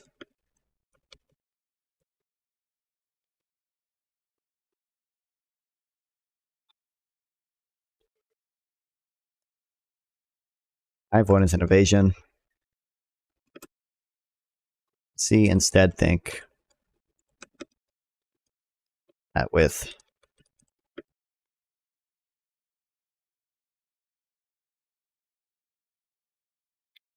adequate IRS resources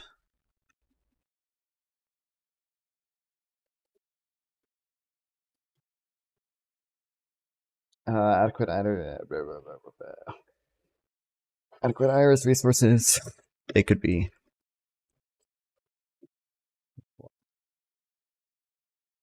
it is always valuable and refreshing for respected economists to question the conventional wisdom and SD have have done so in a well-argued, dramatic fashion. Now, as I has noted at a recent conference, it's time for professionals to engage in those claims and see which withstand the scrutiny and which do not.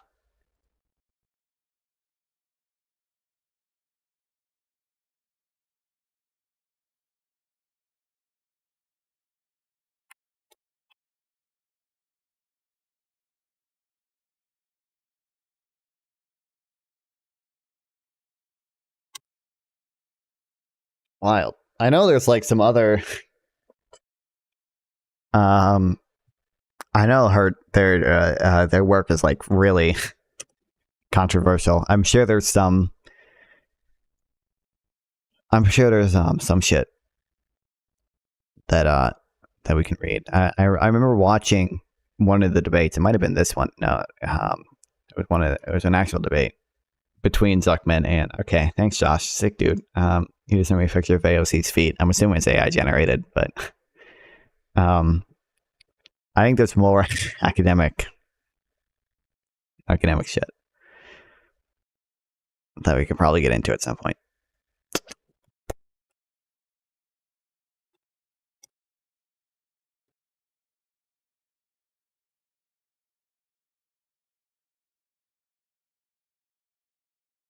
Their feelings on whether or not their feelings on me murdering them impacts their ability to survive. Remove the term murder, because murder just means the unjustified killing. Well, yeah, but like no, and because the question is whether or not this particular killing is considered just.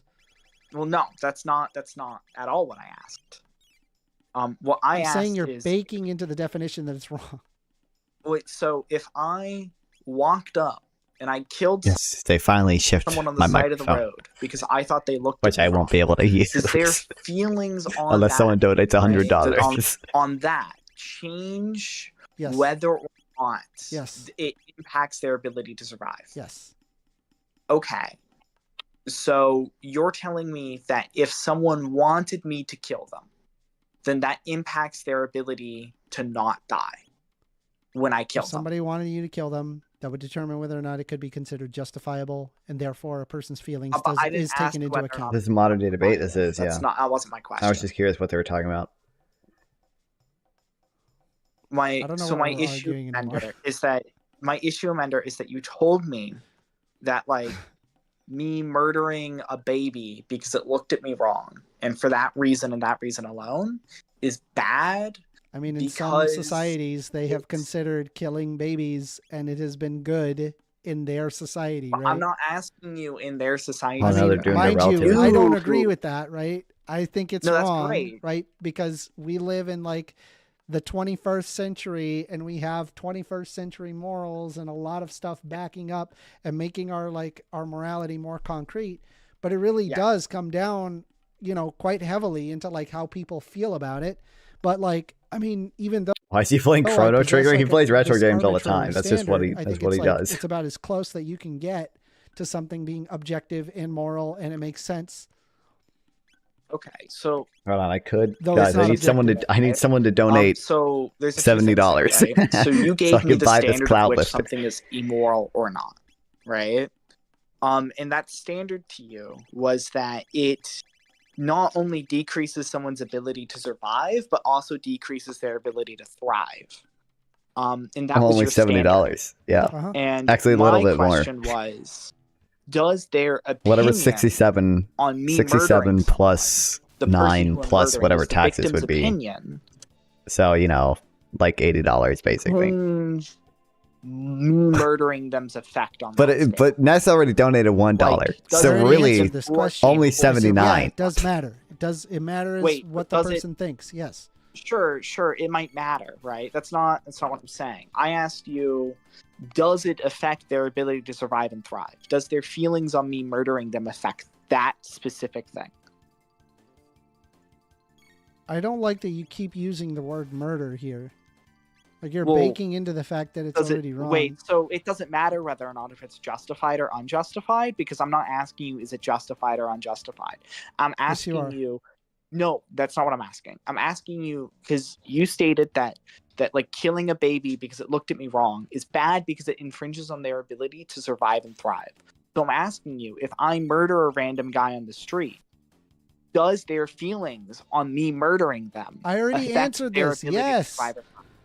How? This is now How the does their 4th feelings on- time.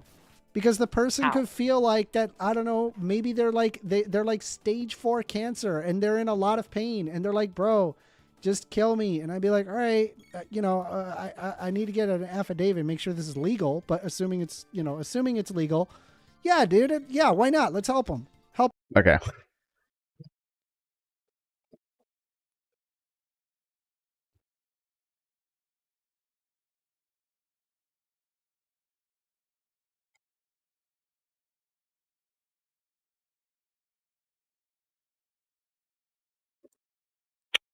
Hey, Suckman. Teak.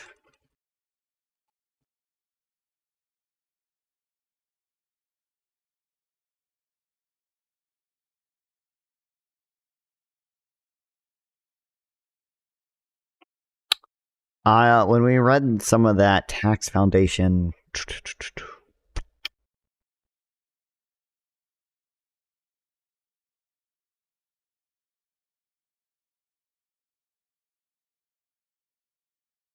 I think this is from Zuckman, or maybe it's from Elias and Zuckman, and then I think these other ones.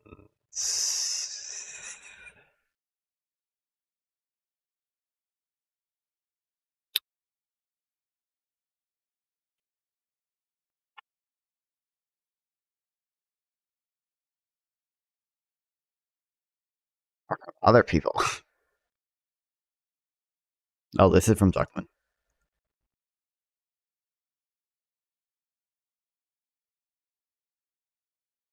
Is this yeah, this is their refined estimate.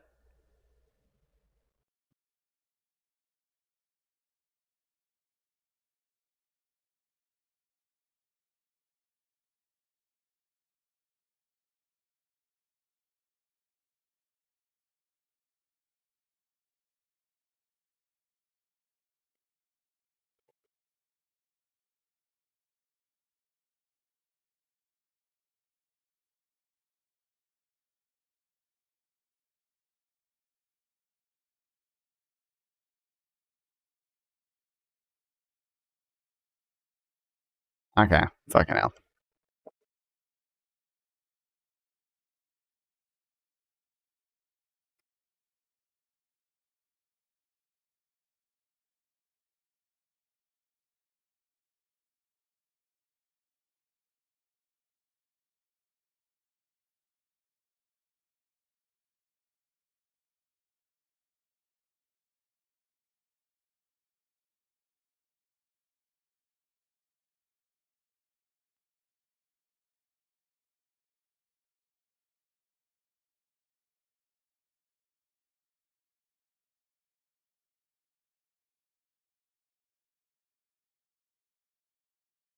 There's probably something they're looking for in it. What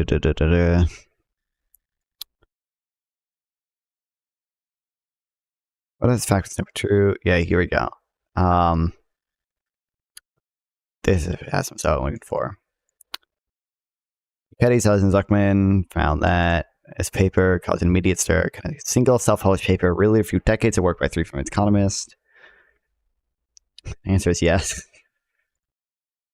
How do you feel if you found that the U.S. income inequality has not risen over the past 60 years? The economists reviewing the debate concluded that the idea that inequality is rising is very far from a self-evident truth.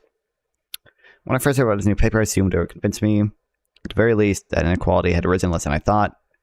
The reality was somewhere between the two groups of debate, but the deeper I dug the debate, the more I felt that both teams were underestimating the extent of inequality in America. Both are limited by assumptions and definitions that the standard economic professions, but contrary to how regular people think about inequality, or for that matter, money itself, the biggest point in contention between the two camps revolve around unreported income, more commonly known as tax evasion. Tax returns are the best data source available for studying income distributions, but they're incomplete, most obviously because people don't report all their income that they're supposed to. This information gap requires inequality researchers to make some educated guesses about how unreported income is distributed, which is to say, about who is evading the most taxes. Piketty, Zayas, and Zuckman assume that it's the people who already report a lot of income. Thinking of most well-paid corporate executives who also stashes millions of dollars in offshore accounts. These people, by contrast, assume that the people who evade the most taxes are people who report little or no income. Think plumbers or housekeepers who get paid in cash. They do believe, in other words, that members of the 99% are a lot richer than they look. Both teams in the base their estimates and the results of random IRS audits. The problem is that those audits are woefully limited, so the researchers must turn to studies by tax evasion specialists who use fancy statistical techniques to account for the gaps in audits. Only a few such studies even exist, which may explain why both teams end up heavily relying on the same 2010 paper from the National Tax Journal economist Joel Selmerod and Andrew Johns.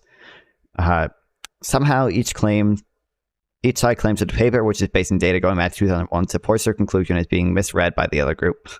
In other words, whether inequality is stored or stagnated comes down in large part to the interpretation of a single study using data from more than 20 years ago. When I called Selmerod, is that it? I don't know how to pronounce this guy's name. To find out which side was citing his work correctly, he wasn't even sure. The two camps, he told me, referred to different sections of the paper and seemed to point in different directions. Anyway, Selmerod said it didn't really matter because his paper was out of date. Newer research gives what he considers a more accurate picture. He directed me to a 2021 study that found IRS audit data systematically undercounted tax evasion by the rich. The author of the study, who Gabriel Zuckman, calculate that the top 1% of unreported income is actually about 50% higher than the Piketty estimates once you account for the bias in the data. Otten and Splinter have critiqued this study, and its authors inevitably critique the critique. Ultimately, which side you believe to depend on whether you accept Otten and Splinter's suggestion that even its IRS enforcement has gotten weaker and exotic tax avoidance strategies have proliferated. The richest people in America have for some reason gotten better about paying their taxes. To believe the results, you have to believe the top 1% has gotten much more compliant relative to the bottom 99%, Zuckman told me. It doesn't pass the basic smell test. These sorts of technical disagreements over wonky minutiae are sine qua non of any academic dispute, but they don't on their own explain the full divergence between these two research teams. Much of the remaining disagreement ultimately comes down to a philosophical question of how to define income in the first place.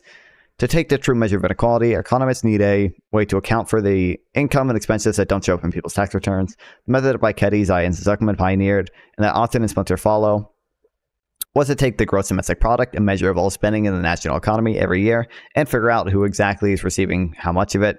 Technically, they use something called gross national income, which is a close cousin of GDP.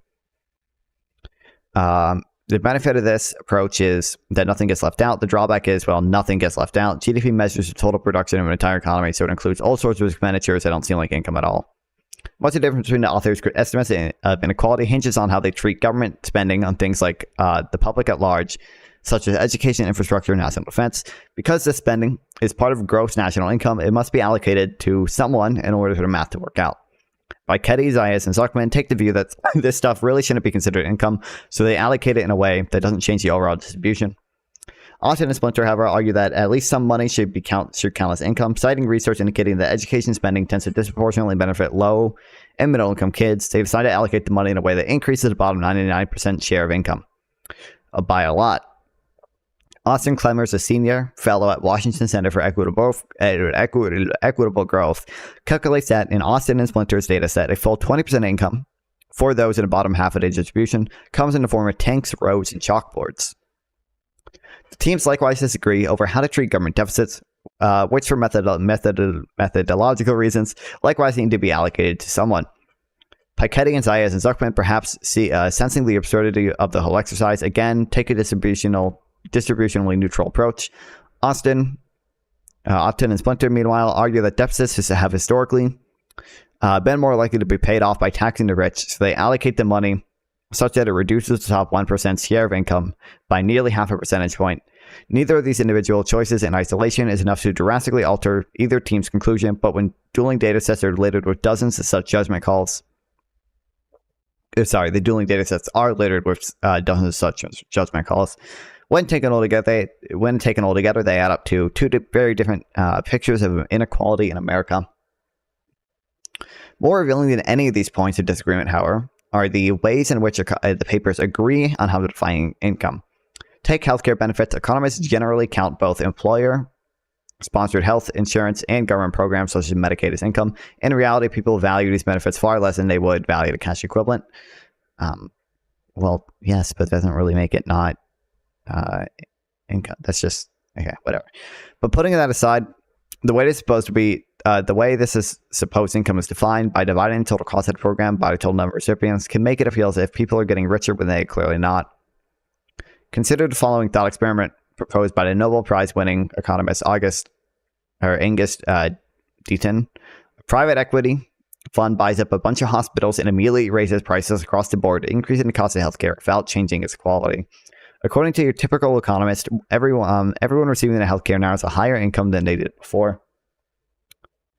Or Deaton said, imagine the reverse. The United States has the highest per person healthcare cost in the developed world, embarks on a heroic effort to lower its cost to the same level as Switzerland, the second highest spender, without compromising quality. If that happened, it would appear in the income data as if Americans on average had each lost $9,000 a year. This turns out not to be too far from how inequality papers treat healthcare spending. Over the same period, that poor Americans' life expectancy stagnated and then declined. A massive boost in spending on Medicare, Medicaid, and employer-provided health insurance has made it look as if those people have gotten significantly richer. If anything, both teams may be putting a thumb on the scale in favor of finding less inequality. The deeper you go into how GDP is actually calculated and allocated, the more you feel as though you've fallen through a wormhole into an alternate dimension. Let's say you own a house. Government statisticians imagine that you are renting that house to yourself, calculate how much money you would reasonably be charging, and then count that as a form of income that you are in essence paying yourself. This is imputed rent. This imputed rent accounts for about 9% of all GDP, or more than $2 trillion.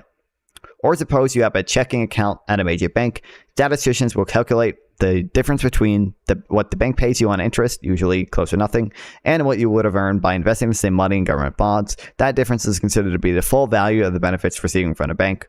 Above and beyond what it actually charges for your services, and is therefore considered additional income for you, the depositor. All these choices have some theoretical justification, but they have very little to do with how normal people think about their financial situation. That's true. Normal people don't think about their financial situation that way. I think the point about healthcare is mostly fair, but at the same time, Zuckman and Saez count private spending on healthcare as a government benefit, or sorry, no, as a tax, not a benefit. Sorry, as a tax. And then I feel like this is fair. I feel like the imputed rent thing is fair. I don't know how else you would do that. How else you would calculate the value of owning your home. I feel like the imputed rent thing is fair. And then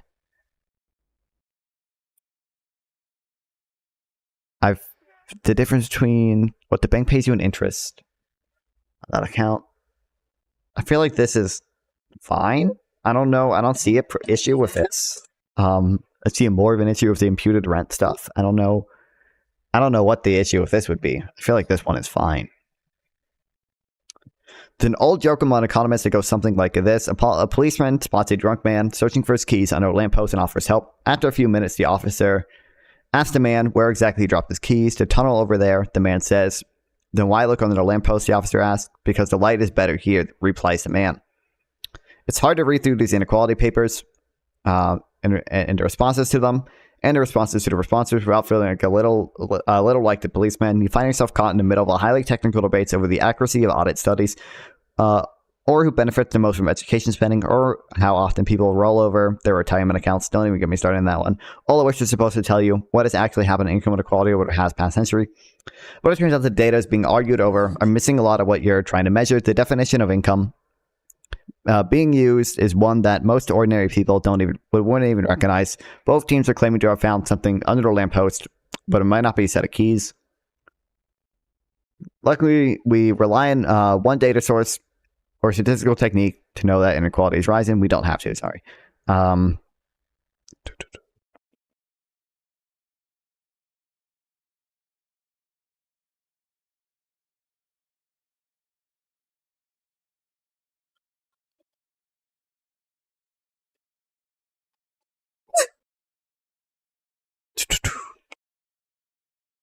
fuck, I gotta speed through. Okay.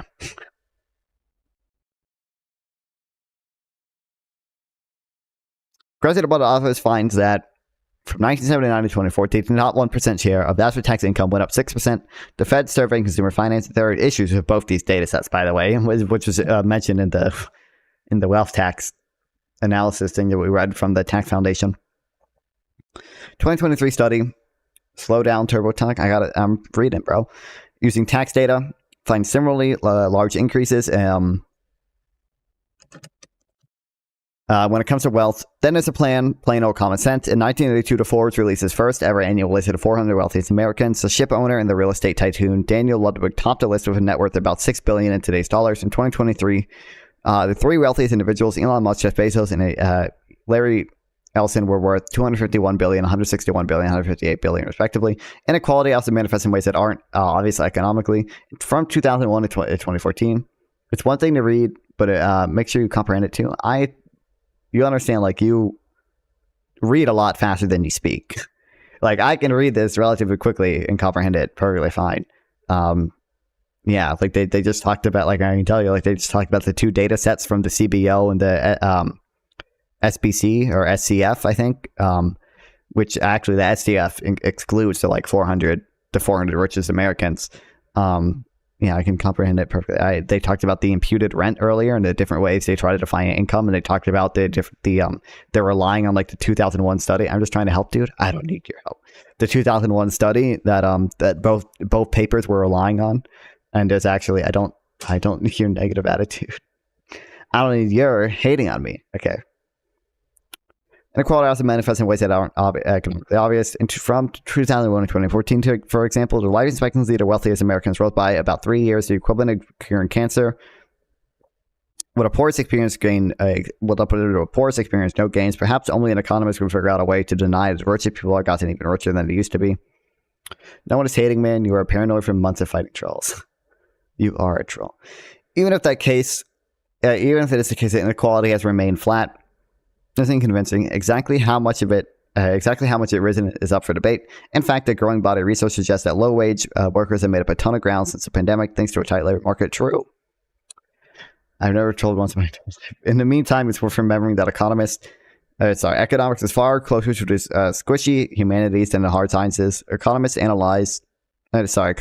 analysis can be helpful to could be a helpful corrective against human bias, but when its assumptions are divorced from the way people experience the world, it can easily lead us astray. Keep in mind that the next time a paper comes out claiming to overturn the conventional wisdom. Fire.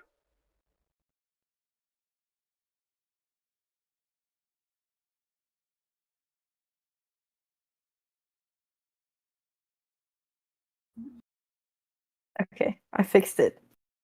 We started without you. We hate you. It was an accident. Okay. Okay, well, now that you're both here, should I can either date Stanford or Grunkle Stan. Oh, okay. Wait, which one? That's it. You can only date the brothers. Who are you? What's going on? Who's the I'm me. Who's the MC? Oh, okay. So it's not like, well, I mean, it's weird, but it's not like that weird. Yeah. Okay. I was concerned. Could be a lot worse. I've discovered that when you, at the beginning of the game, when you type in your name, it doesn't let you put Bill Cipher. What the freak? What? That's what I'm saying. So, okay, I'm gonna start the game now. Except, hold on, I need to turn the music down because that was really loud. Okay.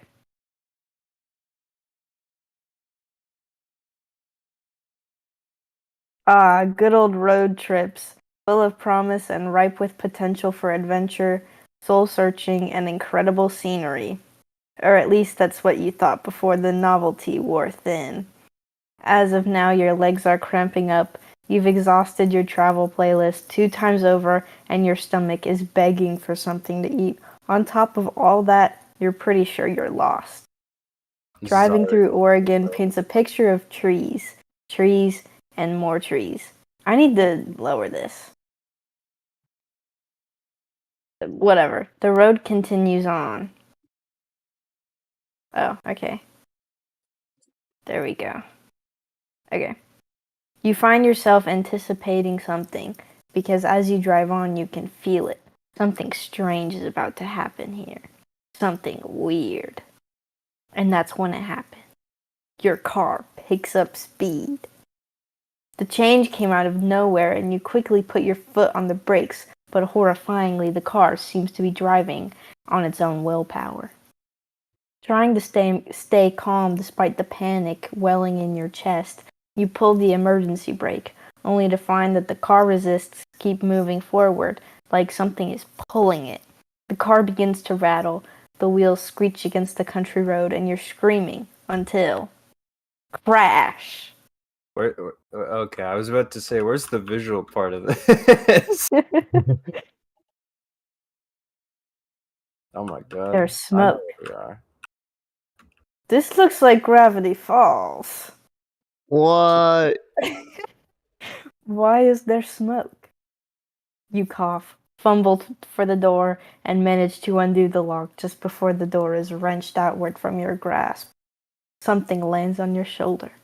A hand. Are you alright? A man stands Not at you. supposed to be here. What is No! Where in A the man timeline stands... What? Where in the timeline? Yeah. I don't know. The one where I date Grunkle Stan. Yeah. I don't know anything about Gravity Falls. What the so hell? I'm gonna be real confused. You I know never there's a seen pig. it? I've seen it Waddle. a little Neil bit deGrasse Tyson. whenever I was over at Responded Zach's pretty house, and well sometimes to all things. it'd be on the TV in the background. Okay, did you catch We the gotta part get with Zach Big in here. was Hold Neil on. deGrasse Tyson? I think you'd like that part because you're a nerd. I have not seen that part. All I know there's the one kid and the other kid. There was a girl and the pig. True. And boy and this boy guy. girl. That's their name. Okay, Yeah. let me continue the story, please. Sorry. A man stands at your open car door. His hand on your shoulder leaves you to tilt your head up, and he pulls a flashlight from his coat, shining it in your eyes. 2 blinks, and he lets your chin go. His eyes dart over the rest of you, looking for injuries. Still stunned, all you do is watch. What's your name?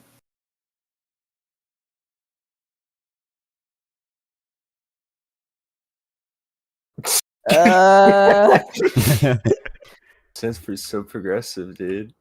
True. Miss, I'm Stanford Pines. Ford for short.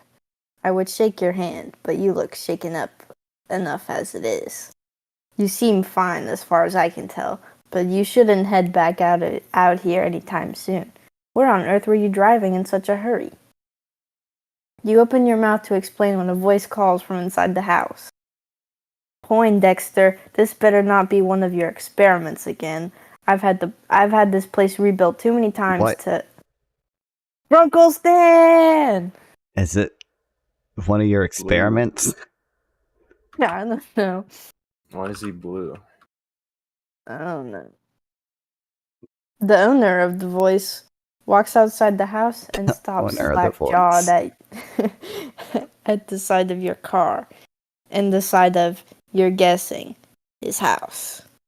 You must have hit your head earlier because you could swear you're seeing double. Sweet Moses, Ford, you've done it this time. What? This had nothing to do with me. I was testing my magnet gun, and... Oh, your magnet gun. It must have pulled this victim of circumstance into the house. What? I suppose it is entirely my fault. I'm incredibly sorry. Cry. I'm gonna cry. Cry. A tear streaks down your cheek, and before you know it, you're crying. Both men look uncomfortable, but Ford reaches out to give you a hesitant pat on your shoulder. I hope they kiss at some point. They're brothers, actually. And So, anyways. Hey, look, it's fine, alright? Sure, there's a dent in the hood from the Saks signage, and a crack in the windshield that looks like an ominous triangle, but I'm sure she'll still run. You try to start up the car, it sputters, but ultimately nothing happens. You feel like crying again. Oh. Well, let's call a tow truck for this unfortunate soul here and forget I'll take care of it. You're right, it is cheaper to tow it yourself. Sixer, get that magnet gun out again. No, Stanley, I'm going to fix this. What? Huh? You fixed this mess? I figured out a few alien vehicles in my time. Nah, you kidding me? did you report me on Instagram or something? No. I opened Instagram and it says, we're reaching out to offer help. Someone thinks you might need some extra support right now and asked us to help. What did you post? I don't know.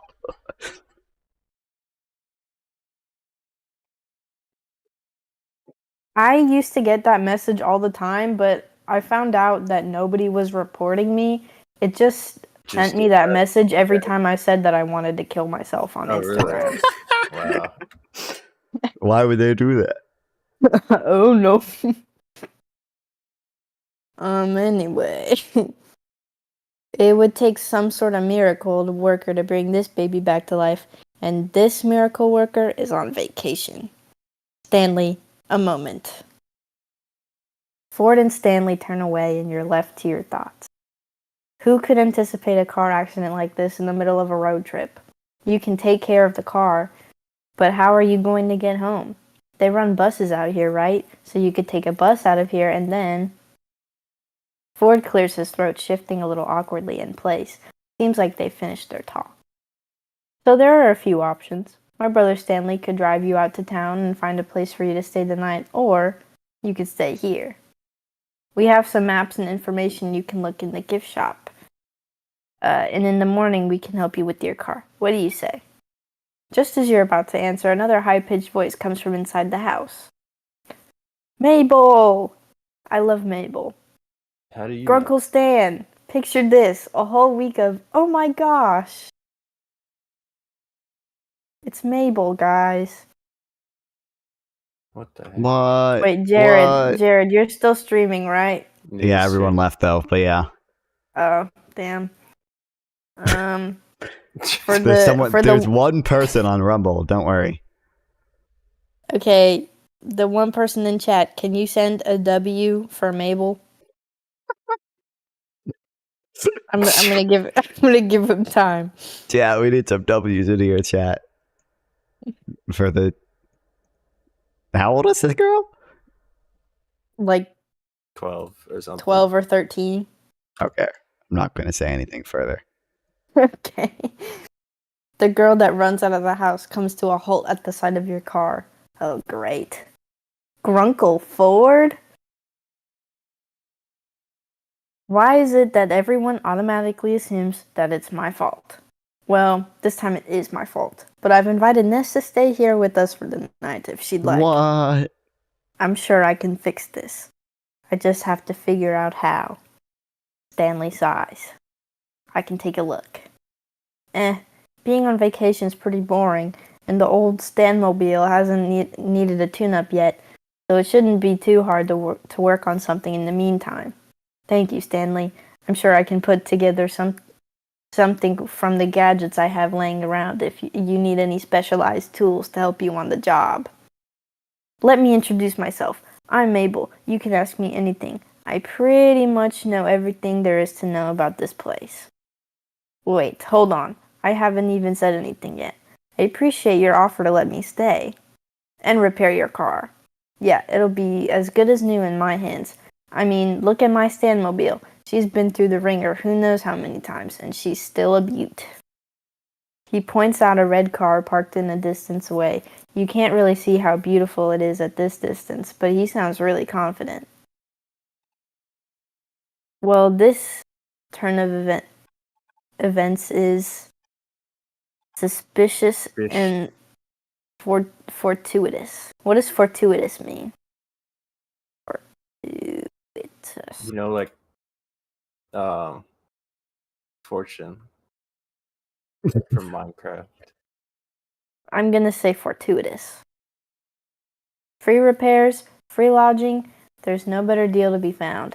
And if things don't work out, the town probably has some sort of auto repair shop you can head to instead. Well, I accept. Thanks for the help. And my apologies again. What an embarrassment. I must have made such an elementary mistake. As the Pines lead you inside the house, Mabel leaves her number in your phone for you to call whenever, and you find out that Ford's twin goes by Stan. This part's the house, but just outside that door's the Mystery Shack. Hey, you've ever been to the Mystery Shack before? I wanted to, actually. I saw a bumper sticker while I was on the road and I got curious. You're interrupted by a loud, triumphant ha. Those bumper stickers were a good investment. Whenever I don't know what's happening, I'm going to say it's Bill Cipher. Oh, okay. Those bumper stickers were a good investment, and the Sixer says they're too plain and graphically simplistic and don't have an address on them. Stanley, how is anyone going to find a place to attract customers? Sixer, did you hear that? When the bumper stickers are graphically simplistic. Well, they are graphically simplistic. I don't know how she found the place, let alone thought, what is the mystery shack was compelling. I kind of liked it. See, she kind of liked it. I like you, Ness. How about I give you a tour sometime tomorrow? Regular price. Which one is Grunkle Stan and which one is... The middle one is Grunkle Stan. Is he the one you chose to date, right? Do you want me to pick Grunkle Stan? Oh, you haven't chosen yet? Oh, I don't know. No comment. Okay, I am of the opinion that Ford is hotter. However, I am okay with picking Grunkle Stan because I think that it's funnier. I do think it is funnier to pick Grunkle Stan because he looks stupider. Right? Yeah, this game is free. Okay. I wouldn't spend money on a Grunkle Stan dating simulator. I would. No, you wouldn't. Surely the runtime isn't that I spent money on Furry Shades of Gay, so... Oh, okay. And Wolf Girl with You. I didn't spend money on that if I did that, but... Chat, clip that chat. Chat, kill him. But they only need to clip it. They don't... Tomorrow, then I'll have to squeeze all my get-to-know-you questions in today. Ness, tell me, capybara, yes or no? At that moment, a boy passes in the hallway at the far doorway, and Ford calls out to him. What was that? God, my grandparents want to talk to me. I'll be back. Oh, okay. Entertain chat. I trust you guys. Kind of. Okay. Alright, chat. Dipper, my boy. I'm surprised I didn't see you run out to the scene of the crime. Crime? What crime? I have an alibi. I swear. Oh, you have someone with you. Hey. I'm not suspicious at all.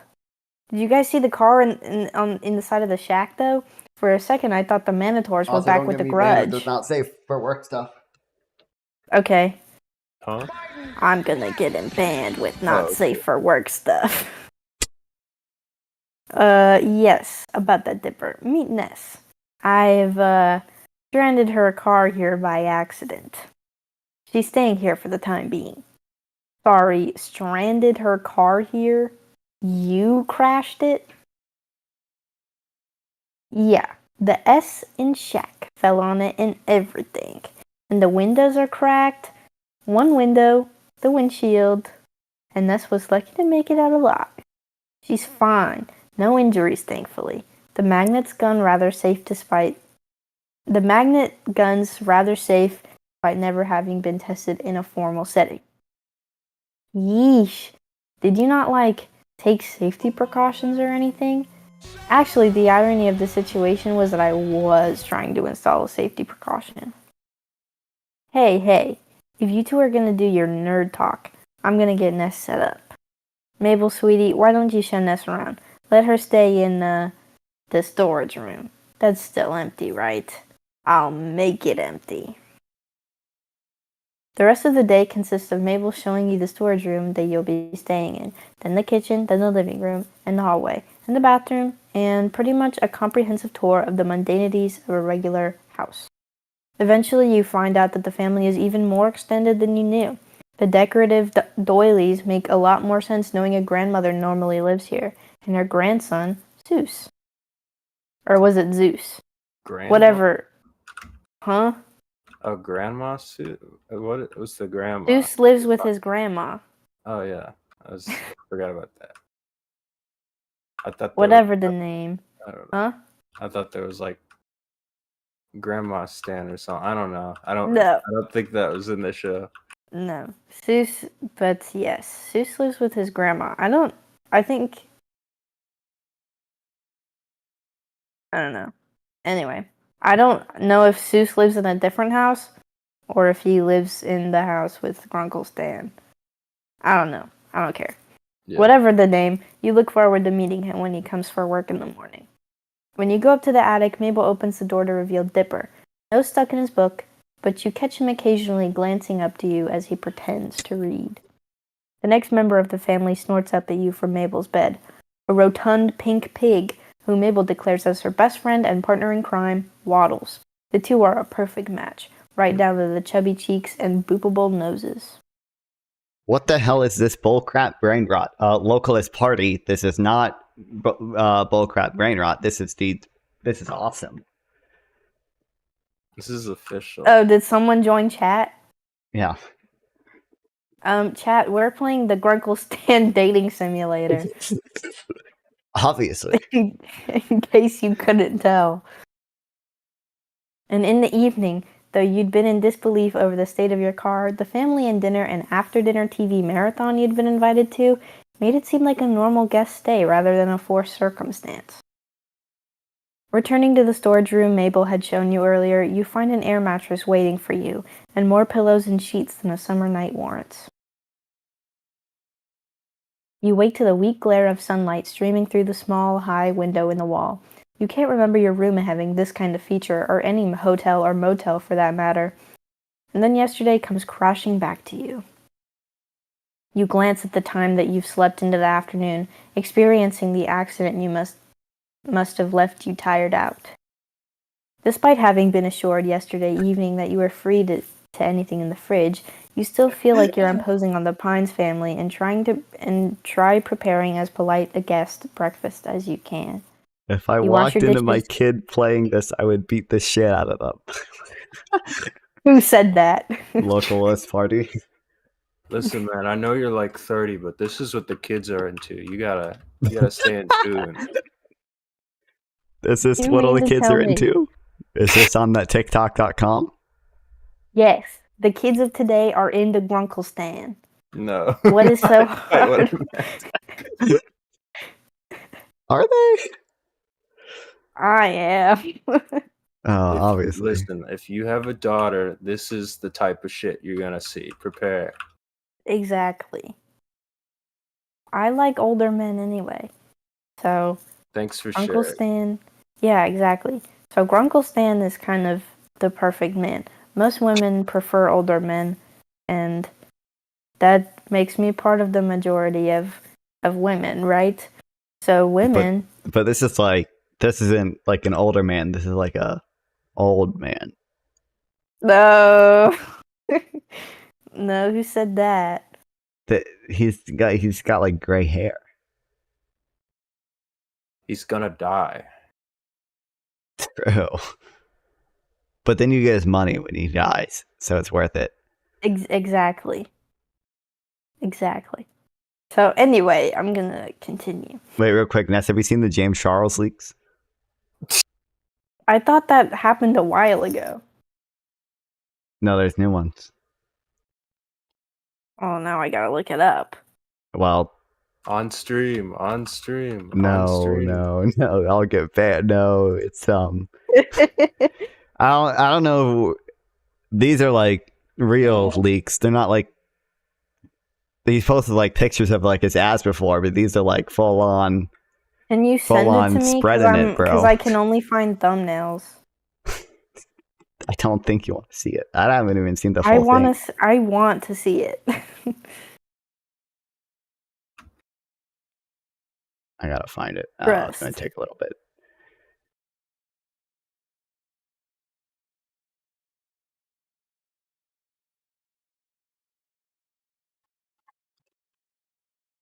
Jared, where's What? the firework farm? Listen, brother, if you want to go get 20 stacks of wood so I can make it, you do that. You made a bamboo farm. I think. Oh, the wood farm, that's the don't know. bamboo thing? And the sugarcane is... The sugarcane's broken because I fucking fucked Why it. does this have an ad? Flooded it. Yeah, I have to fix it. Dude, the way if like one block of water touches the waterlogged slabs, then all the waterlogged slabs immediately leak. So it's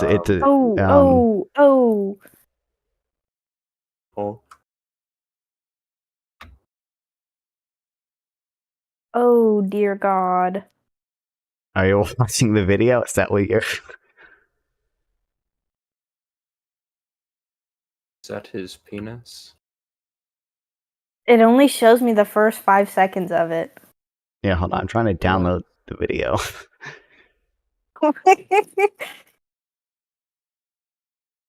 Without showing it on stream. I would download it, but I You have to like make don't an account. want It's to. annoying. You can't take the new MacBook like that. Exactly.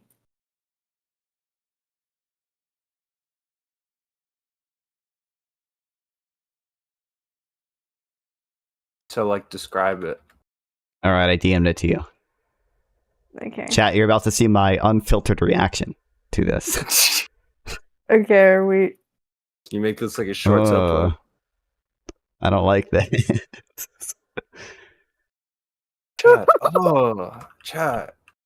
Chat, ew, chat, gross, chat, ew. Chat, I can't respect this.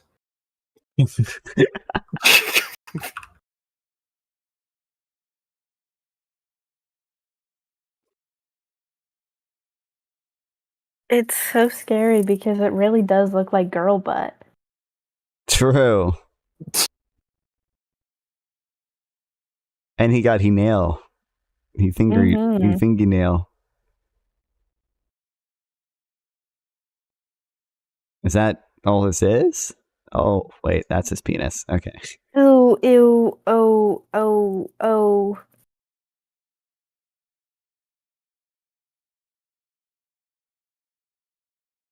Wait, is he not circumcised? I don't think he is. Yeah, man. Are you... Wait, hold on. He isn't. It looks like he is. No, I don't think he is. Because Because what? he got a lot of force. Use your words. Yeah, use your words. I don't want to Use a lot of words. Use as many words as possible. I mean, like, if you're not uncircumcised, when you're erect, you can still, like, you roll your foreskin back. Like, it doesn't cover the glands anymore. Well, yeah. But, like, you can see when he'd be stroking it, it does go over his glands. So that makes you think it's uncircumcised. Because usually if you're circumcised, when you be stroking it, it doesn't cover all of your glands. Well, it doesn't cover any of it. It's just gone. There's Okay. Oh yeah. Well, I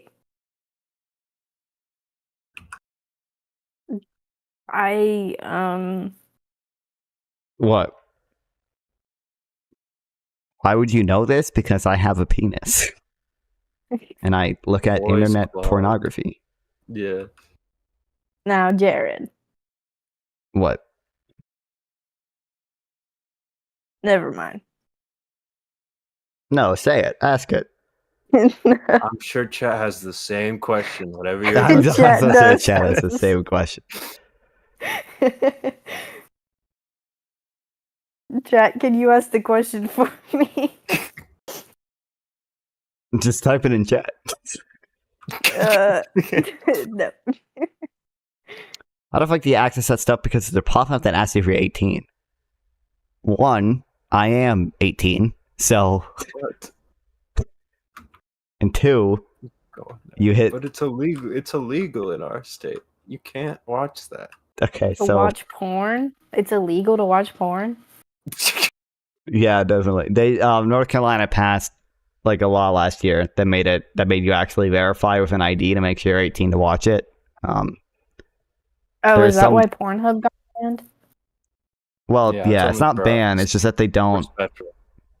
They instead of like making like an ID thing, they just Instead of disabled access actually to it making completely. A verifiable fucking system, they just turned it off for an entire state or two.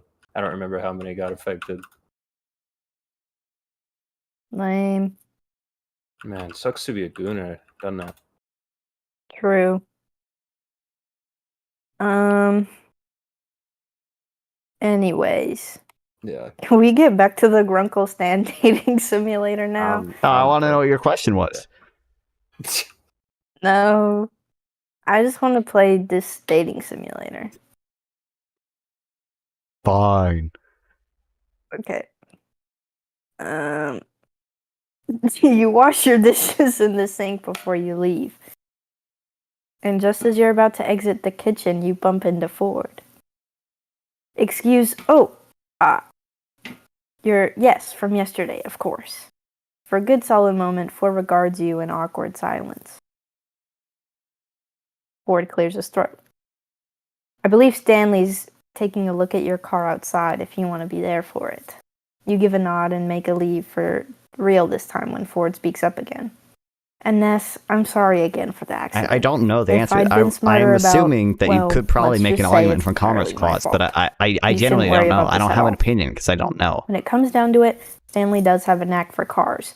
I predict you'll be back on the road in a matter of weeks. Since when? I don't remember this being like a character trait or nothing. I don't know. Well, he's an old fat man who's probably an alcoholic, so you can assume that men like that would be into cars. Not a mechanic. Okay. You see my mouse? I'm just checking. Just checking the writers on this. Okay. What am I going to do with weeks? Ford, who'd gone kind of uncomfortable and closed off when your face fell, recovers at the prospect of a question he can answer. Well, I understand that you probably think this is unconstitutional too, but like we already but if you ask me, regulate tobacco. Like we already hold on, did you hear that? Ford we already turns to the ban kitchen like doorway to investigate. certain flavors like e-cigarettes. The sound so comes again, and this time you hear I would it as well. assume if The Congress squeal of wanted a to, it pig probably followed by could a ban pair of tobacco. quick I footsteps assume running that down would the stairs. probably fall into the Waddles Commerce tumbles Clause. past the open kitchen doorway, and Mabel comes into view soon after. A few sheets of I paper understand you clutched probably in don't think it hand. does, but like that, I think based on past Supreme Court, Ford the flavor steps ban's quickly out of the unconstitutional. kitchen, and you I do follow guess into that. the doorway, getting there just in time to but, see like, the I would apparent tug of assume, war between Mabel and her based on pig current over a legal precedent, that they saliva-covered sheet of paper. probably The could. paper rips, But, nearly like, I don't- toppling I don't- I backward don't, from her like- efforts. I don't- Mabel recovers, snatching the scrap of ripped paper from Waddle's jaw and lifting both pieces up victoriously. Haha, Mabel wins again. Now I just gotta find Grunkle Ford. Ford, who'd run forward and held a hand out to steady this energetic child when she'd been in danger of toppling over, now finds a number of crumpled sheets of paper shoved into his hands. Mabel tugs urgently at his coat. Grunkle Ford, you have got to help me. Ford kneels down to face Mabel with a serious, concerned look. Slow down, Mabel. What's the matter? Dipper found a stack of pages from your old journals, and I walked in and Waddles ran up and started eating one of them, and he must have been chewing on it to warn me, Grunkle Ford, because look. Mabel takes the ripped halves of paper from Ford's I understand that shared opinion, but like we already have the laws on the book to like you took it as a regulate warning? them. I would assume. Yes. It says I would here assume that it courts eats have small probably dogs, upheld them and at some Waddles point. is a small Like, pig, but he sort of looks like a dog from far I away, don't know. and Like I Waddles already must have guessed feared most for of this his falls in the life. Commerce Clause. Maybe the Waddles Elastic seemed to Clause second as this well. notion with a snort, or not, as it seems the pig is lounging adorably a short distance away in the hallway. You can't imagine what this dangerous predator could be. Some sort of wolf? Something bigger? You're suddenly not so keen on staying anymore. Remember the pterodactyl I told you about? Waddles was so scared that time, I can't let him leave my side. Pterodactyl? You suppose pigs are allowed in museums around here? How about I finish that repellent I never got around to completing? That'll keep Waddles safe from harm. Mabel flops down to the floor in relief. Right. Grunkle Ford, you are an actual I mean, understanding you have your own special Waddles, you definition have to regulate, nothing to but fear. I Ford think it chuckles, falls lifting himself pretty out of squarely the into meal and regulating standing back interstate up. commerce. All right, I'll go get my recipe. Like you're literally regulating commerce. Ford turns I don't to know. leave, and you suddenly remember that I don't know what to tell you. with nothing better to do for weeks, you're going to be here. It wouldn't hurt to get to know Ford. He seems to know what there is to do around town anyway, and you'll need to know that to not die of boredom in the first week. Or, more pressingly, you could go check on your car and see what Stan's made of it so far. You're not exactly eager to face seeing your car in the side of the house again, though. Alright, chat, what do we do? We have a choice. You gotta get to know him. But the car is. Okay, are we doing the Grunkle Stan route or the Ford route? Oh, I guess. Well, I guess the car if you want to go for Uncle, I guess. We gotta. Is there a both option?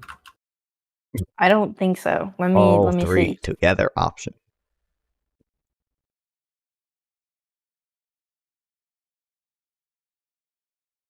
I think there are only 2 routes. Let me do some research. That's are you working tomorrow? I am. From what times? 4 to 8:30. Boo. Is Red Bull Why? even open for lunch tomorrow? My grandma's here and she wants to have lunch somewhere. Yeah, Tomorrow. it's open for lunch is from 11 to 3.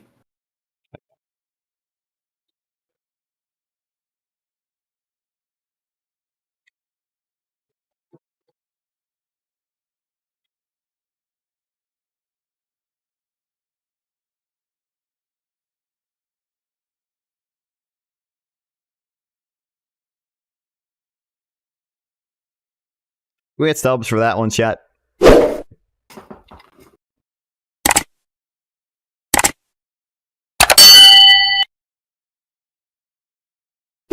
Okay, no, we cannot do both at once. Okay. Boo. Eeny, meeny, miny, mo. The top one. Get to know Ford. Yeah.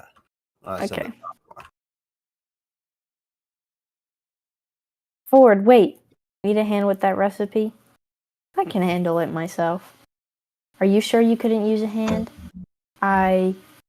Ford looks away, and then you follow his averted line of sight to Mabel, who's just mouthed something that you couldn't catch. When she catches you looking her way, Mabel gives you a 100-watt smile, the picture of innocence. Ford rubs the back of his neck. Yes, I suppose I can accept some help. And with that, assured that Ford is on the task, you spot Mabel rolling away with Waddles into the living room. Before we get started, I suppose I could give you an introduction. Miss, tell me, do you believe in the supernatural? Do we believe in the supernatural? I feel like yes is probably the right answer. Okay. Yes. Well, you're about to come face to face with the unexplainable yourself. You see, Gravity Falls isn't some quiet, unassuming backwater town. Much more lurks below the surface. Ford pockets the crumpled journaled papers and gestures for you to join him as he walks. You do, and follow him through the living room and into the gift shop. For example, you must have heard Mabel mention a pterodactyl. Most would say none exist in the living world today, but I say, not if you know where to look. Ford reaches under the cashier counter and retrieves a pocket of vintage-looking gum, inspecting it for a moment before slipping it in his pocket. He looks around in thought. Hold on to my explanation for a moment. I need to retrieve some more supplies. Ford ushers you out of the gift shop entrance so that you find yourself on the outside of the shack, then shuts the door behind you. Okay.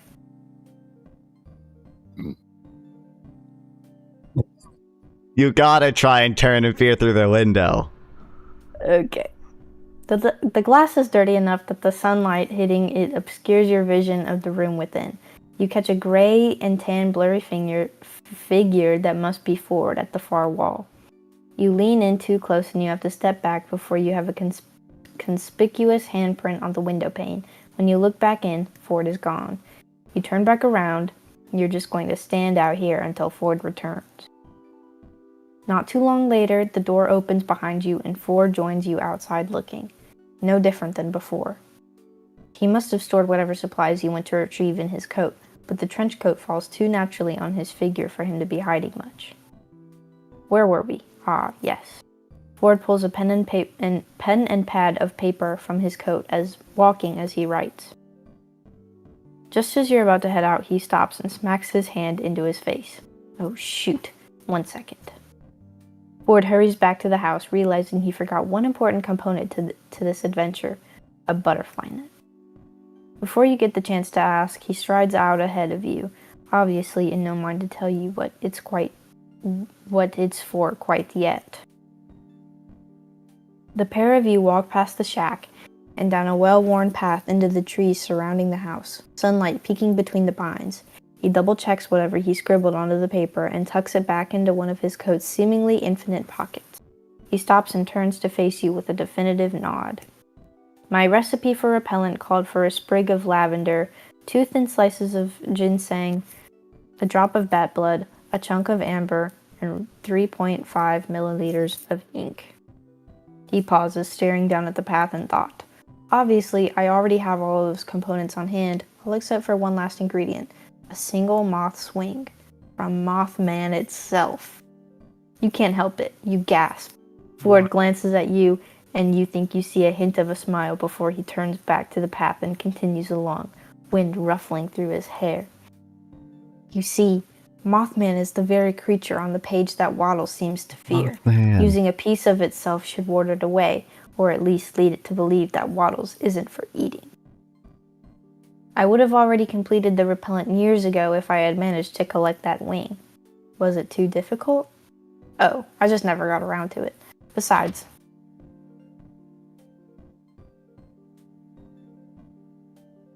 I thought my door opened. Oh, okay. That would have been funny.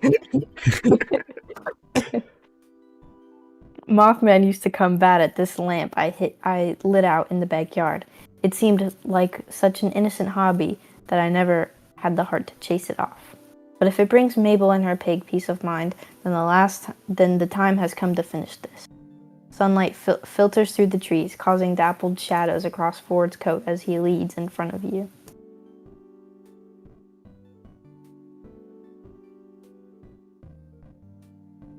I'm gonna wait for him to speak. Ford glances back at you. You know, for Gravity Falls locals, encounters with strange creatures like Mothman are a commonplace. I have to admit, I'm looking forward to see what a tourist like you will think of the true oddities of this town. So, this is one of those things where I have to pick all the options. Oh, okay. I study anomalies, anything unusual, strange, and just plain weird. I began my research in this town because it was and remains a hotbed of paranormal activity. I made this exact trip years ago though at the time, I had no idea where I was going. It was just dumb luck that I managed to tail Mothman back to its cave from my backyard. Navigating the forest by moonlight is poetic, but not advisable. Hold on 1 second. Okay. I made plenty of other discoveries as well, from fairies to gnomes to amalgams to creatures who were never meant to cross. Amalgams. Amalgams. Oh,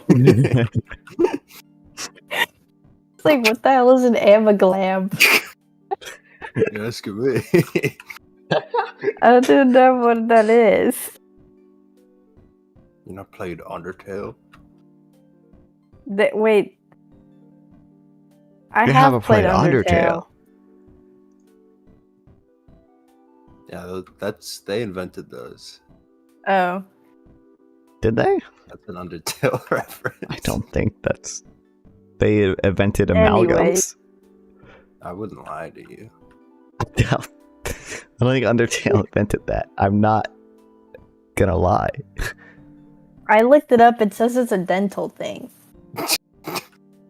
Yeah, Undertale definitely didn't invent that, but doesn't it just mean like a combinations?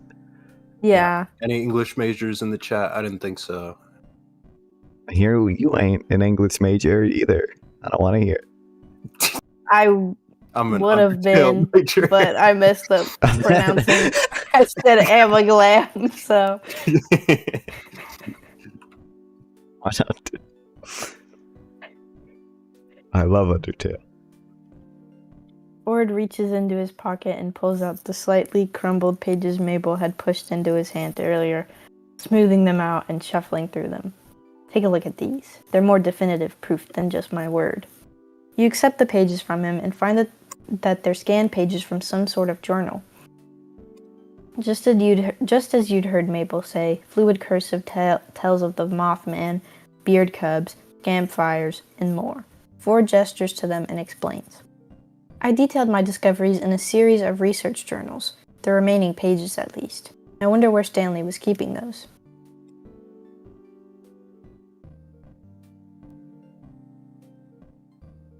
God, You drew these? They're fluffing the playtime, dude. It's just so you can't refund it. God. Where's the sex already?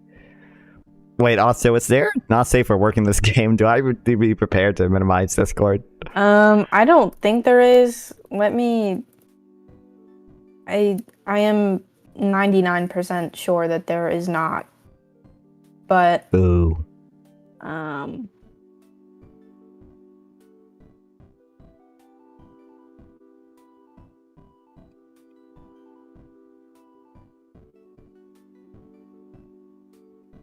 I don't think you could catch me playing this at work. Just in general. I'm playing it at work right now.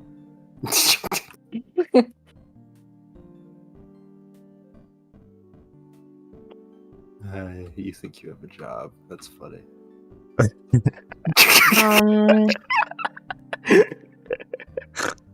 I literally make 30 cents a day, bro.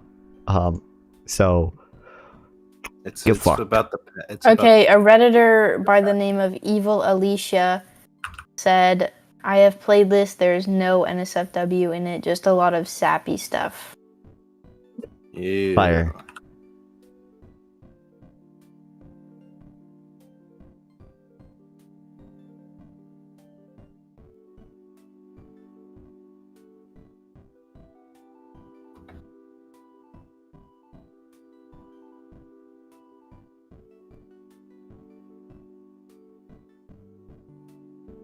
I'm just gonna...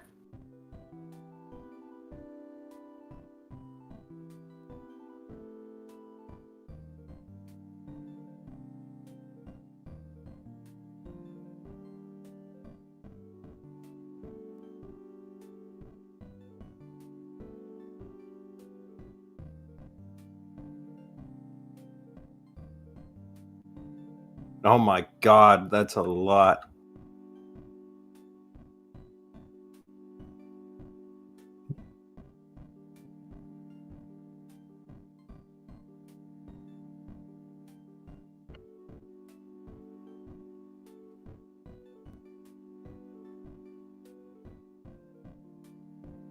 Bro, it's nighttime. That's how long this game is.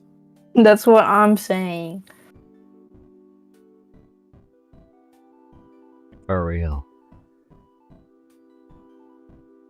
I don't even know you like that, bro. What are you talking about? Oh, my fucking phone died. God damn it.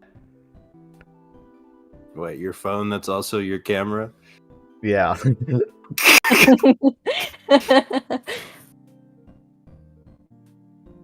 What's so funny about that? Oh, thanks for the follow, 733. Hey, I'm loving the vibe of your stream. Your content is awesome, but I noticed a small tweak could enhance your channel even more. Let's connect on Discord. I got some ideas on building a stronger community and boosting viewer engagement. Here's my Discord. Fuck you, Southern 33. Is it real? No.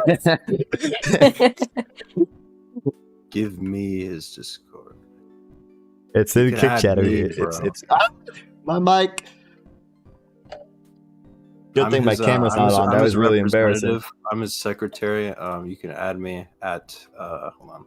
They're not. They're a bot. They can't hear you. They don't have ears. How hungry 8605 on Discord.